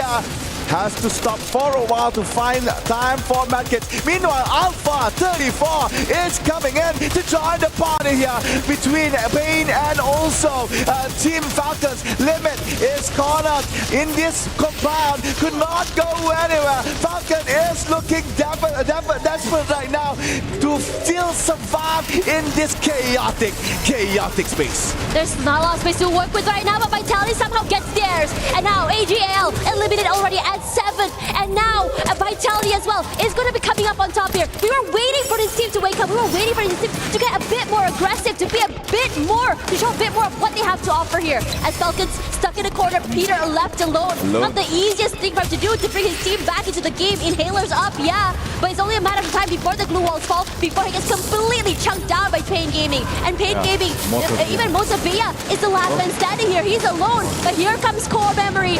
Cougar knocked down already, trying to steal away distance away from Vitality, but Vitality gets his. Peter falls, Dawn steals away the kill, and Falcons this time around, they're not able to clinch that booyah. 5th place for them, but the fight, this compound, hotly contested. Finally, we see Vitality shine right after my comment, which is very good.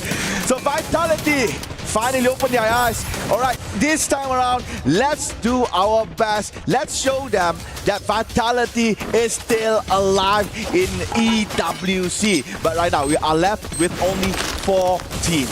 Core Memory KOG, guarding outside the vicinity of Vitality, but at the same time, being careful of Team Fluxo, which is right behind that white bus. Core Memory trying to widen their position. Meanwhile, Vitality still waiting for that moment to come up from their compound, waiting outside for Memory and also Fluxo. Meanwhile, Motovea from Pain Gaming is just watching all of this happening slowly. So good that Core Memory is managed to actually widen their plane of view so they could catch anyone that is coming outside. Yeah, Core Memory is doing great. They're out there in the open, gives them a lot more space to work with as well. But they're looking to challenge. They want these points because the players of Vitality cannot move. They have the glue walls, they have the space, but Dawn has other things in mind. He's trying to be very sneaky right now. He shows himself out there. He throws in the nade. It hits 2. Motovea falls. Koja's looking great right now, but Dawn's been spotted. He's all alone, but somehow his movements are just too much to deal with. And now, Core Memory looking to chunk them down. No, they're falling because Vitality is looking to change the trajectory. Fluxo falls. Vice putting in all that pressure onto Bunsen, and Bunsen gets taken away. Fluxo with only 1 player left. Koja is now down. Vitality bringing the pride of Indonesia. Pushing towards Team Core Memory KOG. Zed gets by, but Dix goes down to Prox. Oh no! Core Memory Zed is now on the floor. Holds the line, denied by Koja. Now Koja has time to revive both Dix and Far East. It's gonna be 3v1. Will it be Fluxo for the 1v3 clash, or will it be Vitality redemption arc after 4 devastating games? Right now pushing forward towards Prox. Prox is now fighting against Diva. Koja from behind, and they got Prox. Booyah for Vitality!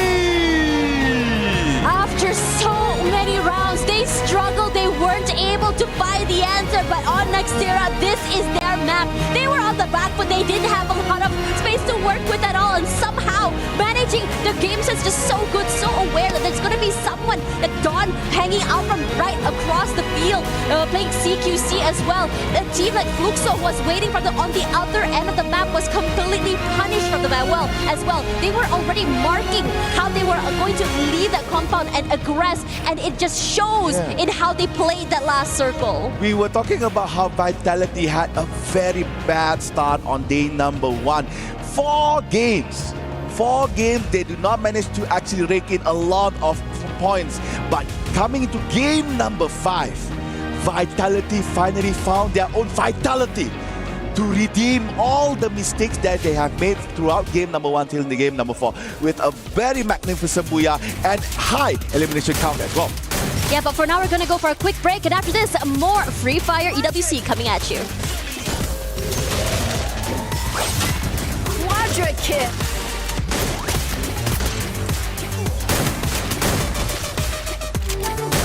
Triple kill.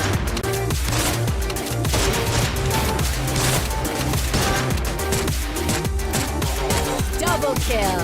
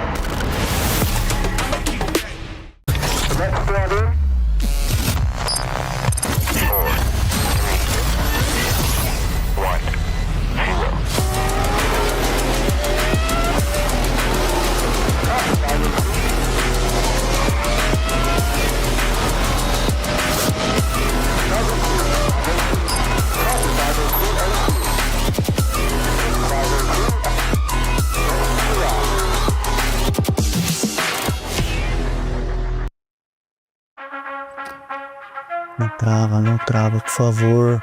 Não pode travar, não pode travar. Não pode travar, não pode travar. Nossa, vocês são muito estranhos. Mas se isso for trazer o buia, tudo bem.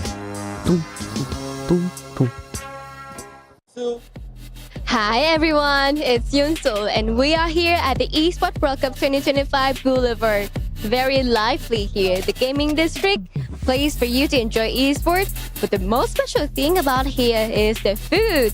Southern region dishes, all the regional dishes, food. Who doesn't love food? Because I am.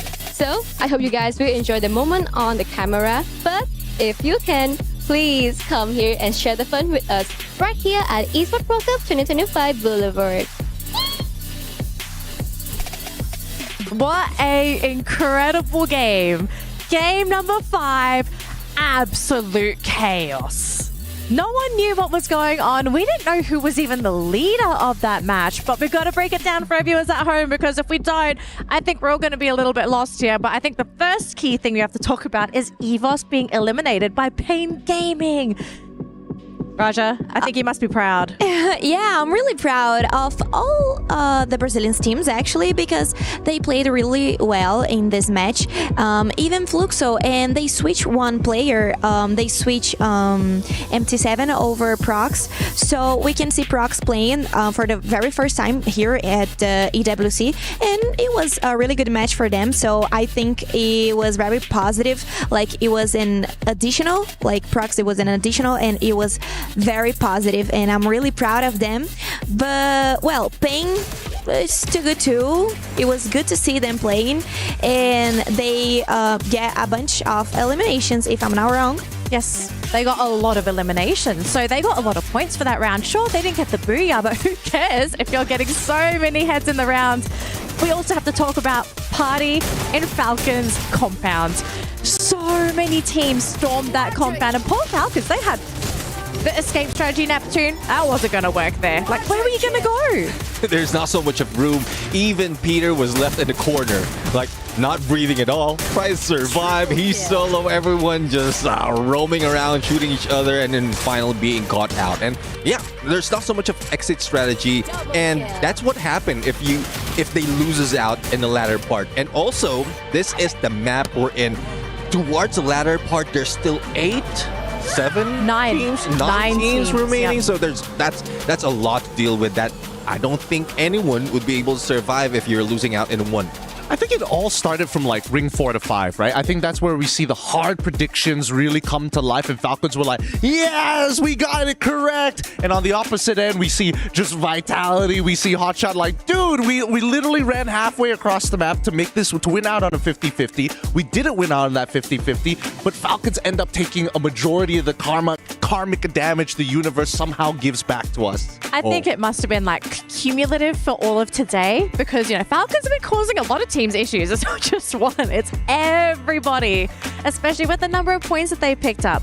But we're not done here, folks. We've got one more map to go, and it's going to be a bit of a chaotic one because it's the newest map for Free Fire. It is Salara, and we kind of did talk about this before. Next-Terra, right? It's a brand new map. A lot of teams are still not comfortable playing on it, but this might be a map that decides the fate for some of these teams, because day number 1 is almost over. This is the last match of the day, last time to grab points. I was saying about Salara that I am not really into Salara, but actually I think it can be like a good, I mean, it's not a star, but maybe Brazilian teams can do what they just did in the last match, and then they can get more points. So I think it's gonna be a really important map for them, and they really need to play. So they need to do like Salara very, very well. Yeah, I do agree. I mean, if the momentum of the Brazilian teams, as you did mention, is coming from slow in the beginning and then hard on the end, and Salara, I think this is where they're going to bring it on. But there's a lot of factors that could throw off even those from other regions apart from Southeast Asia, Brazil, because I know there's also a few that doesn't have that Salara map in their qualifiers. So it would be difficult for them to play against these teams. I can only imagine what scrims are going to be looking like for the most part, because I think there's no real optimal strategy. I think for teams who like to play inner ring, there's, again, a little too close for comfort if we're talking about like the best cover possible. Right in the center of the map, you got 2 giant hills. Literally, what, how many, if I remember counting correctly, like 5 slide rails heading towards that center of the map as well, with not much line of sight to play with. Those are the main 2 structures you want to kind of sit around with. And the problem is, for inner circle teams, being able to dominate that side of the map is going to naturally cause tension with other inner circle teams. And I think that's one of the few problems as to why some teams are like, yeah, maybe this isn't the best.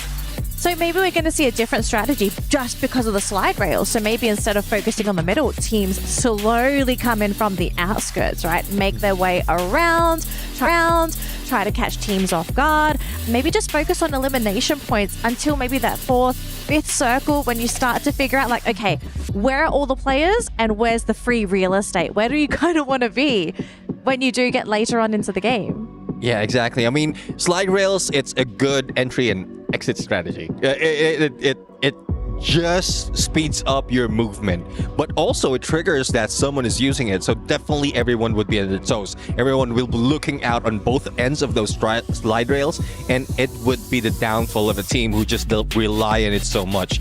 And we'll have to see, because as you did mention, there's still a lot of compound.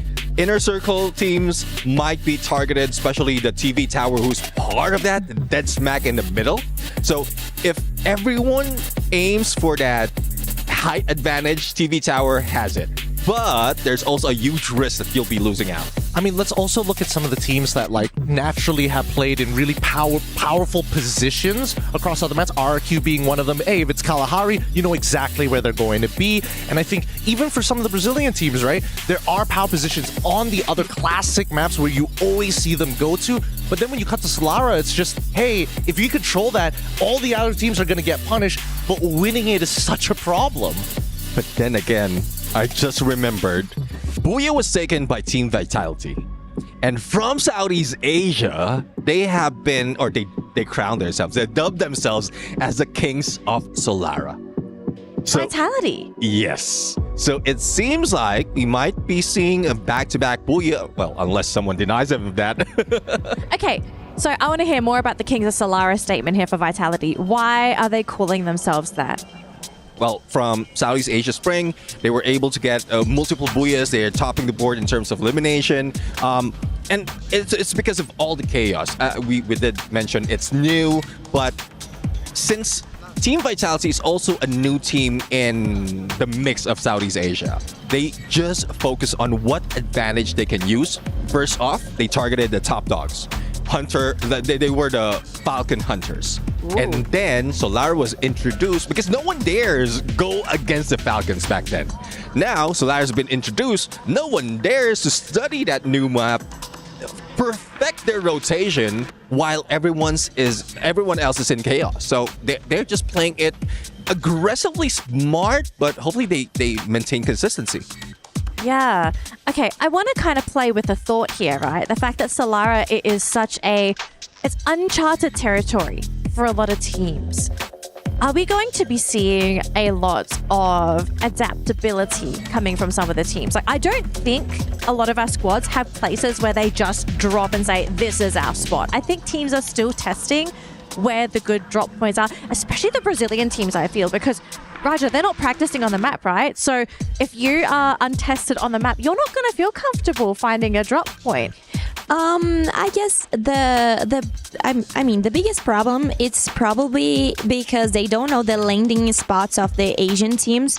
So this can be really hard to them to start a fight with a team that probably have tried this map before. And well, I don't know how to explain, but that's the very first time that they are here playing this map. So everything can happen, you know, like it can be good for them or it can be like not that good, but I think it's gonna be a little complicated because Asian team normally they don't like to fight each other, you know, like they don't fight face to face. I just want to add on to that, right? Because again, if we're talking about adaptability and teams not having a lot of practice and it's their first time, we do notice that, especially for when new maps start to come in, a lot of people are fighting for a couple of the same spots. But I think that Salara is really unique in a sense where there are some hot places to drop. However, if there's too many teams, at least for some of the other maps, you can kind of divert off to find, you know, out maybe not the best of the best loot, but enough to keep yourself equipped. That's not the case for Salara. It's pretty wide open and it's scarce enough where you can equip yourself with at least tier 1s, but you're never going to compete with some of the hotspot droppers within the map itself, meaning that fights are going to either A, two teams are going to battle it out, everybody else walks away, or B, everybody else who are just looking for eliminations with tier 1 loot is just going to go for each other's throats as soon as possible. Yeah, I guess what Salara has to offer is similar to what we've seen in Next-Terra. Yes. In between the major buildings, there are a few compounds like that you can take. So you can, if you see someone and you're trying to avoid any fight, see someone dropping in with you, just split up, take those smaller buildings, and then just regroup. And I guess that's one thing that they don't need to focus on, just going in straight and out 4v4s early in the match. Yeah, and I guess I think we're going to be seeing a new meta develop for Salara. I don't know if you all agree or disagree, so feel free to share your thoughts, but I kind of feel the fact that we have this inter-regional tournament happening and we're playing on a brand new map. I think the different mindsets that captains have for their teams, I kind of feel like we might develop the Salara meta here at EWC. So we'll have to see what happens, folks. But we have just been informed we are ready for game number 6, Salara, our closing map of the day. Going to throw it over to Tash Bunny and AdMath. Take it away for game number 6. Last map, last game for day number 1 here for Free Fire at EWC 2025. It's gotta be the newest map, newest addition towards Free Fire. Salara. Everybody, it's gonna be Tony Hawks here as we are gonna see players on that slide rails trying to either exit or enter from the enemy team. Let's see who will be crowned the last booyah of the day. And if you guys want to know, from game number 1 till game number 5, all 5 games are booyahd by Southeast Asian teams. Super exciting to see how they're really, setting the momentum today here. Would love to see Brazil just really rally back, especially since according to the panel, Salara is what Vitality claims to be the kings of Salara here in Southeast Asia. They are the pioneer apparently, and they have really perfected how their rotations are going to be. And I would say that this is quite a hard rotation to play with, as Gideon mentioned, because of the rails that came through, right? You can Tony Hawk your way through. It's really quick on the rotations. You're definitely going to be caught off guard, especially on how fast you can move throughout those rails. Right. Now, players are having their places, having their drop spot one by one. Yep, as you can see, Dix being the skater boy right now here, I say by Ever Living. Also drop, get some mushroom, get some EP in. And there you go, the first circle. As you can see, it's favoring towards Funfair as its midpoint.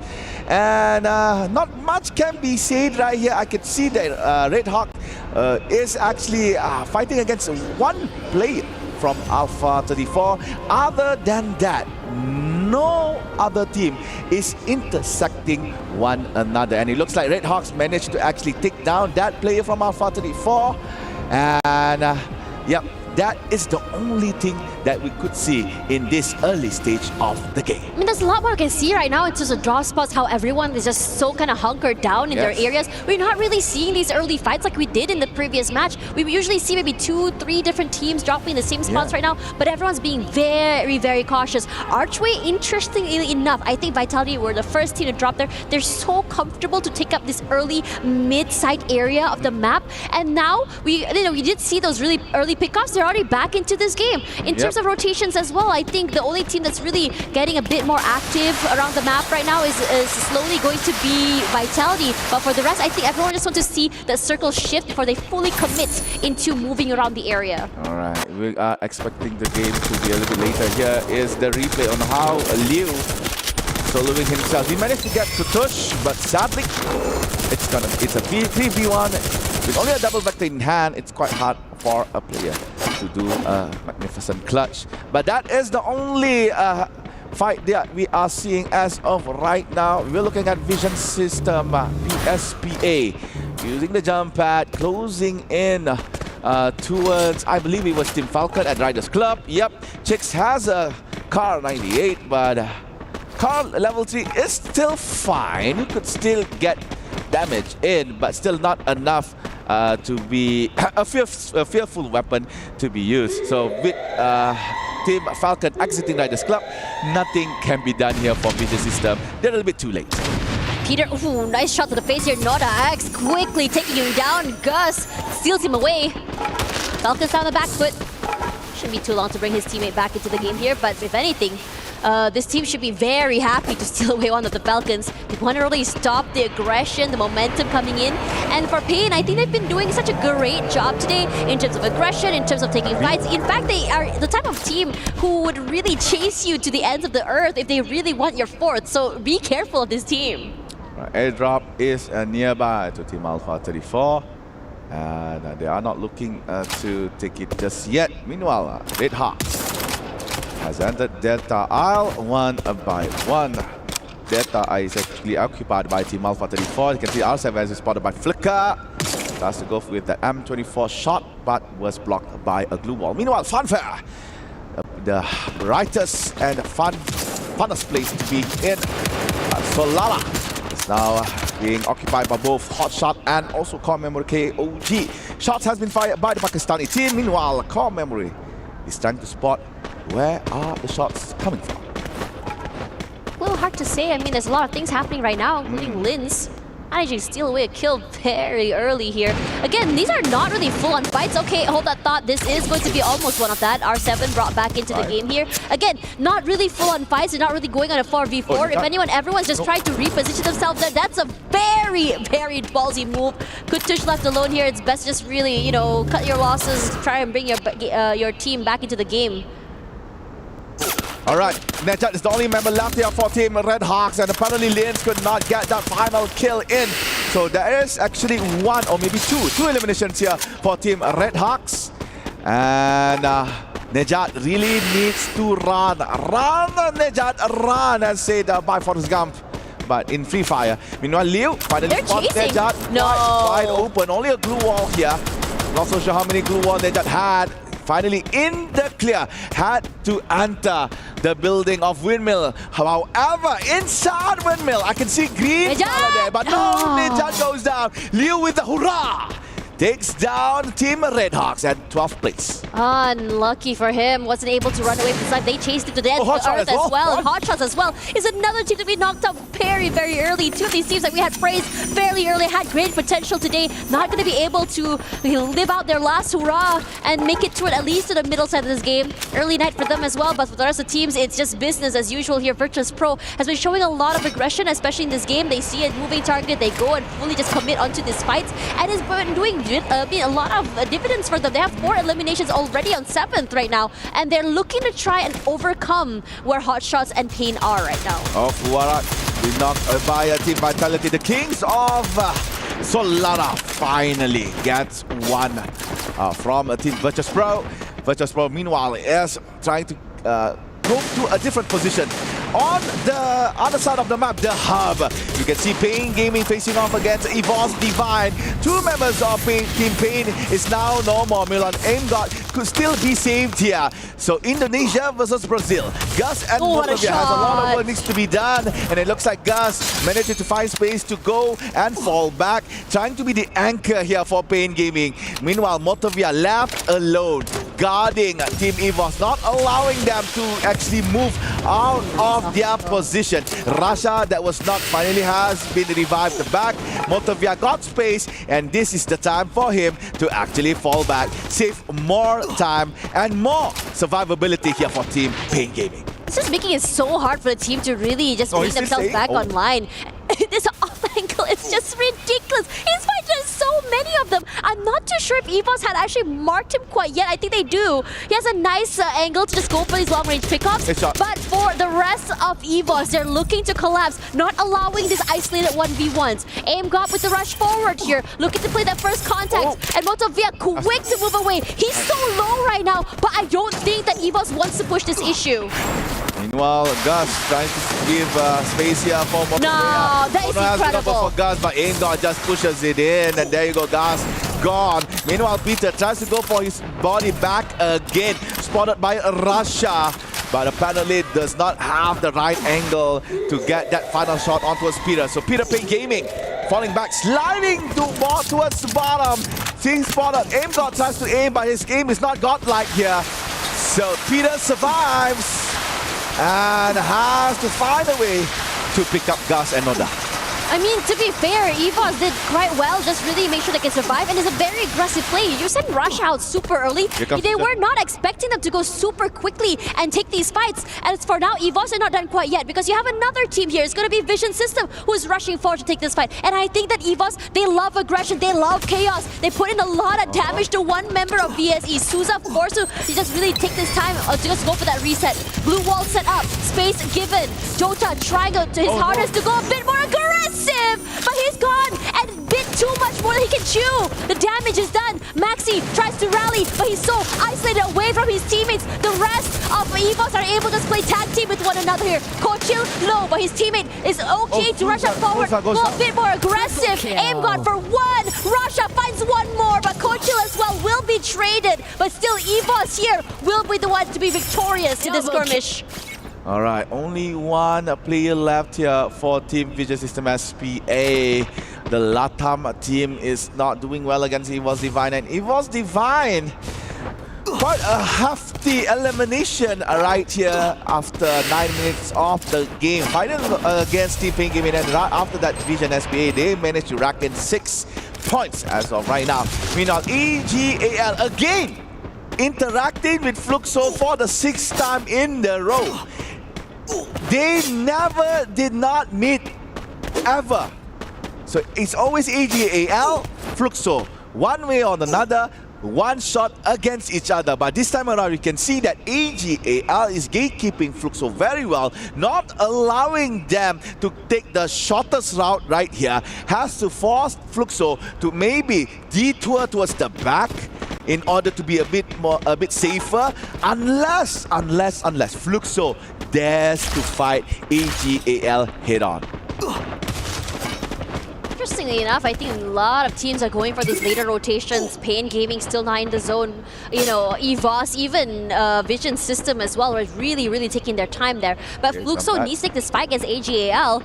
It's not going to be the easiest way to get into this circle as well, because you do have this team waiting in the compound. You have to flush them out. Bob's first contact play, they were waiting for it, but they were so quick to set up those blue walls. Gives them a bit of space to reposition. But Chino and Dew, they bring devastation, and Fluxo cannot hold on. One by one, they fall. Double kill for Dew, and the rest of Fluxo are just running away for their lives. But these shots from Chino today have been incredible. What a major mistake. What a bad decision, I could say, done by Fluxo. As I said, they could actually just rotate towards the back, avoid AGAL. They had the mini jump pad. They can just mini jump pad away from the Thailand team. But nah, they wanted to fight. They wanted to try. Maybe it's because it's the last game of the day. I'm like, okay, why not? We try one last time. Maybe we can get points. But nah. AGL was like, yeah, give it on, give more boys, more, yeah, 4 free points towards AGL. And that is that. Now, we're looking at Evos Divine and Core Memory, KOG. Evos, now on fire. Might not know that Core Memory is camping here. Has to rotate towards the side from outside, but they have spotted Vision System. 10 points difference between Falcons and Evos, and they're really trying to make up for lost time and points as well here. But we look up toward AGAL, who has their sights onto the other members of the team for Alpha 34. Tries to put the shots, a bit more pressure onto them as well, but you can tell that for Alpha 34 is super wary right now. Yep, did some chip damage onto WU, but not enough to take him down. So making sure they don't stay around alone is going to be key here, as the other members of AGL look to play a little bit more aggressive. Shinoy, I would say the Slayer for today, is doing incredible. He's putting in the pressure, Saifa rushes him forward, but he had enough door that he could chew. R7 eliminates him promptly, and the rest of the team now scratching their heads. What do we do? Our first contact is fallen. Are we going to back off, or are we going to press the issue? AGL challenging yet another Brazilian team. However, they have lost Saifa, and Chinoy tries to go for the smart glue wall on the slide bar, but sadly Chinoy is not trapped on the balcony in front of members of Team Alpha 34. However, Liu and Luan goes down. R7 is doing as much as he can, but it looks like AGAL maintains dominance in the compound. R7 has to fall back. However, Barros was hunted down. Nice shotgun by R7, but R7 again with the shotgun, with the clutch. Dew is not there. R7 managed to get Luan in the same process.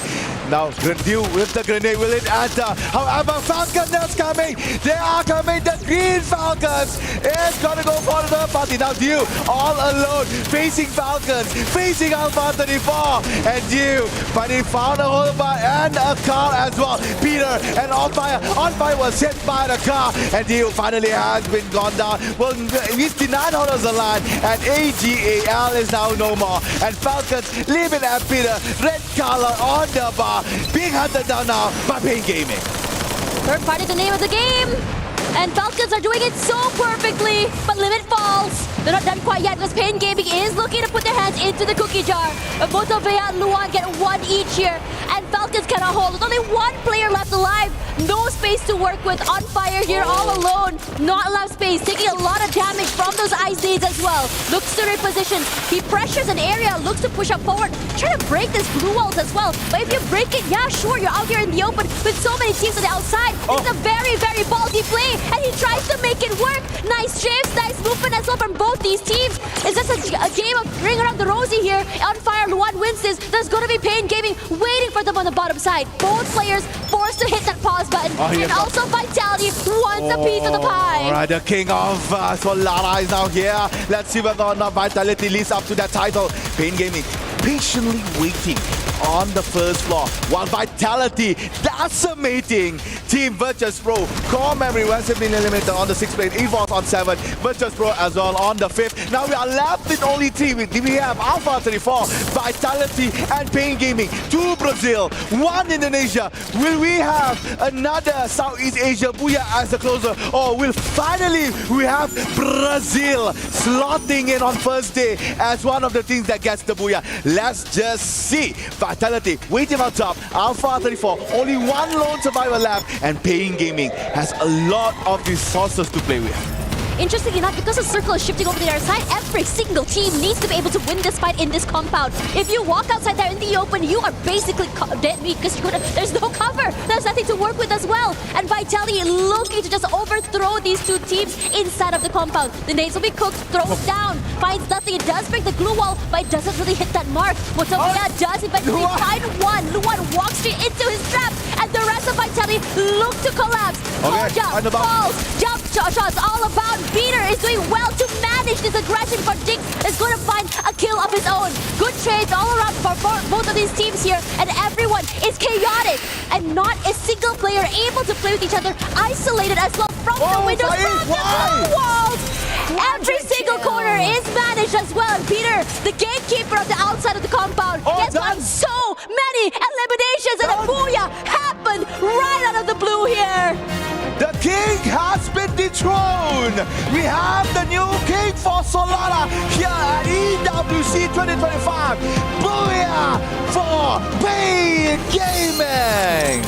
After 5 games in a row dominated from Southeast Asia, we see the Fangs rise here by the Brazilian team. And I think it's really incredible to see that it could have been anyone's game. That compound was so hotly contested because everyone was stuck into it. Everyone had to take this fight in order to rotate to the right. But Pain Gaming, knowing how much value, how much advantage you can have by having a lot of control of the outside of the compound, when a lot of utility is thrown inside, they run for their lives, and all they have to do is wait for these players to walk outside with their shotguns with open arms. You could see how patient Pain Gaming was, holding the first floor, not allowing anyone to come by, because everybody was jumping in towards the second floor because they know, okay, we have seen players on the first floor. Why not we just go on the second? Maybe we have a chance. And that is what Pain Gaming has done. They funnel everyone towards the second floor, leaving them a lot of space on the first floor. Nobody wants to be outside because that's the only compound in that zone. And patiently waiting, patiently decide whether or not should they engage. Now, they stayed. Hearing shots from above, they don't care. For as long as they are the final few teams left, that's when they shine. Once Luan stepped on Motovia's landmine, that is it. And Pain Gaming closing the game very well. Vitality could not control them. Vitality was like, huh? Well, that Pain Gaming, many people, what?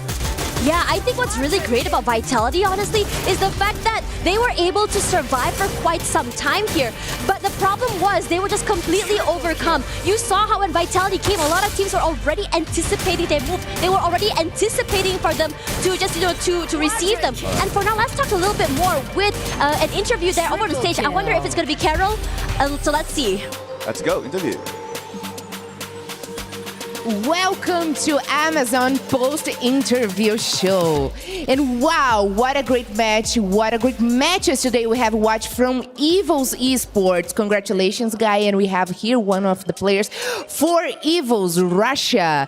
Congratulations on today's matches. And we want to know, you were waiting for 1 year to compete on the stage because of the age regulation, of course.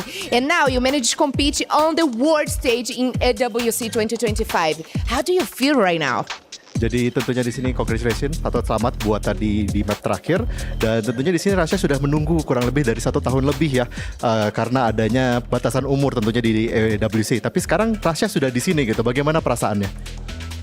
Menurutku sangat senang karena ini pertama kali dan ya hasilnya lumayan, alhamdulillah hasilnya lumayan bagus untukku, dan mungkin kedepannya aku bakal nyoba lebih improve. Of course, I'm very happy, and alhamdulillah, I think we have a good result for now. But of course, we are trying to be the champion, and we're just trying our best tomorrow as well. Well said, thank you. So you overtook Team Falcons, but got eliminated early in Game 5. What happened? Jadi tadi di game sebelumnya, di map sebelumnya berhasil mendapatkan buyah ya. Tapi habis itu di map selanjutnya lagi langsung early eliminated gitu. Dan Falcons kembali meretake. Itu apa yang terjadi di map kelima itu? Mungkin kalau mungkin kurang lucky sih bang. Jadi kitanya kalah ya, soalnya kalau misalnya gambling kayak gitu tabrakan 50-50. Yeah, I think we're just not lucky enough because like we take a gamble and we just lose badly in that map. So because it's a 50-50 basically in that series. Yeah, that happens a lot. Okay, thank you so much for the interview. Good luck on the next days. And we have watched great action today happen here in the studio. And I'm more excited for tomorrow because we're going to have Group C hitting the stage. I'm Carol Bombshell and I will see you all tomorrow for more Free Fire action here at AWC 2025. Back to you guys. Thank you so much, Carol. Welcome back to the panel, survivors. What a way to end the day. That was such an amazing Game 6. All of the casters, all of the panelists, we were screaming in our dedicated seating area. We were just thinking, who's going to get the booyah? Because there was no clear leader. Of course, we did have a couple teams that had the numbers advantage, and it did look like it was going to go their way, but it wasn't a case of us just thinking like, oh, Vitality's going to get it. Oh, this team's going to get it. It was just, at the end of the day, Pain Gaming on a map that they probably don't feel very comfortable on, Raja. Well, right now I think they feel really comfortable. Oh, yeah. And they did an amazing job. I'm really proud of them. And I mean, it was a good map for them. And I could see like all the players like having like synergy, like playing together. They look really comfortable and they did an amazing job. And we could see too Alpha 34. And so it was a good map for some of the Brazilian teams, but not for all of them. Unfortunately, Fluxo wasn't doing a good job. Maybe they ran map. out of energy, right? Like Fluxo looked really good towards the middle section of the day, right? Like a little slow for the first couple games. Then Fluxo was kind of winding up, starting to feel good, but then we come to the last map and did they just run out of juice, do you think? I don't know what's going on. I think it's something about the adaptation because they switched the players. So I think probably someone was like ruining the game. I don't know what's going on. I will check this for us and I will bring this information tomorrow. Here's my prediction. I think that, especially for Fluxo, especially when we're talking about their IGL, they like the structure of the game to be very within the boundaries, right? We don't want to just leave it up to chance. And a lot of these situations that we do end up finding ourselves on this brand new map is very, some may call it a little unorthodox, right? Especially those final game rings as well. And I think that teams who had the better instincts overall, Alpha for an example, again, was able to hold out for long periods without Pain Gaming as well, which is where we started to see them shine. Vitality, really good examples of teams with strong instincts. Yeah, it just so happens, Team Vitality, we did mention that they're very strong in this map, and they didn't hold out that much against different teams. It is expected that they can win in a 4v4, but it's just so many chaos, so much chaos. It's similar to the ending that we had in Next-Terra. Even for Team Falcons, one guy remaining, and he was just stuck in the corner. So it's just a repeat. It just so happened that Team Vitality and Pain Gaming was the few teams remaining, and Pain Gaming just did it smart. Waited for them for the outside, and then just waited for that blue to push them out. And I kind of want to talk about Pain Gaming because I feel like we haven't really highlighted this team enough today. And they seem to be getting better and better with every map that they're playing. They already had a high elimination score today, but their only problem was securing placement points. Now they got a booyah. All of a sudden, we could be looking at a major contender here at EWC. I know everyone at home is excited to see the overall score, though. So let's have a look and see where everyone is after completing their day one matches. And still at the very top, we have Team Falcons. The main reason they've been able to stay up here, though, is because, unfortunately for Evos, they had one round that actually cost them a lot of points. Yeah, definitely. I mean, that one round, and it was explained a little bit by Rasia earlier. The 50-50. It was just the 50-50. It's just luck at that side. They were unlucky at that point, but again, they're still number 2. I don't think it hurts that much. It really doesn't. And I think, the teams that we were expecting to eventually do well, some a little bit slow on the start, but I think I've been most impressed with these Brazilian teams, these Latam teams, right? They didn't start the day off very nicely, but look at them now. Payne in 3rd already, Fluxo already up to 5th. Yeah, it's good to see my Brazilian teams at the top 5. I'm really happy for them. But how about Evos? I think it's a really good position. I will be really happy if any Brazilian team keep at the 2nd spot. But I think they are kind of hiding some things because they don't want to show like the whole game that they will play at the grand finals. But well, I think they can like handle that, and they can appear, of course, to play the finals. They are very capable of it. I would encourage them to avoid the curse, right? The team that does well during the knockout stage typically doesn't win the championship title. And who's in first place? It's Team Falcons. So the curse could be in full effect, folks. We really don't know what is really in store for us. But what we do know right now is that we have concluded our first round of matches with teams in Group A and B. Now, we do have some exciting segments coming up for you right now. We have the Kidia top plays ready for you at home. So let's have a look at the best plays that we have seen so far here at Free Fire at EWC 25. Triple kill.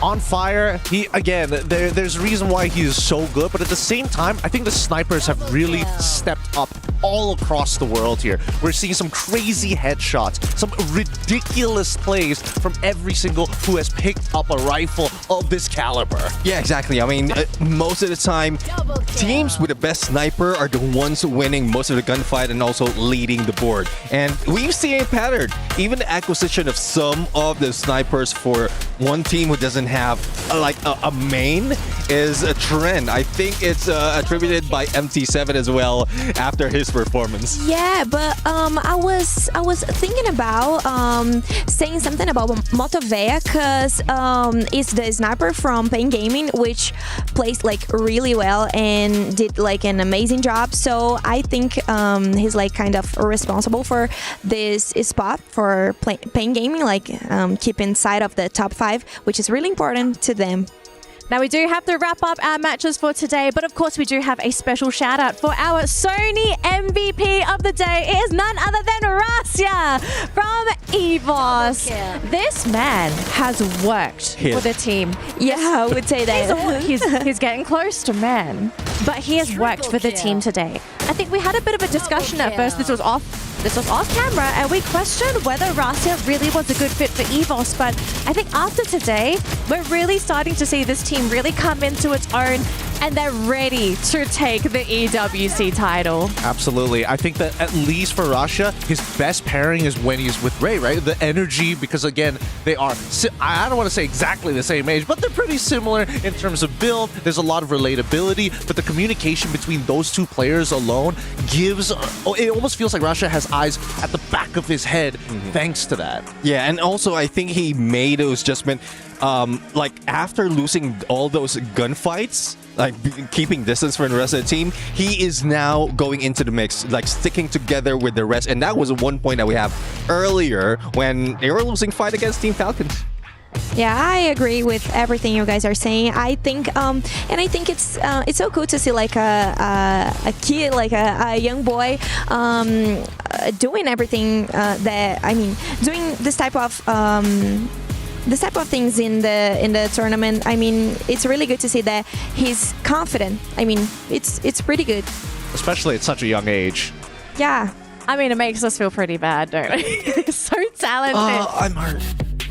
All right, Analyst, thank you so much for sharing your knowledge of Free Fire on the panel for today. It's been absolutely amazing. Thank you, Raja, Neptune, and Gideon. That's going to be it for us here for day 1 for Free Fire at EWC 2025. But we still have 4 more days of Free Fire to go. So make sure you come back tomorrow at the exact same time as we get ready for our next round of matches. But until then, have a wonderful rest of your day and enjoy the rest of EWC 2025.